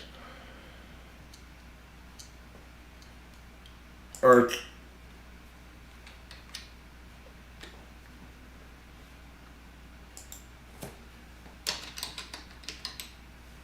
agreement comprises one way to resolve a status in dispute. Argumentational victory is another. Argumentation is always manifest conditionally. We almost never argue about what is. Instead, we argue over what we ought to do, or what ought to be, or what ought to be believed, given what is. Truth, proof, validity, and soundness. Truth. Every statement has a truth value, and nothing but statements have truth value. Value can be true, false, or no truth value. Arguments comprise multiple statements. Multiple statements express truth via connectives. Statement connectives include and, if then, and not. Example, if I say Kim and Eric ate at Denny's last night, I'm making two claims. Eric ate at Denny's last night and Kim ate at Denny's last night. E and K. For proposition E and K, a value of true requires that both E and K be true. If the example had used or, then it would have a value determined accordingly. Either E or K, or both, needs to be true for the proposition E or K to attain status of true. To establish and substantiate a claim is to earn the right to argumentationally operate as though the claim were true until and unless a substantiated rebuttal is established and thus switches the status of the formerly true for the purposes of the debate claim back to unsubstantiated in dispute. Validity. Valid equals deductively legitimate. An argument can be made of true premises and a true conclusion and still be invalid. Example, all humans breathe, Ian breathes, therefore Ian is a human. Each statement is true, and yet the true conclusion statement, Ian is a human, is not substantiated by the argumentation that precedes it, because it's invalid. Definitions. An argument is said to be valid if, when the negation of the conclusion is added to the premises, it causes contradictory premises. An argument is said to be valid when it is so that if the premises are true, the conclusion definitionally must be true. Soundness refers to arguments that are both valid and true. Arguments can be deemed unsound for any number of shortcomings, even when they largely withstand rhetorical scrutiny on their merits when decontextualized. Debate versus street arguing. There is no difference. Street arguing is just debate by incompetence. Burdens. Aff has the burden to affirm. Aff simply refers to the party making the claim in dispute, the claim that is being argued about, aka the resolution. The person making the claim always has the burden to substantiate it, or we ought not behave as though it were true if they fail to. Reciprocal burdens refer to the stickiness of arguments. In other words, if I say that we can't do X because of environmental damage, then you prove my advocacy Y causes more environmental damage than X, then you successfully negated my advocacy. However, if I say no to X because of economic harms, then pointing out that Y causes fewer environmental damages has impact on the debate, but does not necessarily negate. Reciprocal burdens is how people hold each other communicatively accountable. And this is important, right? We have to have some mechanism to hold each other communicatively accountable. It's reciprocal burdens. If you can make that argument, I can make that kind of argument too. 6. Elements of an argument. There's a claim part. This asserts a link between object X and impact Y. Example, oranges are healthy. X equals Y. Warrants. Explain why we ought accept as true for the purposes of the argument the link and therefore the impact claimed. Example, they have vitamin C. Impacts are usually predicted as outcomes of an advocacy. Predictive claims. Example, eating oranges therefore prevents colds, and that's important. Predicted impacts are usually in lives saved, sanctity of life, dollars gained or lost, general utility and agency, and liberty preserved, quality of life. Normative claims, principlist ones anyway, typically impact more abstractly. Liberty preserved or system integrity preserved are less concrete in benefits and harms. There are levels of framework, beginning with meta-framework. Levels of argumentation, beginning with meta-framework. We should affirm or negate for reasons unrelated to the locutionary or spoken aloud content of the assertion made by the resolution. Framework says we should affirm or negate for reasons related to definitional limits established in arguments about what the topic means. Contention level means we should affirm or negate for specific reasons under one or both frameworks, which define criteria for legitimization under each advocacy or negation. In other words, calculating impacts under each framework. There are different manners of substantiation, kinds of warrants. It depends on the kind of claim. Descriptive and predictive claims, for example, utilize different means of substantiation. Descriptive claims can be established via evidence. Evidence can be data from studies, news reports of events, or citations of expert analysis. Generally, simple descriptive claims don't stay in dispute long because evidence is concrete and determinate.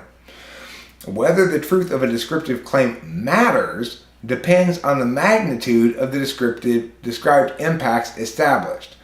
Predictive claims rely on accurate approximations of system dynamics and can so only establish relative strength via probability.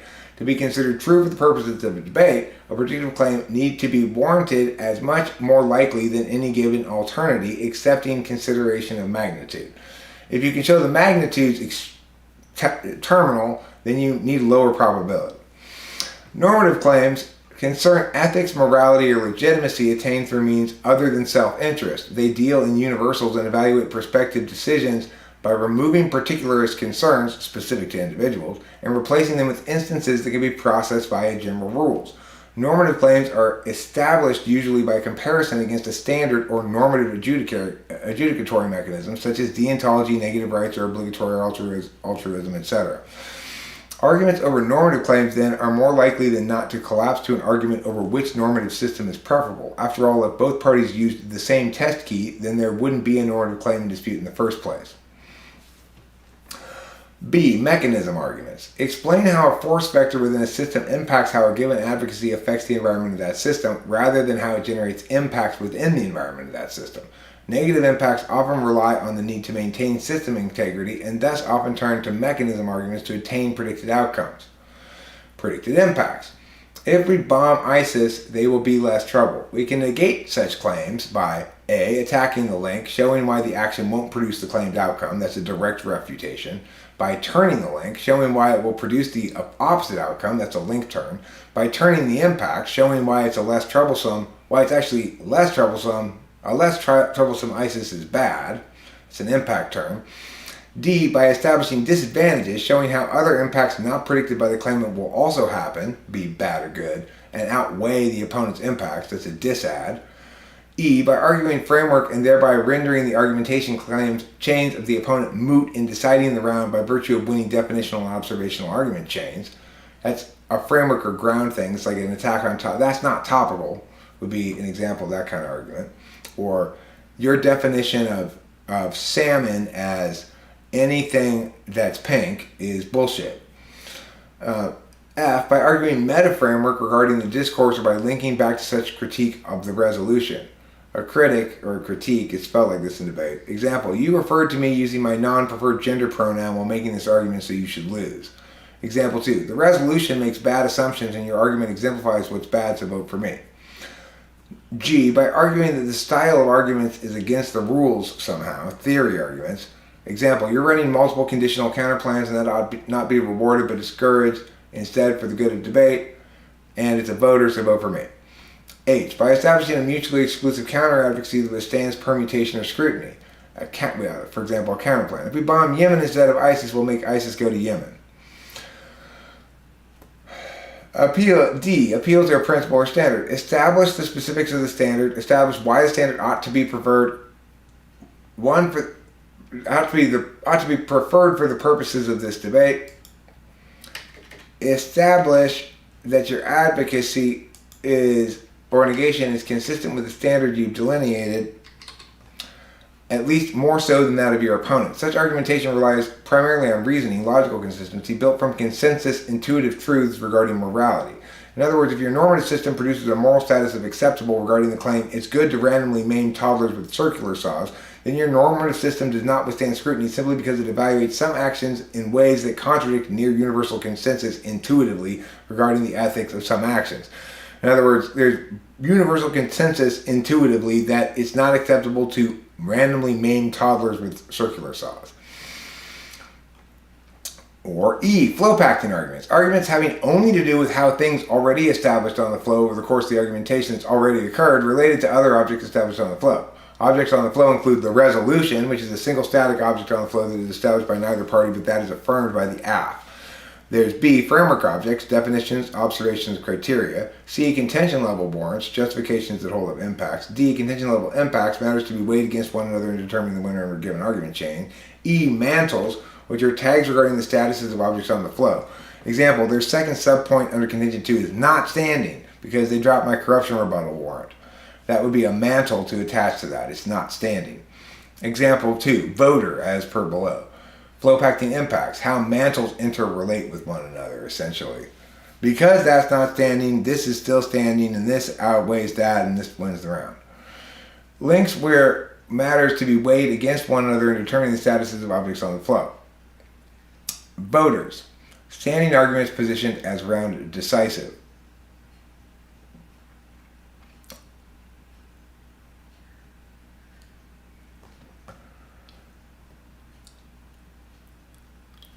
Links where matters to be weighed against one another determine the statuses of objects on the flow.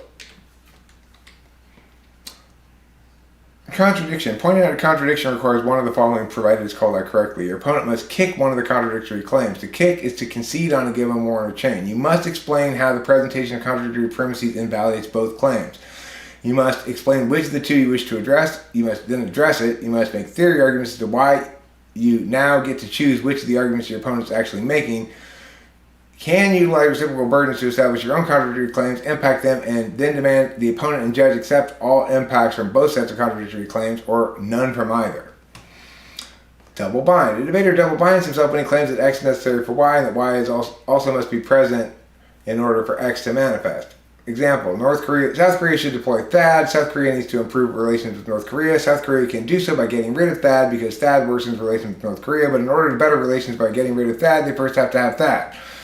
They're double-bound themselves, but they may try to argue that getting rid of THAAD is a good impact of having it. Turn.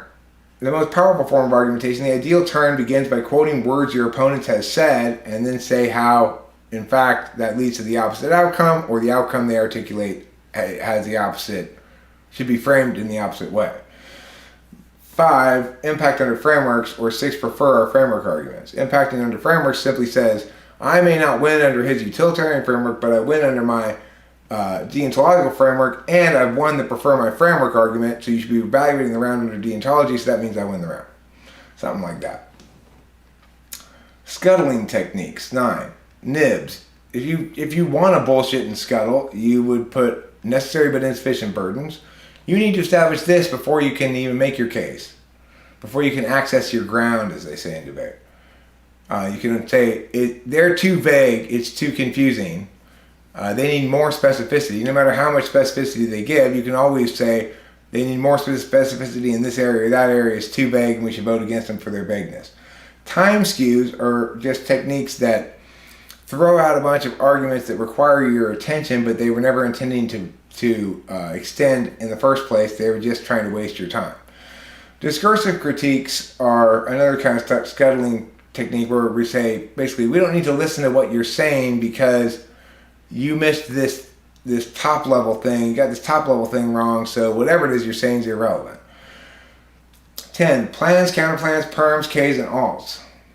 I'll stop reading there. But, yeah, if you want to learn about debate stuff, that's one kind of quick overview document I made. And you know what? It's pretty good, right? It's pretty good.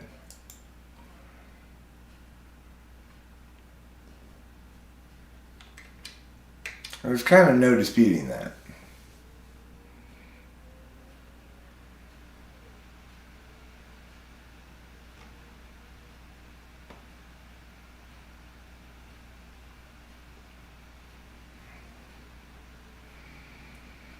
Would I be able to argue against the statement that I'm correct? About what? I mean, I can make the other arguments, sure. If you want to say, okay, well, here's something you're correct about, make the other arguments. I can make the best arguments they can make, but when I make the best arguments for both sides, it's clear which side wins.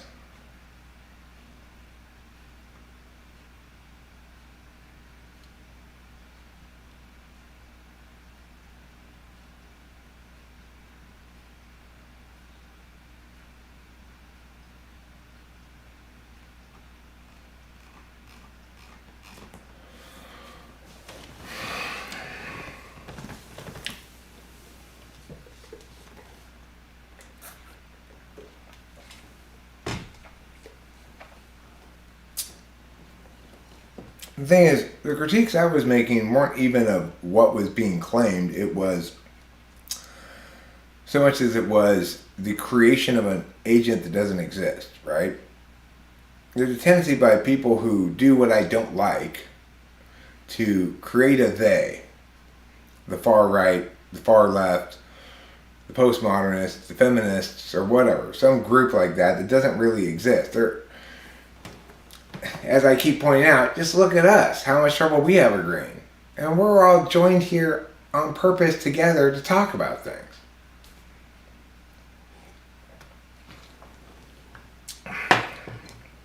Why would we think that other groups of people aren't individuals with their own opinions in disagreement with one another?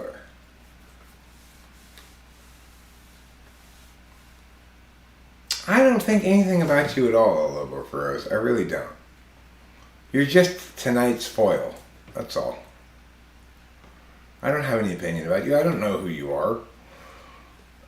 I genuinely don't have any opinion about you. You're not that aggressively provocative that I've decided I don't like you. You know,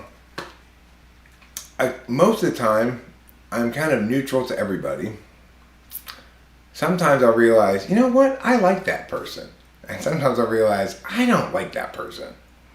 I have not done either of those things with you, Lobo Feroz.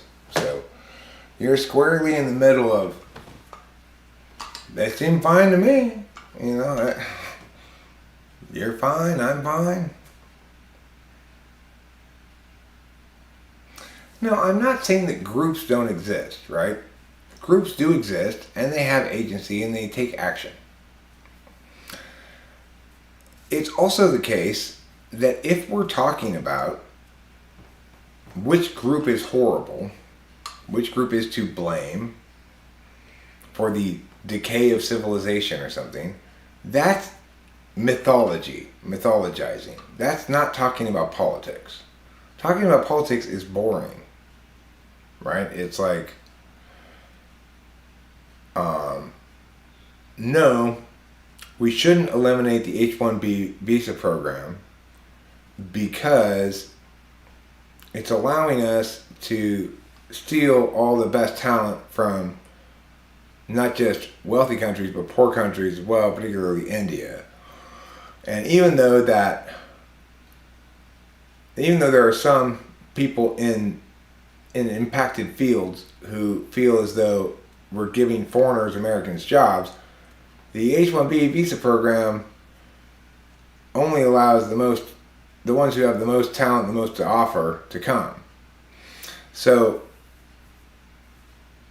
even though we're experiencing an economic downturn And you might say, let's have fewer immigrants coming in because they're going to be taking American jobs. We shouldn't do it in this instance because, on balance, it's going to generate more jobs by creating more economic success. I don't dislike you, Jeff Costello. I don't dislike you. I don't know who you are. You're new here as far as I can tell. And I don't really dislike people for much longer than 5 seconds or something, unless they get in my head. So if somebody makes a comment that gets in my head and starts leasing space, then I go, hey, you better not say that stuff. You're bad. I'll make a little video about it and then it'll be gone out of my head.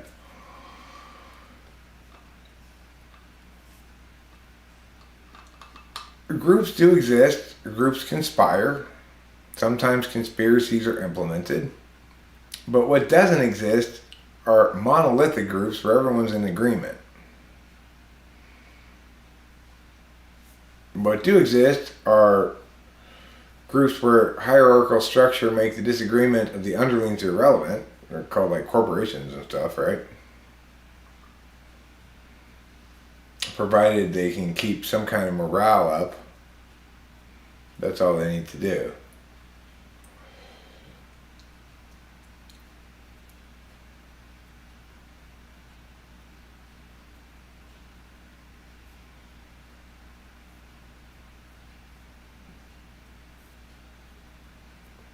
I just think I don't really have opinions about people who come here like that, you know?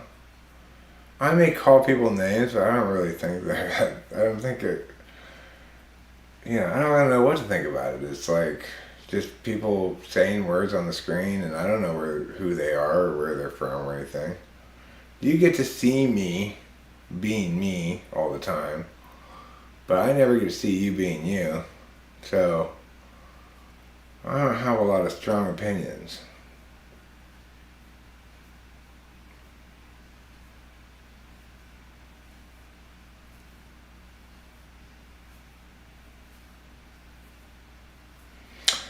I was talking about the H-1B visa program purely because it was a recent debate topic that I thought was fairly boring to discuss as an example of why politics are boring. I had forgotten your previous immigration stuff. It wasn't linked to that at all.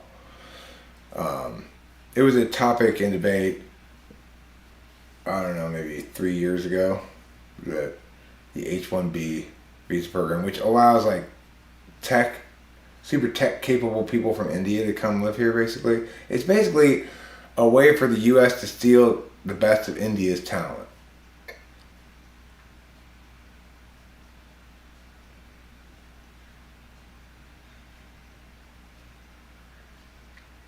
Monotheism versus paganism? Or pageism? People who worship pages? I'll take monotheism for $100. The group creates the framework, then the individual swims in the pool created by the framework. Some frameworks are big pools and some are small. Well, yeah. But my point is, real political discussions begin with some kind of an advocacy. Not a let's talk shit about me.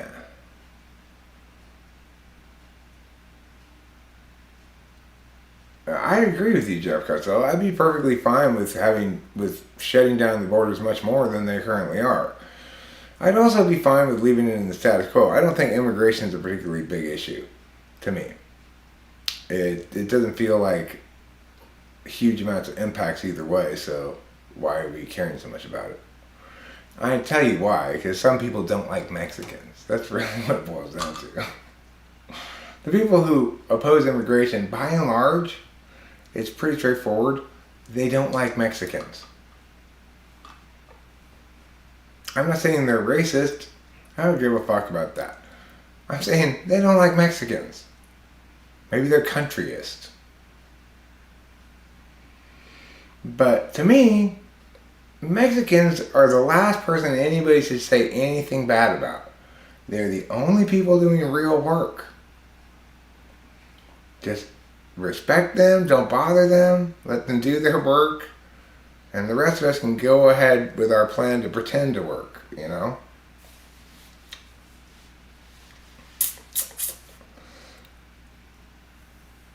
You can, but you charge $100, you dirty capitalist. I charged $65 for a long time as a way of trying to make it more affordable for people. I mean, I'm going to go back to charging $100 because it's worth at least that. And, you know, people pay $100 for all kinds of things. Yeah, you go out to dinner a couple times, it's $100. Well, black people aren't immigrating from Mexico, though. Hello for us. If you're talking about immigration.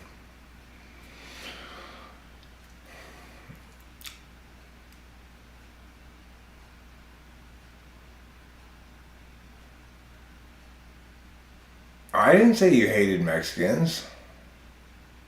I said most people who have strong opinions about limiting immigration, the reason is because they don't like Mexicans. And they want fewer of them coming into the country. That's true.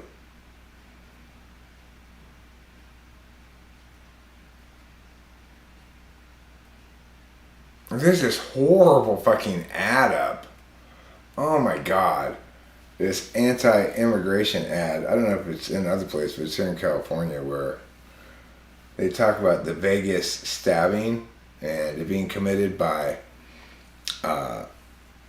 an illegal alien with a criminal record, and every Senate Democrat opposed deporting people like him. Like, oh, fuck off. Fuck off. I mean, so what about this crime over here that was committed by a white American citizen? Should we deport us too? The logic is so fucking nonsense, you know? Mexicans have a lot of Indian in them, is the thing. They're not just from Spain.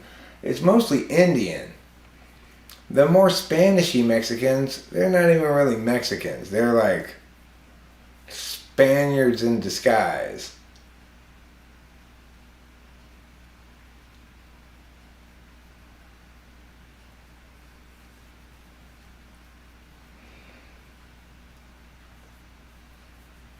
I just don't think, I don't think that immigration policy in the status quo matters very much. I think our current immigration policy seems fine, and I do think the United States should enforce the borders, you know, and compel people who enter the country to do so according to the terms the United States sets. That's not because I'm in favor of anything other than the sovereign nation doing its job as the custodial authority over the borders. You know, I may or may not agree with this piece of immigration legislation and this or that policy, but I do agree that they should be enforced fairly and evenly, and the borders should be secure, whatever the rules are. If you want to talk about changing this one or that one, that's fine. We can talk about that. But regardless, until they get changed, whatever the rules are, they need to be enforced fairly and evenly, and the borders need to be secure, right? It's another one of those issues I don't care about, like abortion. The Native Americans got way more shit than black people ever got. How are you going to give reparations? So, who are you going to steal from to give to these people who had nothing to do with the harms that their ancestors incurred? Who would you like to steal from? Because remember, they don't get reparations unless they're taken from somebody else. So how much do you want them to take from you to give to the Indians?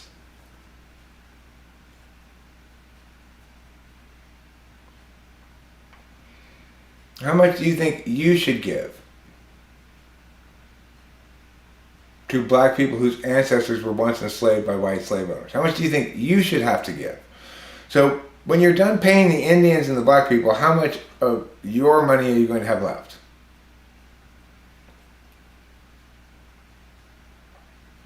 Should only white people pay reparations?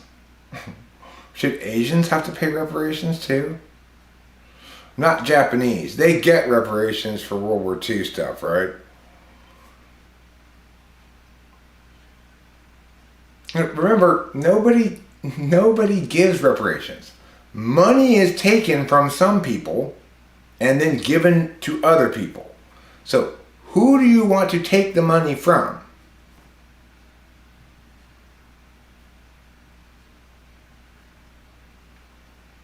Who would you like to take the money from that you're going to give to the blacks and the Mexicans and it's in the name.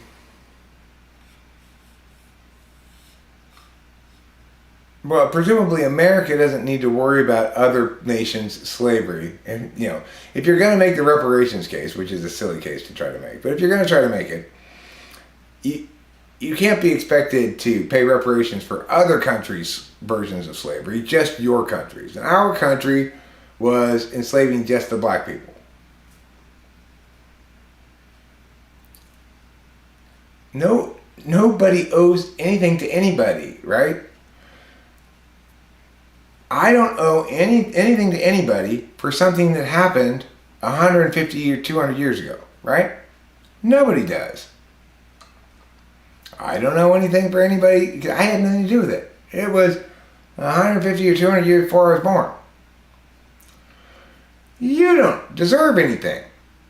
No matter what happened to your ancestor 150 or 200 years ago. You have nothing to do with it. That was a long time ago.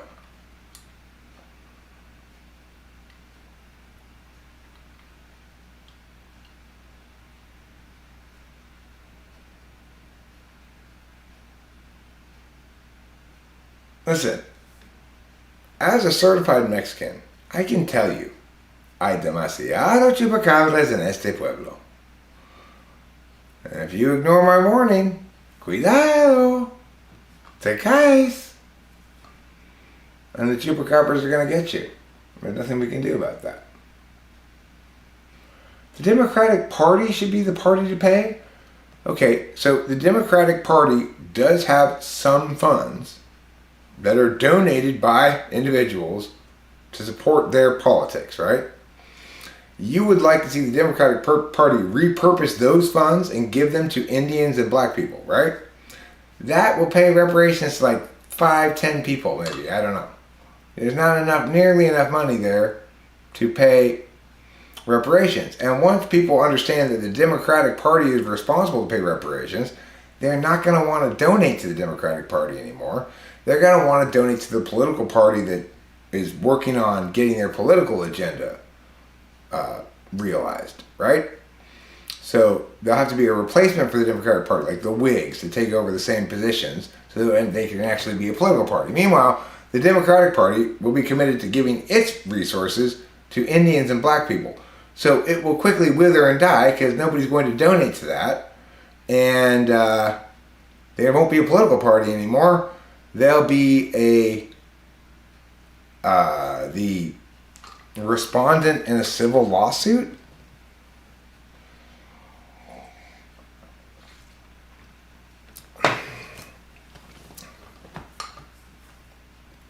I mean, that's just, if you try to think through what happens if you try to do that, it doesn't work, right? It doesn't work at all. Political parties don't have resources like that. Not that kind of resources, and they need to continually replenish them with new candidates that they're backing. Not with paying off old debts that nobody actually has.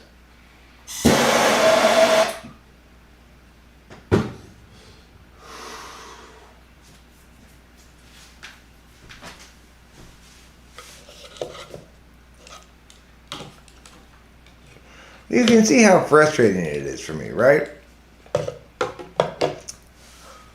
I'm actually an expert at this stuff, but nobody thinks this stuff requires any expertise. even though it's the most important thing people do. Talking politics and deciding what's good for the country and how we should function as a civil society, it's the foundation upon which all other goods are built. You know? It's the way in which autonomous individuals engage purposely with one another to reach consensus or at least cooperation, you know? And yet, people think it's nothing. You can do it without knowing anything. That your opinion counts. It's from all those years of telling everybody to vote. The public service announcement should say, you probably shouldn't vote. If you really feel knowledgeable about these candidates and have a good reason to believe that you're not simply voting with your emotions, but taking into account what's genuinely best for the country and remembering the job description of the people you're electing, then go ahead and vote. If not, stay the fuck home. You're just doing damage by thinking you're qualified to express your opinion about this in a way that matters. It doesn't. You're not. It matters too much, right? It's too important for idiots to involve themselves in. That's what the public service announcement should say. And not just idiots, it's just people who aren't specialists in understanding policy, you know? And there very few of us are. So it's like, you don't have to be dumb to be unqualified to vote. You just have to be disinterested a bit, you know?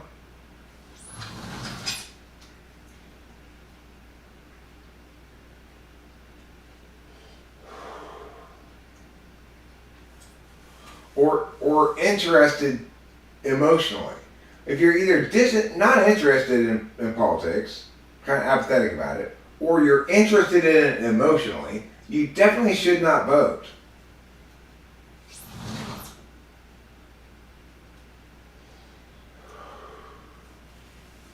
Like, I don't vote right now because I'm not caught up enough with everything to have an informed opinion about it. So, I'm kind of out of the loop at the moment. I haven't been coaching debate for a year now or two. And I'm not reading the news like I used to because I find it depressing. And I got my own shit going on, you know. I just don't feel qualified to vote on a lot of things.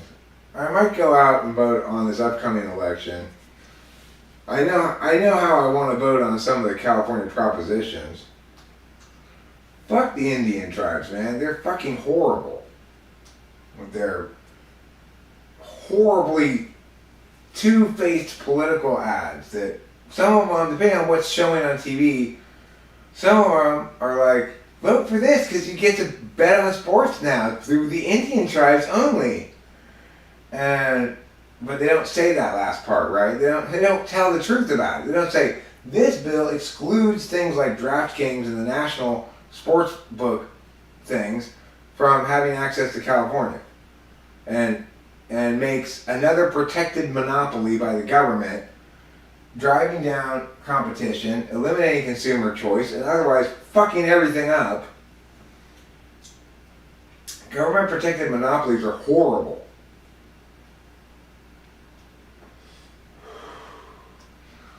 So, no, don't vote yes on 27. That was either they demonize the card rooms and their alternative one that suggests like probably every casino in California should be able to do it rather than just the Indian casinos. And then they got another one that talks all about how Props 27 is going to solve homelessness for these poor drunk Indians, right? Doesn't mention gambling at all. These fucking scoundrels. That's what I call rhetorical scoundreliness.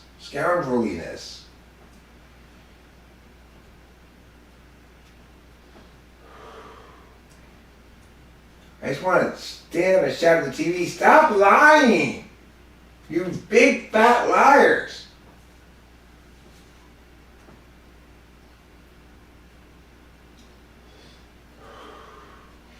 The correct position on it is California should drop all prohibitions against this shit and just let DraftKings and whatever the natural economy produces happen.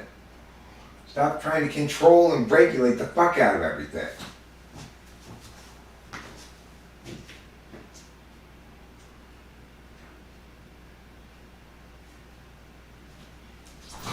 But no, we've got to worry about the small Indian tribes now. They're not getting a cut from the big Indian tribes' casino money.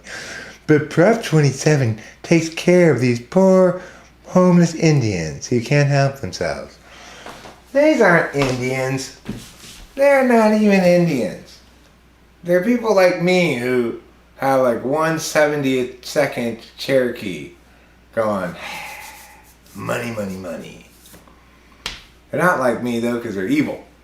And I'm good.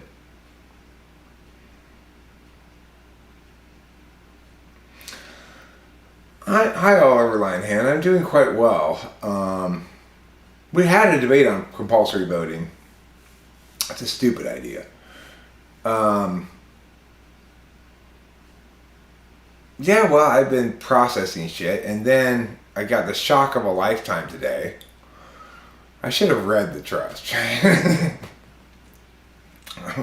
When I wasn't even expecting to be at the lawyer's office today, but I had to go in to pay the bill because it was $1,500, and Delilah had just paid from her account 2 months of my mom's nursing home, which is expensive, and but they hadn't cashed the check yet, and she wanted a cushion to make sure it cleared. So I went up there to pay the bill, and while I was there, I asked a couple questions, and I'm like, okay, so how does this work exactly? She is currently the successor trustee? No, she's the trustee because my mom's still alive. She becomes the successor trustee when my mom dies. And I said, okay, so then, like, what are the rules or something for this thing? Well, the dispensation is this. And he reads it, and it's like I get 7/8 of the estate. Delilah gets 1/8 of it. But she's in charge of making sure that I get that. And if she doesn't give it to me, I could sue her or something. It's like, hold on a second. So I didn't get disinherited? I just got untrusteed? And now my daughter is the only trustee, but her job is to give me 7/8 of the estate?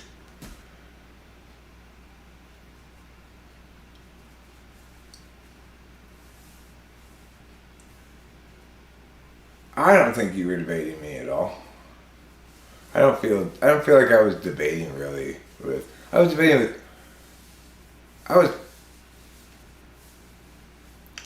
was advocating a better way to El Lobo Feroz. But I don't feel like I was debating anybody tonight. I don't think people are necessarily on opposite sides of me.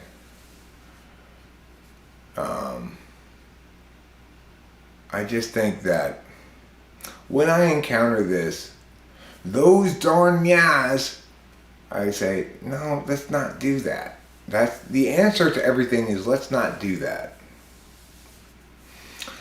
And I'll continue making that advocacy indefinitely. Because an actual political conversation begins with a potential actual policy change being advocated of some sort.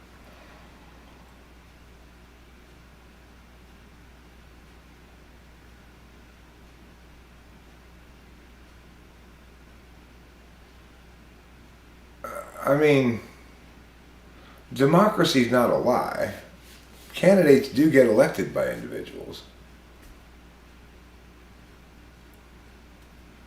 That's the thing, Jeff. She didn't get the inheritance. She was just made the trustee. I get 7/8 of it. She's directed by the trust to give me 7/8 of it.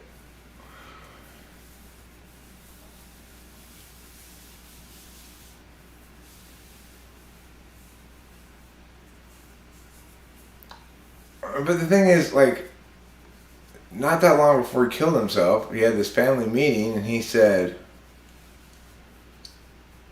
Okay, so you get the trust, Delilah, and you get the power of attorney of your mom, Eric. And I was like, what? You removed me from the trust? And that's what I thought, but didn't say it. And I guess I looked hurt and shocked. And he said, don't you know what that means? Ha ha ha. I was like, yeah, are you trying to rub it in? So, but I wasn't super worried because Delilah and I, my dad liked to play, I've got leverage over you because I get to decide whether you get money after I die, right? But both Delilah and I were always like, we're not interested in thinking about how we're going to benefit after you die. We love you. We want you to be alive, you know? So we had already agreed to split it 50-50. So once he said that, I've been thinking up until today that I was fully disinherited. Delilah got the entire trust, and I got whatever pieces of my mom's estate that weren't in the trust that I could scrape together. As a matter of fact, the dispensation instructions in the trust tell Delilah to give me 7/8 of the total value. And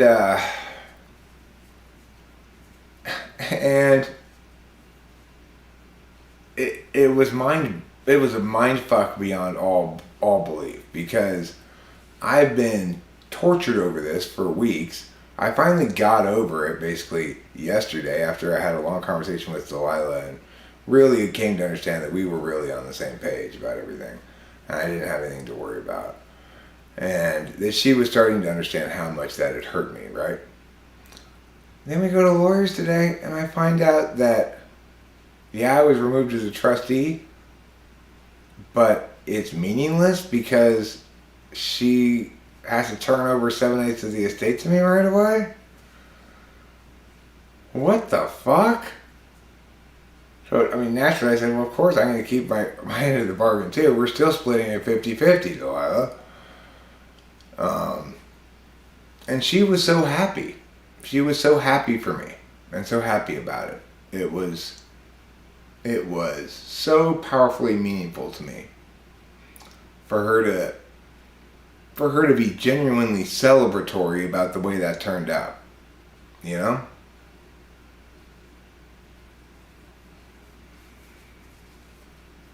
Yeah.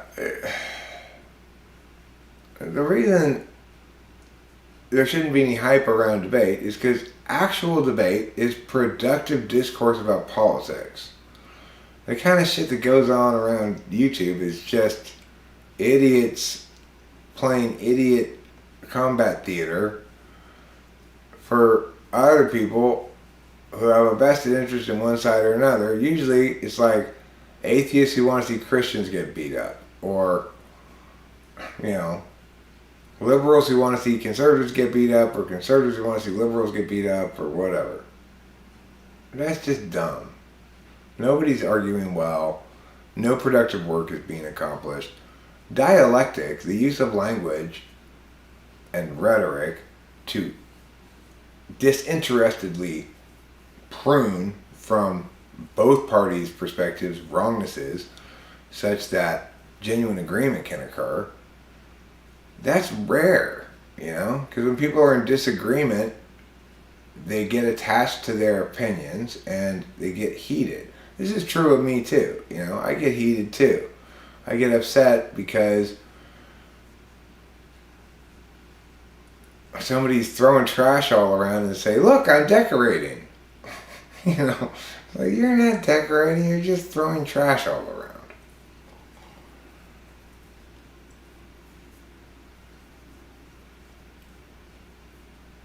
No, I don't think anybody on YouTube debates work for shit. They're not worth anything. I don't think any YouTube debater is worth much. You know? If any of those top name debaters want to debate me, if they're genuinely super skilled, there'd be no fireworks, and we'd reach consensus about where there's a fundamental disagreement of framing on something that's irresolvable or something like that. And it would be on a small narrow thing. And or we'd find a way to agree, you know? We'd work towards agreement. But I can tell you for sure, there's nobody on YouTube who opposes any position that I argue who could beat me at that position. So there are positions I don't know about and don't argue about. Like, if you want to argue about real estate law or something, I'd need to do a lot of research before I could do that.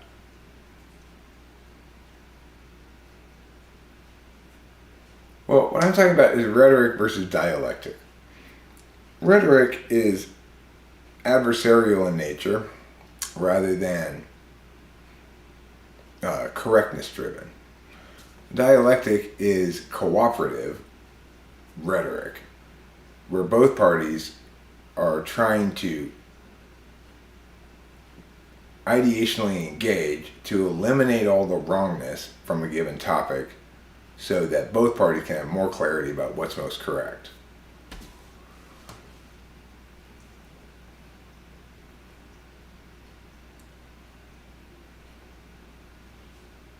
Yeah, well, that's the perfect example of trash, right? Like, somebody says, oh, I want to debate you about something. I go, okay. And then I get there and they're just throwing trash at me. So I just go, okay. Why do I ever even come down to this neighborhood? I've always known I hated Discord because what happens is the most provocative and insistently attached parties tend to control the narrative space.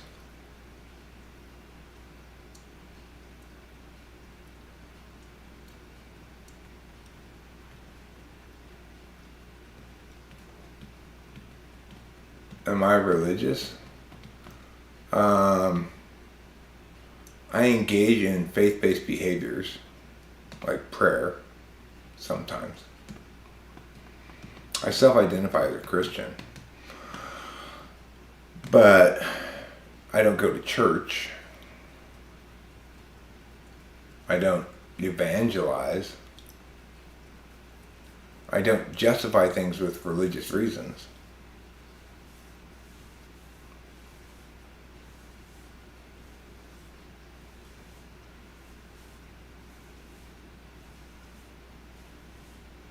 Discord is, as the name says, it's pretty much a toxic wasteland of discursive meh.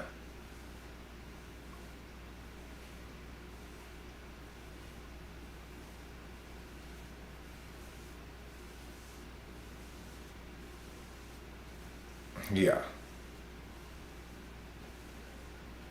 No, I don't agree with Sam Harris's views on religion. I'd say he qualifies as an atheist and broadly anti-religious. Although I will acknowledge he's made various caveats about people like me and my style of religion not being what he's talking about. So, you know, if he considers me religious, then I would disagree with him. He probably wouldn't consider me religious because I don't identify religion and religious stuff, faith-based stuff, as appropriately addressed with argumentation. The idea of faith is its belief in the absence of evidence or in the face of contrary evidence. So it makes no sense to argue that your faith is supported argumentationally as an advisable course of action or as an advocacy. It's not an advocacy, it's a behavior like jogging. So, you know, I don't like Discord. I don't have time for that. I'm too busy doing shit, you know. If I'm going to be talking at all, I'll be making media. I'll be live streaming or making a video or whatever. If I'm going to be talking about stuff. If somebody wants to debate me about stuff, I'm not unwilling to do that, but nobody ever does. Nobody ever says, can I go on camera and debate you about a real topic? Nobody ever says that. Sometimes they want to come on and talk to me about how I'm not an ENTP or something like that. I don't give a fuck about my type, obviously. I almost never mention that I'm an ENTP. Because I'm Eric, okay? I'm a special unicorn princess snowflake. I don't like being labeled as an ENTP or anything else. I'm Eric. I've got this cool hat, okay? I'm pretty special. But yes, I have to admit, I have one of 16 cognitive function stacks like everybody else. And other ENTPs are very much like me in affect a lot of times, but not always. Regardless, they're like me in their ideational vigor, but very few of them are like me in their intellectual rigor. My TI has been focused on being intellectually rigorous for decades because I was a debate coach. Most ENTPs are not.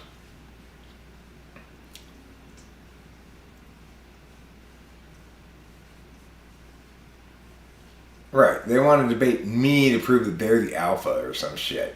They don't want to debate a topic or come to any understanding. I don't have time for those fucking children, you know? I mean, I don't really want to debate about anything. I'm not thrilled to engage in adversarial discourse, but I'm willing to, right? The reason I don't want to debate necessarily is because that's my job, you know? It's like, I don't necessarily want to do my job during my leisure time, you know?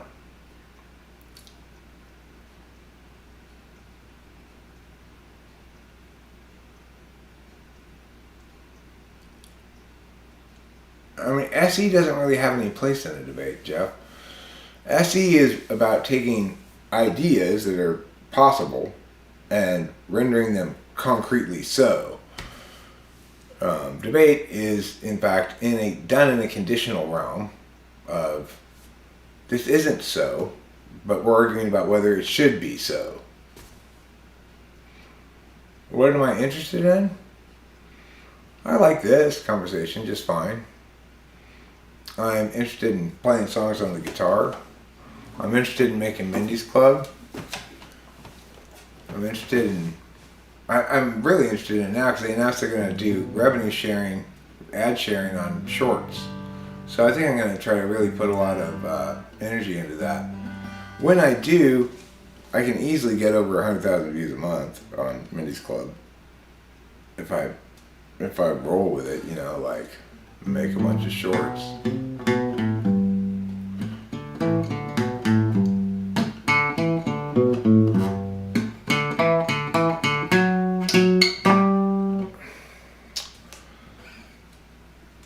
I want to be a rock and roll superstar. Can I do that? Is that allowed? Every life lived reaches the time when the road splits in two.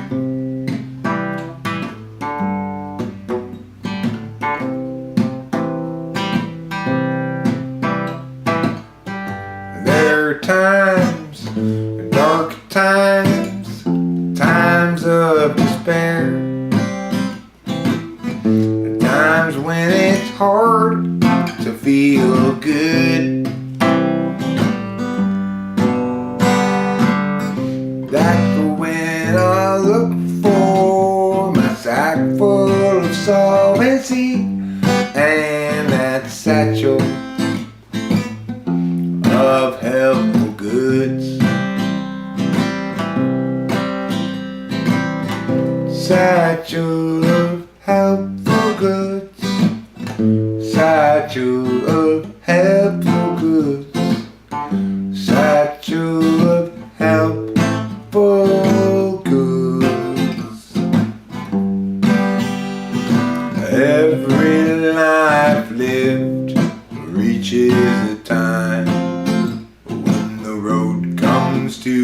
an end.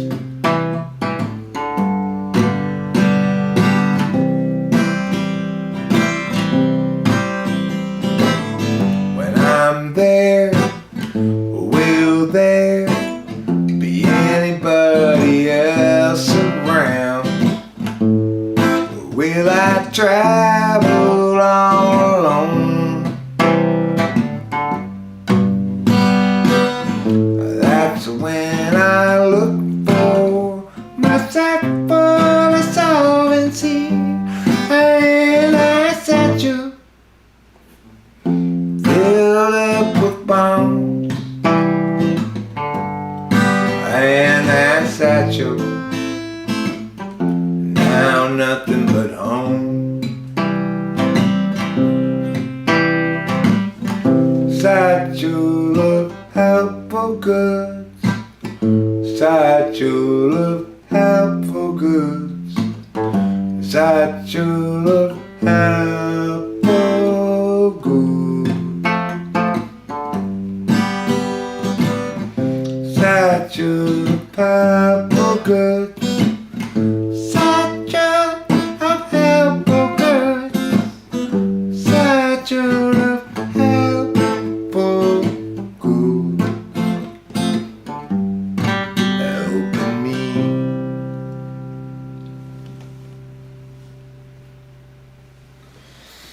Oh, this is a special shirt. There were only 4 of these made. One for each member of the Talking with Famous People band. Actually, 5 of them made.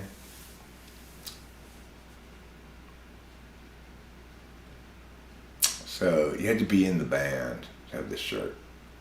It's a special one. The shortly lived Talking with Famous People band. It's true. How do ENTPs use their shadow functions differently than an INTJ uses their normal functions? Well, remember that the first 2 functions are the things that you're attending with in ways that are mutually exclusive of full attendance via the other functions. So because I'm an NE Dom, I have to be trading in the currency of NI, but I have to be ignoring it as a way of paying attention.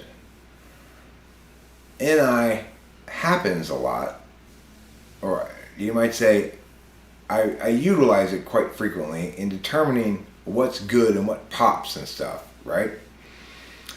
I use it quite frequently in starting a fire of an explanation. Like, I was talking about the Paul McCartney song, Too Many People, with Rachel, and I pointed out how I said that chorus, though, it's both so intuitively correct and so unexpected. It's like hiding in plain sight. That's me anying about intuitive recognition that chorus is brilliant and goes there, but what the fuck? How did that happen, you know?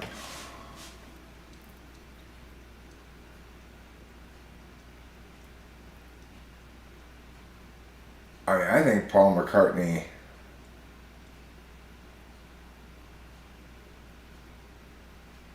have you seen Coach Parr's video of you called Absolute TI?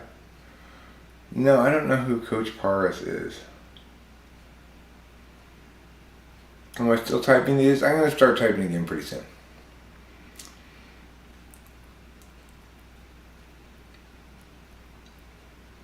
It's called Too Many People. Too many people. Too many people. Too many people.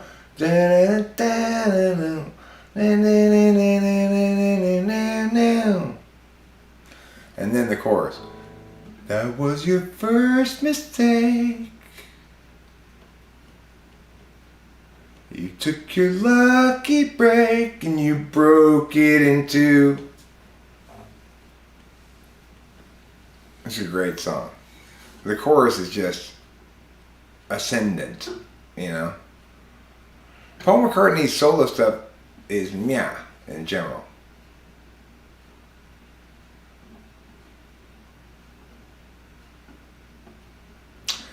I don't think it is, because if you listen to the actual lyrics to it, at the end it makes it clear that the first mistake he made was not treating this girl well, and Paul McCartney stole his girl, basically. And now she's his girl.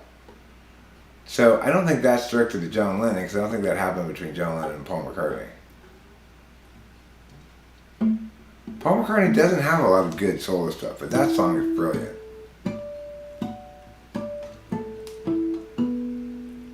Rachel is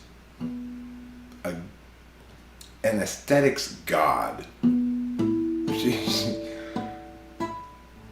you know, I just had to ask her, what's your favorite Paul McCartney song? And she said, Too Many People. I listened to it and it's just like, oh my God. She was right.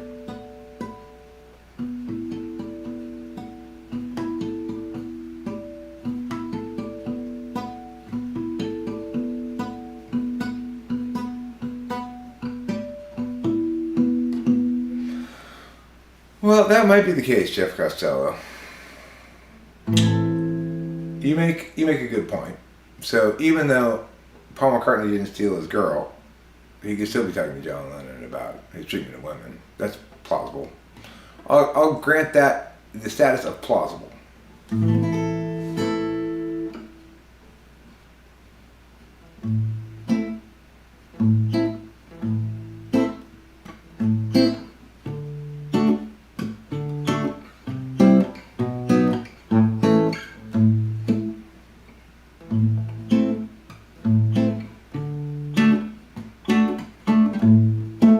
South Park is the smartest show on television.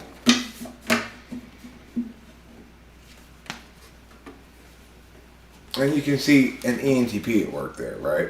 If I made a show on television, it would be something like that, you know? There's somebody who's not wrong consistently, you know? I'm not sure he's super right, but he's incredibly not wrong. The main guy of South Park. He's incredibly right on lots of shit. It's definitely the smartest show on television.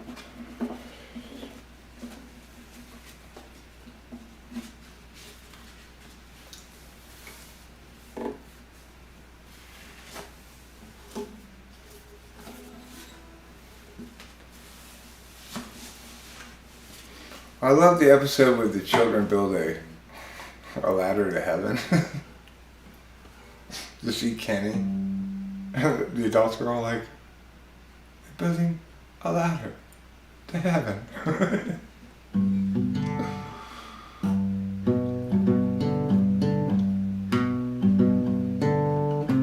I never really watched that show, Huge Jars.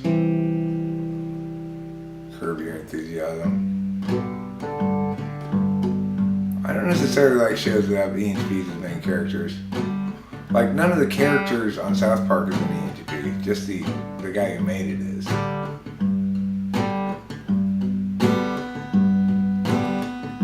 I can't really watch Better Call Saul. It hits too close to home. I feel his pain too much. Makes me feel too much shame. Brings up bad memories. Stuff like the same, you might say, like Chad Chennery's. How about we play Wonderful, Wonderful Kitty and call it a night? I mean, it's a great show, but I have trouble watching it because it just hits so close to home.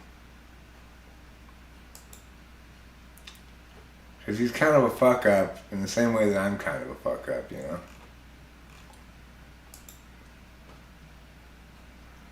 But you know, everybody has to be one of four things. A half-wit, a fuck-up, a ne'er-do-well, or a control freak. Those are the four kinds of people in the world. Out of the four, fuck-up's not so bad. No, Oliver Linehan, I'm not friends with D. Snuts. That's silly.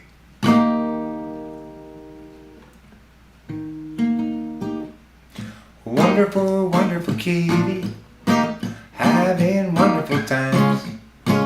Always cleaning yourself, making sure you got clean lines. Wonderful, wonderful kitty, such a fabulous soft friend. And now it's wonderful kitty petting time again. Just let me pet you, don't walk away. It's petting time too. Wonderful, wonderful kitty, having wonderful times. Always clean yourself, making sure you got clean lines. But your wonderful kitty is a fabulousness I've never encountered before. And I know that I want to pet my kitty some more. Just let me pet you, don't walk away. It's petting time, hooray! Well, you know what, Jeff Costello? If you're a wonderful, wonderful kitty like my wonderful, wonderful kitty, it doesn't even matter what type you are. You just get infinite pets. You earn them by being so wonderful. Wonderful, soft, and good and true. I have a very important kitty man to show you. Oh, kitty man, let the people see your glorious ways. Where are you? Over there. There you are. Oh, yeah. That's an important kitty. That's the kind of kitty you could see perhaps at like maybe being the main guy at the UN or something. Like Kofi Annan. Or Boutros Ghali. Are you the Boutros Ghali of kitties? Oh, kitty, can I pet you? Or will you get angry? This is angry cat, though. You gotta be careful with angry cat. Can I pet you? You're giving me angry eyes. Okay, alright. You don't want any more pets? Fine. I'm not gonna force pets on you. I'm not a pet forcer. Nobody's ever accused me of being a pet forcer.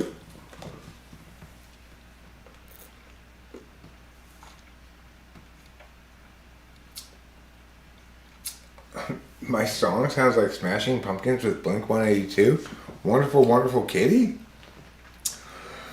That's surprising to hear. I don't think anybody else would agree with that, but that's fine.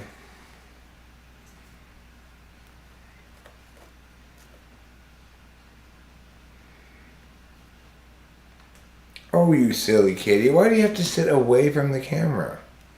Why not face the camera? That would be a more appealing view. You'd win more fans and influence more people if you face the camera. Your problem, Trouble, is a lack of media savvy.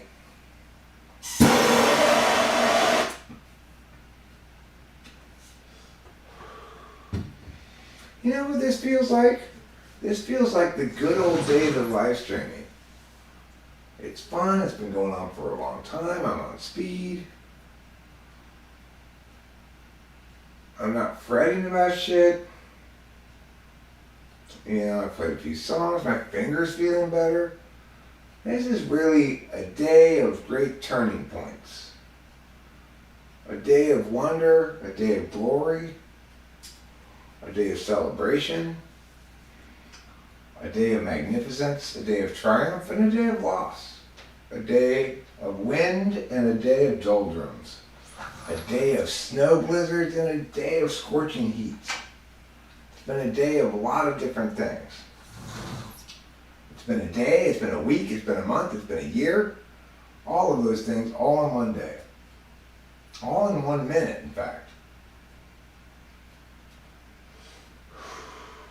It was the most action-packed minute since my video of the most action-packed minute. Which, if you haven't seen, you really should see. It's very action-packed. It's the most action-packed minute on YouTube.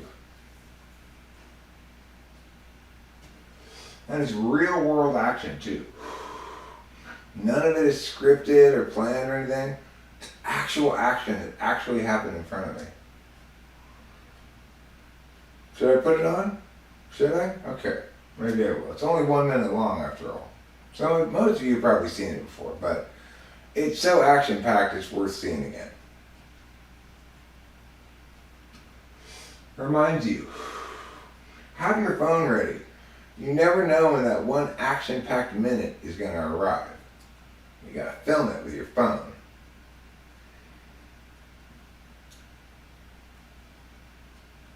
It's like that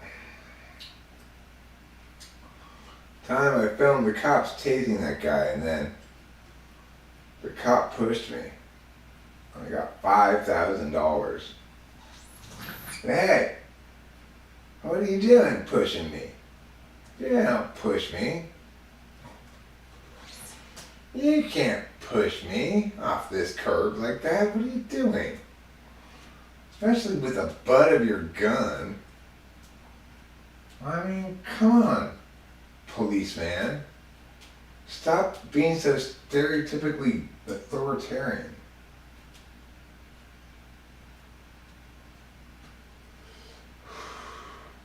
I'm just telling that other cop to stop tasing that dude. You've already tased the living fuck out of him, for Christ's sakes. Why'd you stop? He's not fighting back. He's screaming in agony on the ground, thrashing around. You're yelling, stop resisting or whatever. That's not, you're not being fair. And so I had to yell at the cops to stop tasing him, right? Fortunately, I was filming. Because this cop came up to me and pushed me with the butt of his gun. Told me to shut up or whatever. I was like, what did you just do to me? Oh my God. You can't do that to me. I'm Eric. I'm a princess. I'm very fragile. You're lucky I didn't get hurt. So I made a big fuss about it, you know. Some people were saying, don't make a big fuss about it because the police will kill you. Things haven't gotten that bad, you guys. Things have not gotten that bad. In fact, when the police came to interview me about it, or when I went to the city to be interviewed about it, they were very polite to me. They were very nice. Not all police are bad. Just that one was.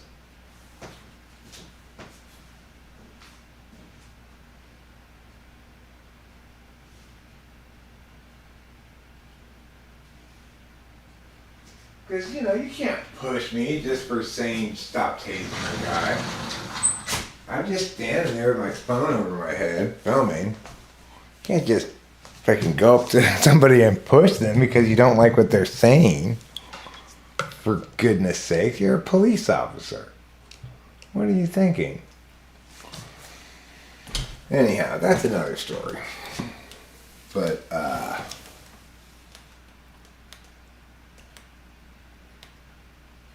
you know, being too high probably makes the live stream not so great.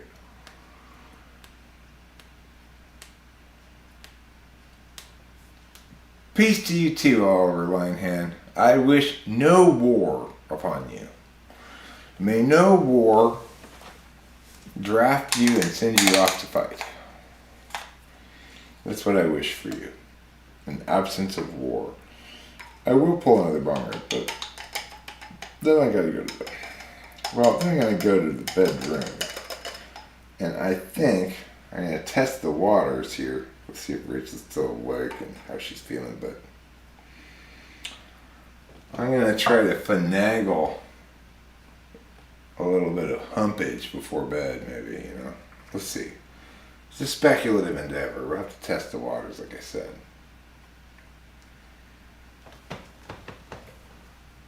But that's the thing. TE is not valued, it's countervalued. SI is half countervalued and half valued. This is the thing, sociologists just get certain things wrong, you know.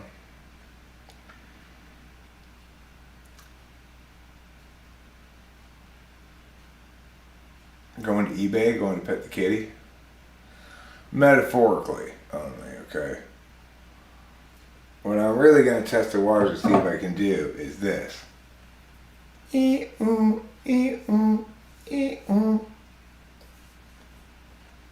Now, I'm not talking about with my finger in my hand, right? These are symbols for something else.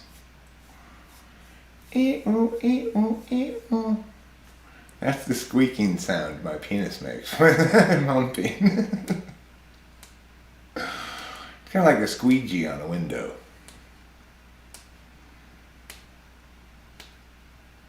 Yeah, that's what I'm going to try to do. We'll see if Rachel's in the mood or not, you know. If she's feeling that loving feeling.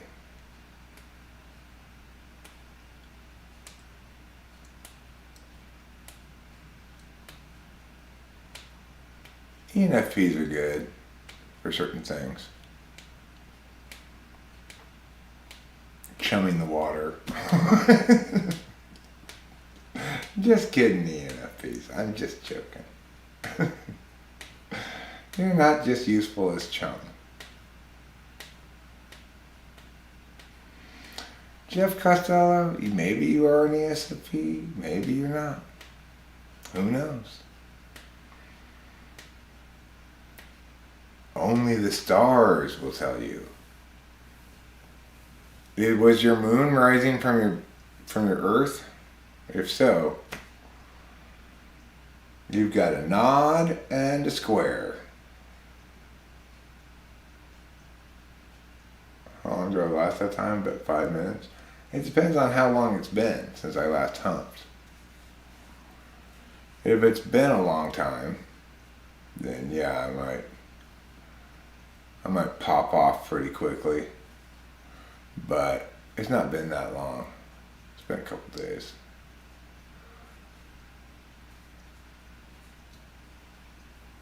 You know, our sex lasts as long as it does. Sometimes it lasts a long time, sometimes it doesn't.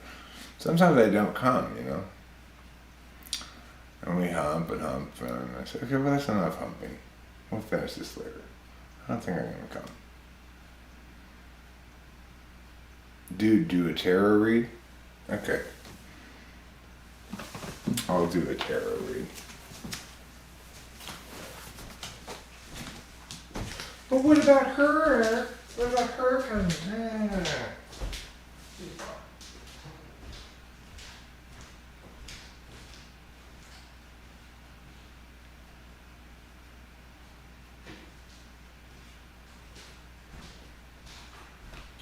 Like every couple, we've got our own thing going on, you know?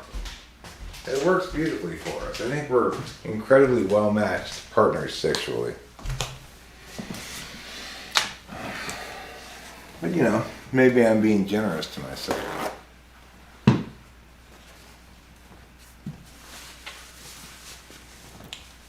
Well,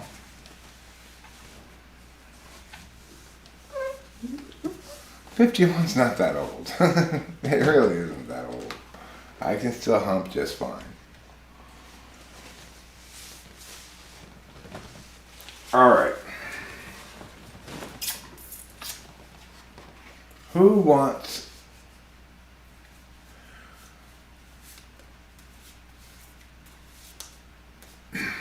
sometimes not. You know, I mean, I'm sure she's.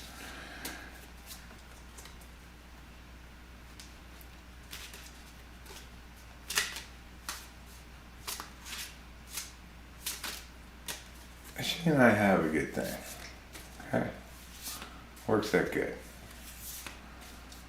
We have loving relations of a tender nature.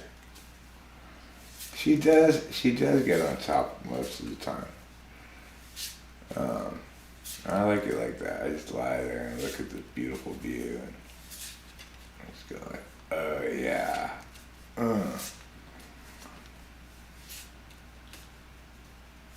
Ride my man rod like a horse on a carousel. Okay, Jeff Costello, I'll do a reading for you. Here you go, Jeff Costello. Here's your first card. This is your situation.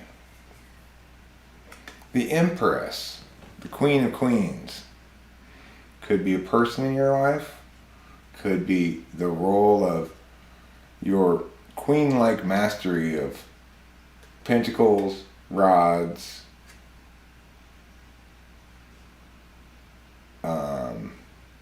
swords, and cups. That's the situation for you. Now, what's the complication of the situation? Let's find out. Well, it's this one, huh? The complication is the Nine of Swords. Feeling trapped. I believe this is what this one is. Feeling trapped, feeling stuck by all these swords around you. Now, let's see the background information. The Chariot. This is like the recent past. You had been moving, but now you're feeling stuck.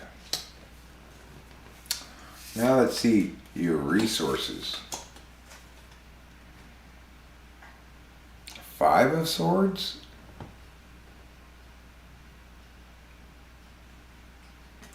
I don't know what this card means, I forget. Let me look it up in a little book here. Five of Swords.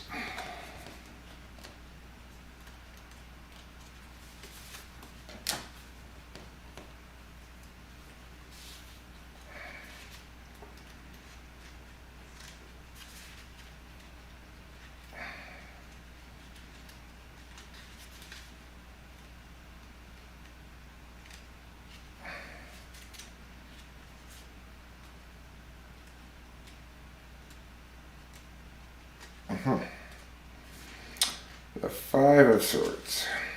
With growth comes the understanding of when it's okay to be a little selfish and when it's not. Are you clever or are you acting like a little despot? Maturity and life lessons bring insights that will help you recognize when your actions may be hurting others you care about and also yourself. Okay, so managing selfishness. That's the resource you have. And this one is the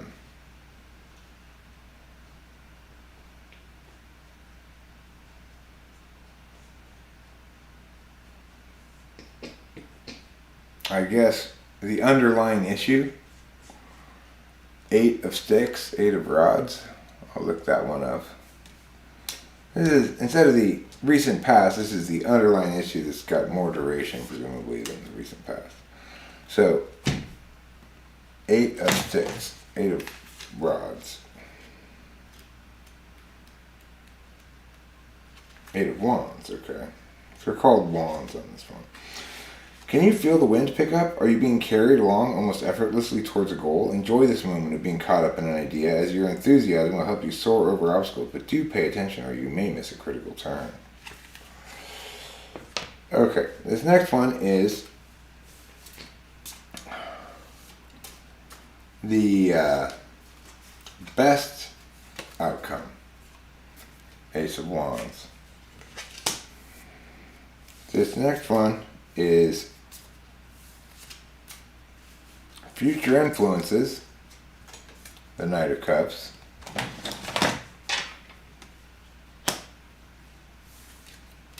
This one is your hopes and fears. The Ten of Pentacles. I'll tell you what these things are in a second. And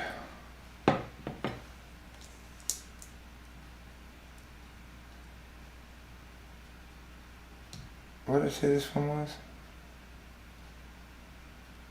Future influences, hopes and fears. Worst possible outcome.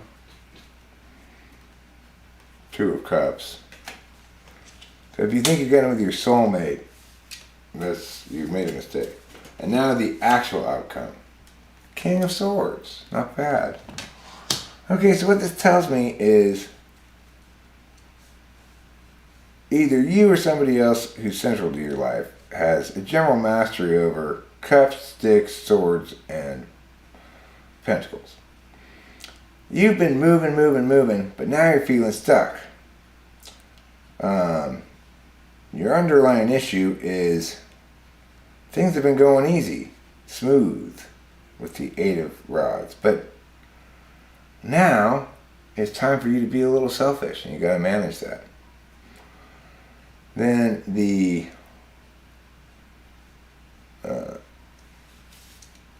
I guess this was, I forget what this Ace of Wands was for.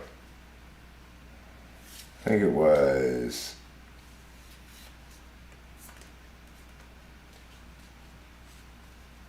future influences. Ace of Wands being a new creative idea. The worst possible outcome, I think I said, was Knight of Cups. Your hopes and fear, no, that wasn't the worst possible. That was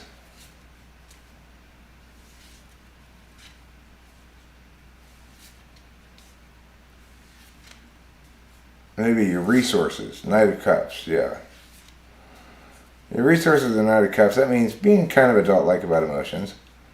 Your hopes and fears, Ten of Pentacles.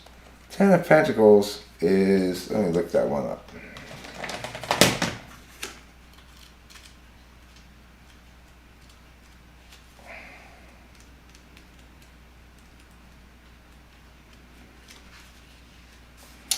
What is your legacy, your contribution to the world that has offered you so much? When you reach a level of success in the material world, what can the resources that you have accumulated in the present do to help ensure that others have a better future? Okay, that's your hopes and fears. The worst outcome is the Two of Cups. That's like soulmate card, kind of.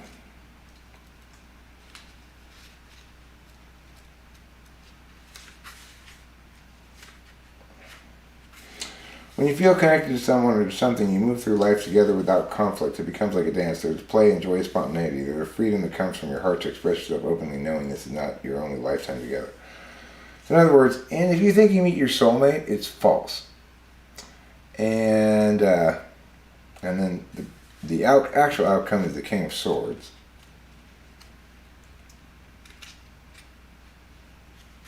The King of Swords offers a mature perspective and the energy of a sage who is confident in his thoughts and beliefs. There is no need to rush to judgment. Take that time to ensure that each decision is fair and that it honors both the logical and the emotional needs of all involved. So there you go.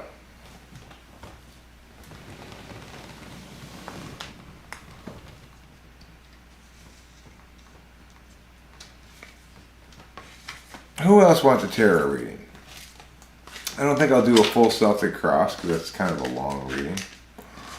But I'll do a mini cross. Adrian B., you are next. Okay. Do you have any particular question you want to ask the tarot? You can ask the tarot a question if you'd like.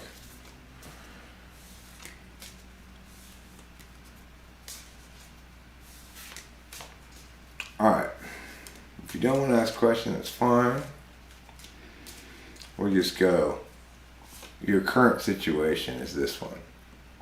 The world. Adrian B., your current situation is the world. But the counter force, the opposition in your life, the complicator, the magician.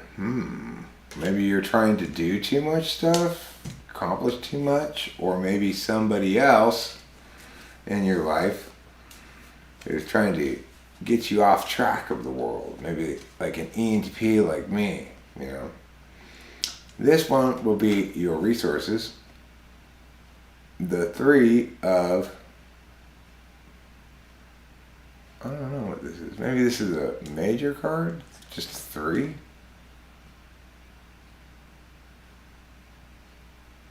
I think it's a major arcana. I have to look it up. 3. This is your resources. Wait, see, it doesn't look like a major. This is 3 of something. What's it the 3 of?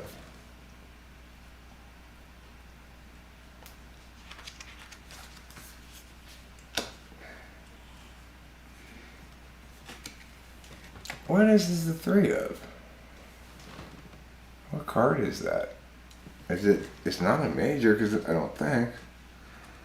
Let me see what the majors are. 3.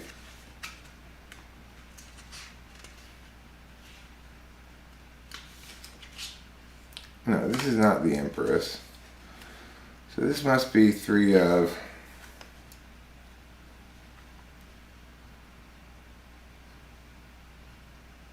Three of Cups, maybe? I have no idea what this card is. It doesn't seem to have any cups, sticks, pentacles, or wands on it. What card is that?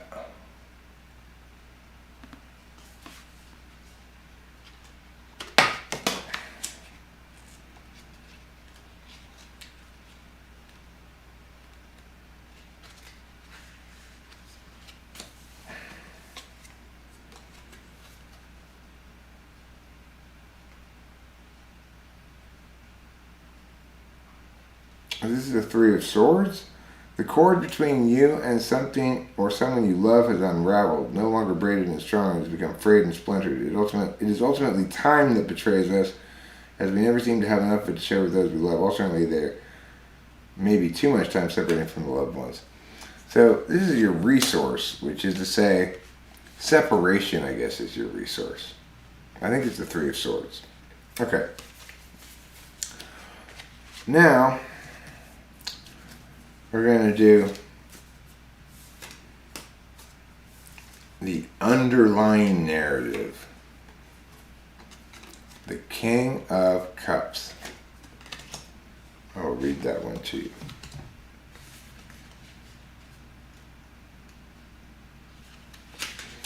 Every wave that crashes upon the sand, no matter how violently, recedes gently back into the sea. The energy of the King of Cups transforms that which sprung from chaos into something that is calm, something that is manageable. Okay, next I'm going to do your hopes and fears, your best possible outcome, your worst possible outcome, and the actual outcome. Your hopes and fears. 6 of Swords. So Adrian B., you are afraid that there might be ducks in your stream. Let's see what the 6 of Swords says. There are times when we need to set differences aside for the sake of recovery. Open yourself up to new experiences, as you may need to seek help outside your tribe or comfort zone to begin a new journey towards healing. So that's your hope and fear, is that you will either be able to or not be able to get outside your comfort zone.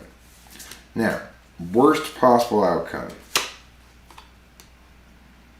9 of Pentacles. The worst possible outcome is the 9 of Pentacles. Let's see.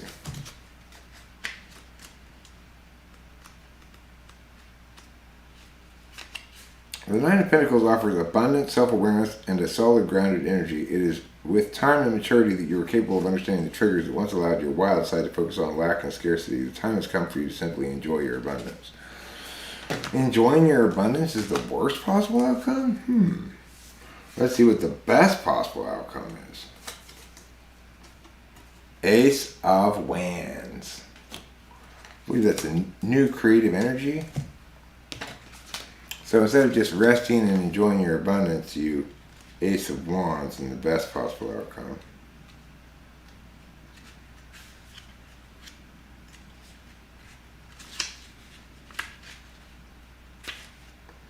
fresh start is waiting for you to feel inspired enough to take action. Let your creative mind envision the path and your destination will become clear. Pay attention to the signs all around you. When you tap into source energy, you will feel the gentle guidance of the universe. That's nice. Now, the actual outcome. The fool! You fool! You're never gonna accomplish anything chasing butterflies at the riverbank. Let's see what it says about the fool. What's that? Number 0.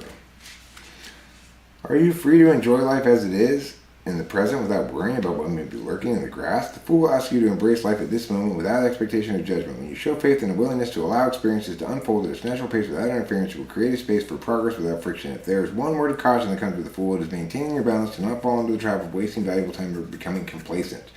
Keywords: faith, spontaneity, carefree, frivolous, living in the moment.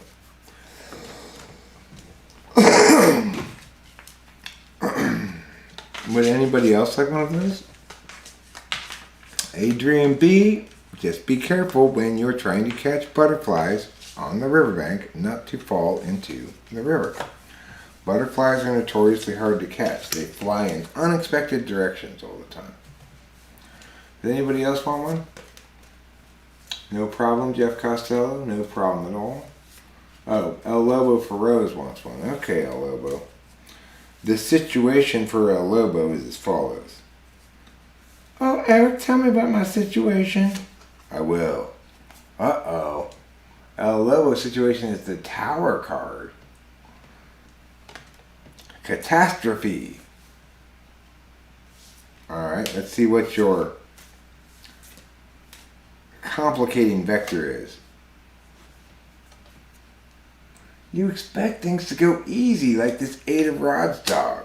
Just smooth and easy. But instead you're getting Tower. Oh no. Let's find out what your resources are.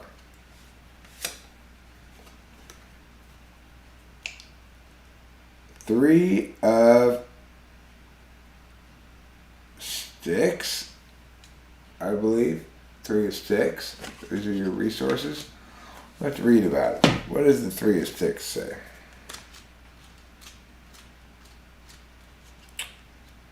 Three of Wands. Change is on the horizon. Pay attention to the signs the universe is offering. The 3 of Wands offers divine guidance as you embark on a new path. New opportunities and potential replace a situation that has run its course. Alright, that was your resources.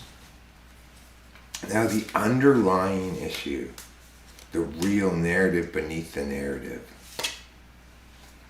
King of Swords.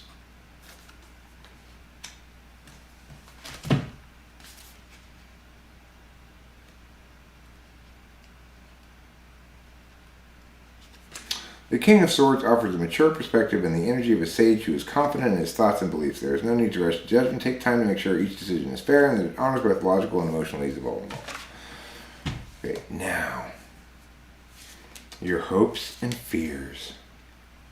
Let's find out where the fear and hope is inside of El Lobo Feroz. 7 of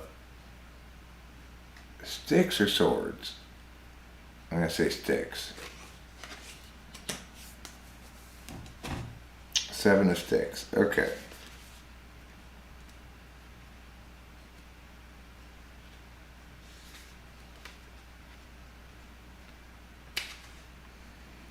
Are the challenges real, or are you looking to validate your position? You may feel as though your ideas are being challenged, and this perhaps has you feeling a bit on edge. Question if you are defending a position, or if you are the aggressor looking for a fight. A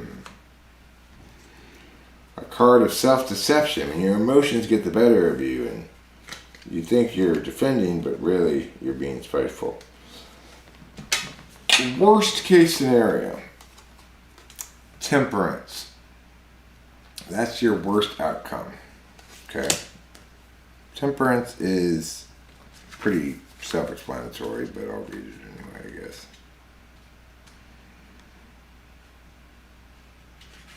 Life is a struggle, but the experience is also thrilling and beautiful. Some days are stressful, and then some are lazy and restful. Temperance asks that you seek out balance, hold life in both hands, and with love and acceptance so that harmony can be created. Alright, cool. Riches. That's the worst possible outcome. Now here's the best possible outcome. Let's see what it is. It's this one.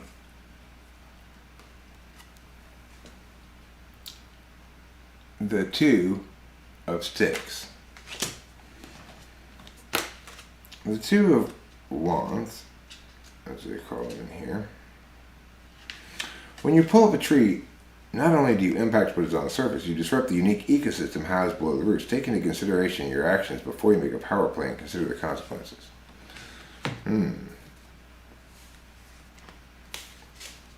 Now the actual outcome.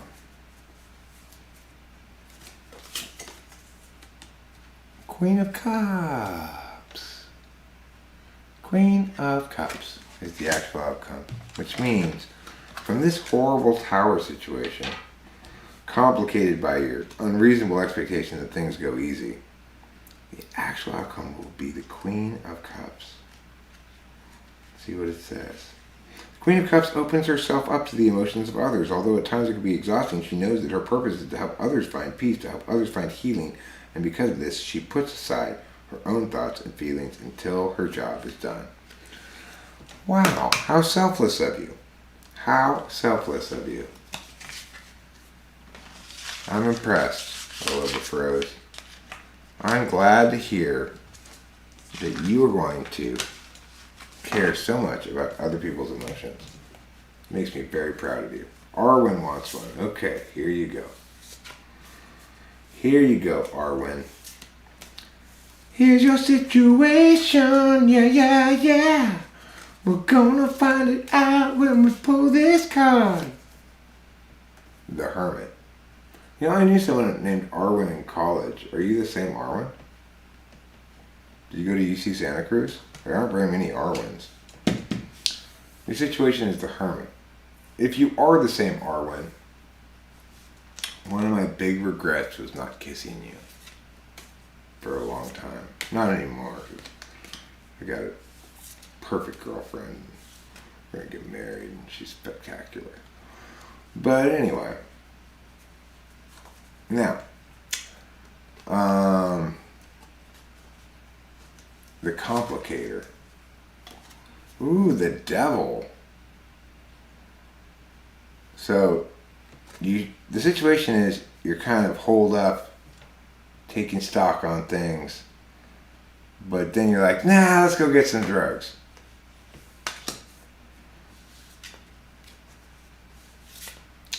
And this one is your resources. Two of Pentacles. This is like paying the bills, getting shit done, balancing things, you know.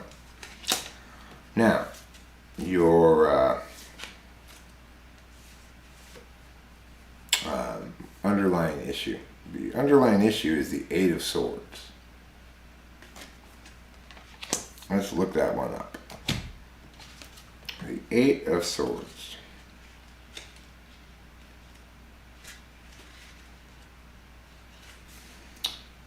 Is it introspection or is it self-imposed cage created by denial that keeps you immobile?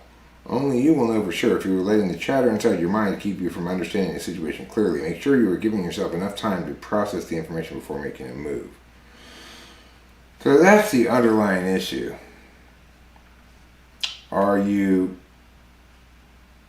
Is your introspection reinforcing something that you're in denial about or something like that? Or is it actually making progress? By L.O. for us. Now, next we've got your hopes and your fears. What do you hope or what are you afraid of? Let's find out.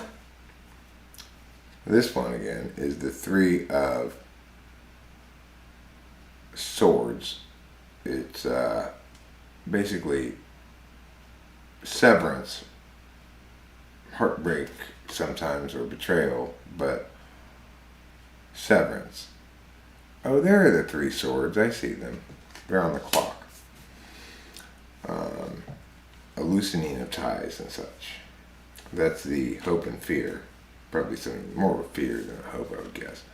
Now, best possible outcome is the High Priestess. That's the best possible outcome. Let's read about the High Priestess. See what it says.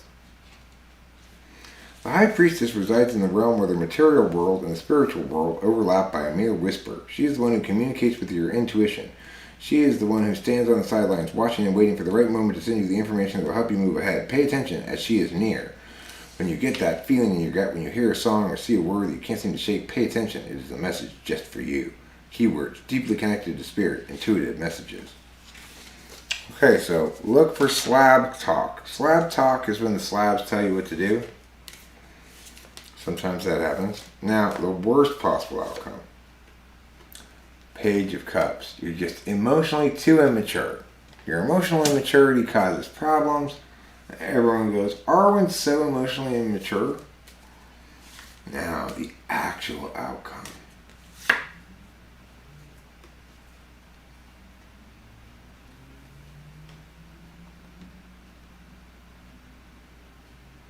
I believe that's the 5 of Sticks. Yes. 5 of Sticks.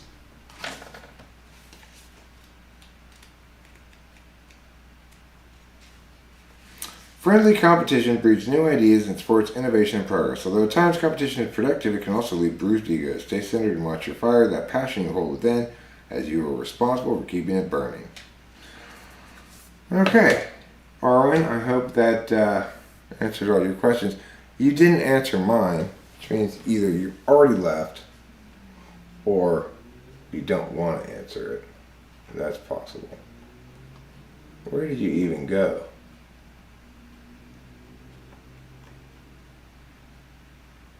There you are.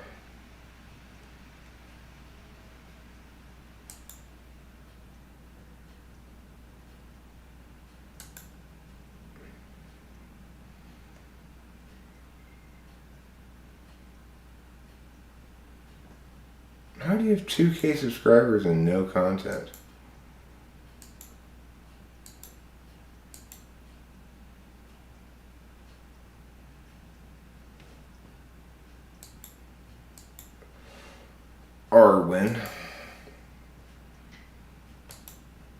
Arwen, have I ever mentioned that you're a schmarwin?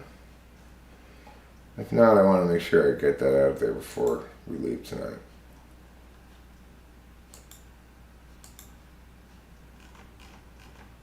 Anybody else desperately need a tarot reading? No? Last chance? SD card asks, would you ever try psychedelics? Oh, hell yeah. I do psychedelics all day, every day. You know, just feed me mushrooms, I'm a satisfied man. I don't really want to do acid. It's a little too unpredictable. Oh. Anywho, I guess that's going to wrap it up for stream here. And I want you all to know that I wish you the very best this holiday season. Thanks for being here. I love you all. Most importantly, don't forget to eat plenty of cheese.